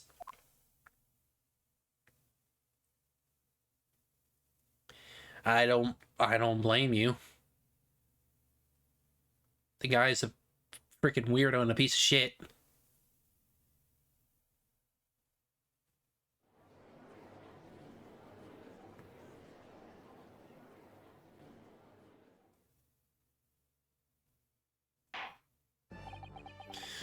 "3 days ago, when you were first stood in the dock before me, this whole affair seemed relatively straightforward."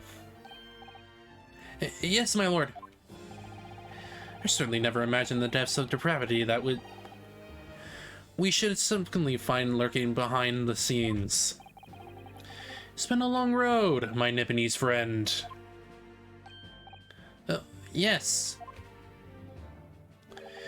And one I certainly didn't envisage walking with you.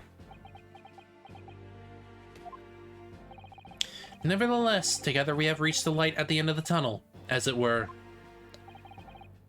Miss Green." "Yes, my lord?" "You will henceforth be stripped of your freedom, and punishment for the attempted murder of Mr. William Shakespeare." "Yes, I know."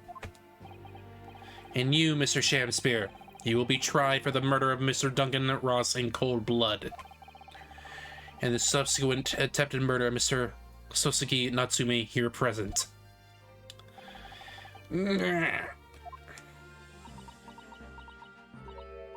Mr. Naruhodo.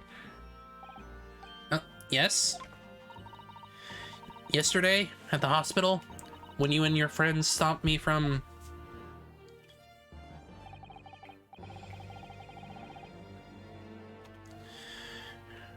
ending your life by drinking what was left in the poison bottle? I wasn't myself. I can't even really remember what was going through my mind. To be or not to be, I suppose. That's a question that's so hard to answer, it seems. Well, personally, I'm glad of your being here, Miss Green. Oh, and I like to believe, and it's a blessing Mr. Shakespeare didn't die when he ingested the poison. For your sake, at the very least.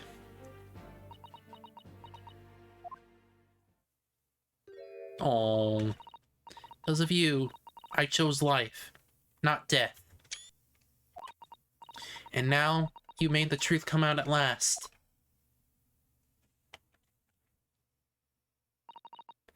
Really, I can't thank you enough. Oh, Miss Green. Mr. Sosuke Natsume? Yes, my lord. Court declares that you are exonerated from all blame in this matter. Accordingly, her little chubby hands, yes. Accordingly, I would call upon the ladies and gentlemen of the jury to present a verdict of not guilty. We are in full agreement, my lord. In that case, I hereby declare the defendant not guilty.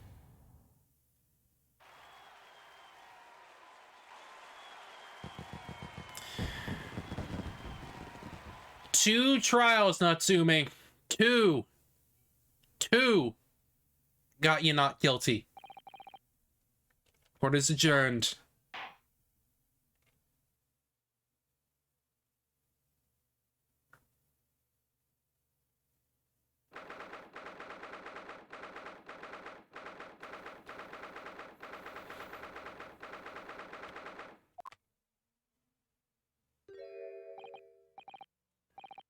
I mean, yeah, I have.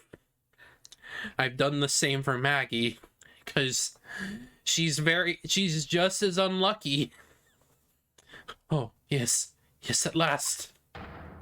Divine justice duly done. Divine justice? My dear fellow, if there were any divine justice in this world, you would shave that mustache. Atheist Sholmes. No, this has nothing to do with my mustache. Some say that a luxuriant mustache is a sign of physical prowess, Mr. Sholmes. Locum student Mr. Nahodo Esquire. Once again, you saved me from doom. I'm very happy to have been a help, Mr. Natsume. Congratulations to your acquittal. You're second in almost as many days. I was first acquitted with and gained affection for English literature whilst in our great homeland empire. And then, by a twist of fate, I was brought to the land that bore the fruit of that literature. Only, the city of bricks and mortar became my prison. Try as I might, I never found my feet here. Yeah, because IRL, you were treated very terribly by English people at large. That's why you, like, never came back. In the end, I confined myself to my room and lived life through friendly old books. You've had such a difficult time, haven't you? But a week ago now. Dragged you out of that dark and dingy room of yours, did I not? You did. See more life in this week than in all my years to date. And for the first time, I feel I've begun to see the true face of the English that's so far been hiding from behind the wall of fog. My dear fellow, there's nothing special about the true face of the English, as you put it. Wheresoever one goes in the world, humans are human. There are a few genuine differences. Yes, I think you're right. I'm excited to see that, and I've come to understand something. I've worked out why I was attracted to English literature in the first place, and made me see that whatever our nationality, we humans all have the same hopes and fears. We're all just doing our best to live. Well said. I've come to feel the same way. I made a decision too. I'm going to cut short my study tour here and return to Japan. What? Just when we become friends here in England. What a terrible shame. Oh, I know. That does target my heartstrings. It really does.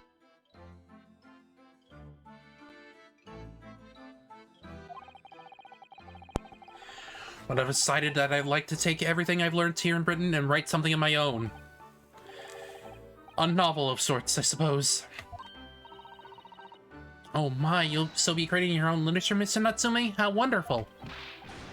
Oh, well, no. I mean, I wouldn't presume to call it literature. Why not? When that is precisely the definition, Mr. Mustache. I suppose you're right, yes. It will in a way be literature. He goes on to make some frickin' poetry. As now, all I know is that I'd like to try my hand at writing. I have no delusions of grandeur. In fact, I'm pretty sure he's the creator of haiku, so I, for one, would love to read your work. Well, all things considered, it may be for the best. After all, you have once again emerged victorious from battle with the Reaper. Yeah, that's very true. And there's no salvation for a person in the dock when the Reaper is in the prosecutor. Desire to return post haste to perceived safety of your homeland is one I quite understand. My goodness, yes, faced with such a terrifying prospect. Nobody would consider that cowardly, I'm quite sure.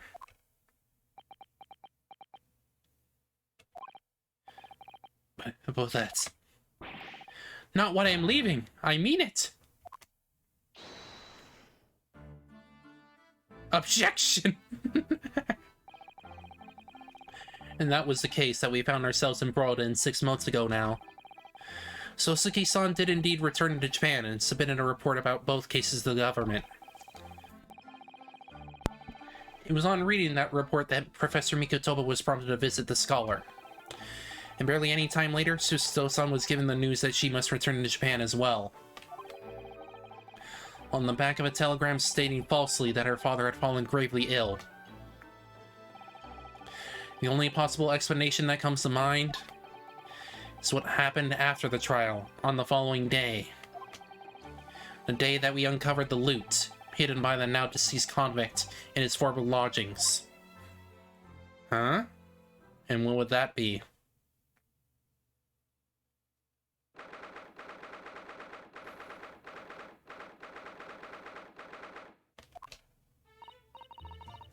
Oh, well done, Mr. Sholmes. How simply marvelous of you. Covered the secret hiding place in just 1 day. Wasn't it supposed to take 30 minutes? As I believe I told you, my dear fellows, skin prints are extremely useful in such situations. Wouldn't you agree, Gregson?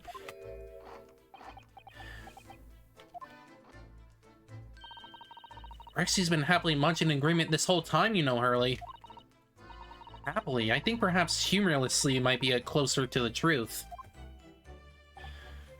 So, it transpires the man fashioned a hiding place in the ceiling. What's in it? What exactly is the loot? Let us look then if you're ready. This is down the late burglar's hall. What is that? A choker? Huh? Looks to be some sort of neckband or collar.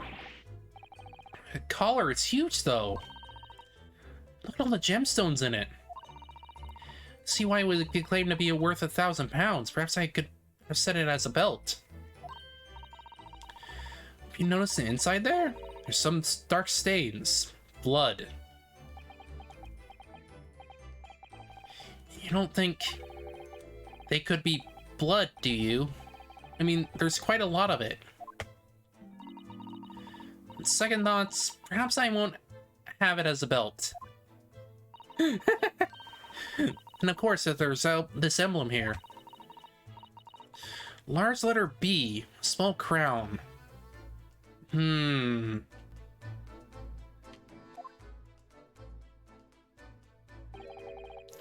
What does this signify, do you think? I hadn't noticed that. Feel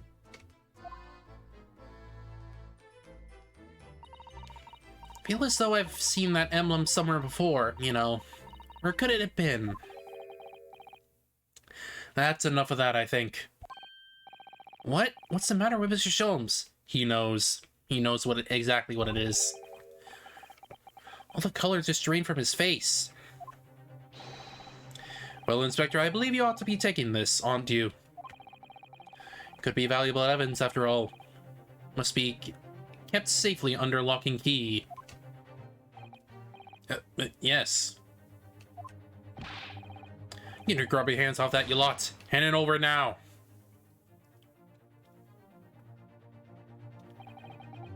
Never seen a collar that large before. All those jewels suddenly look to be extremely valuable. It's not what stood out most to me. At least not once I noticed it. So those dark marks on the inside of the collar, those stains. Could they really have been blood?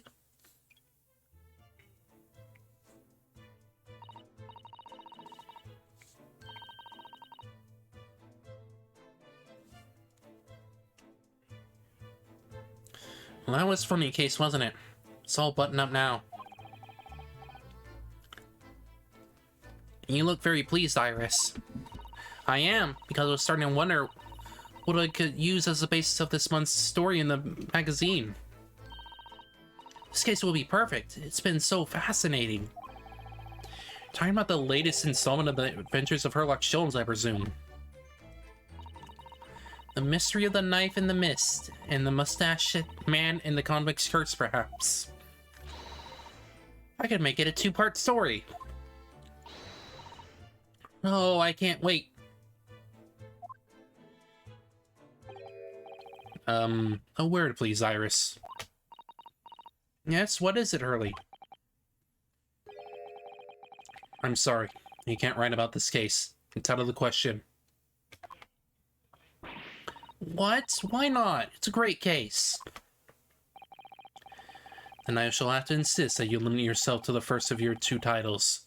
The second must never be written. Is that clear?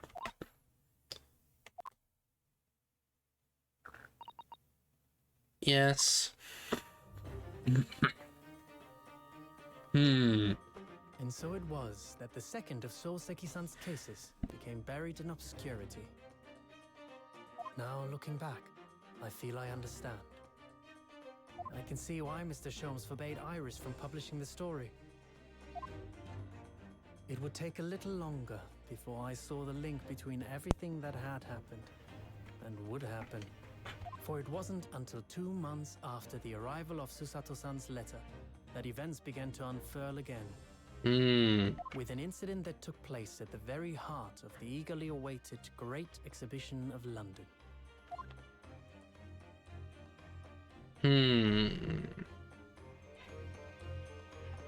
Guess we'll see that in the next case.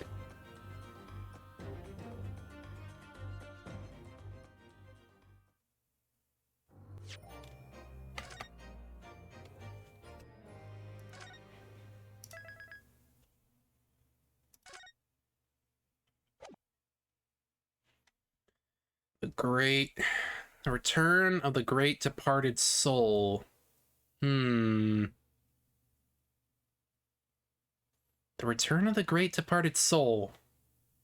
What could that mean?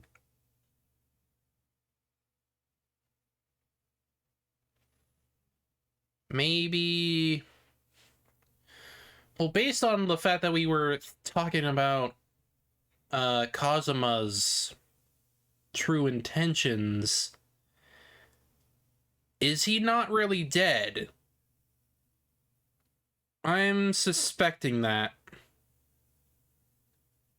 But I guess we'll figure it out if that's the case later on.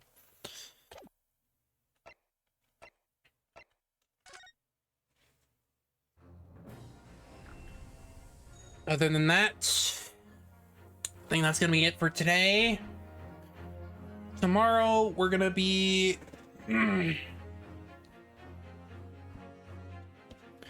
tomorrow we'll be coming back with a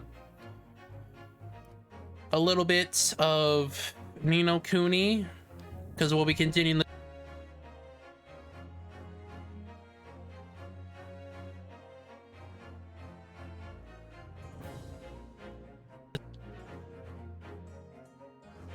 hope to see y'all again for tomorrow. And other than that, hope you have a good rest of your day. Mwah, mwah, mwah. I'll see y'all later, okay? Take care.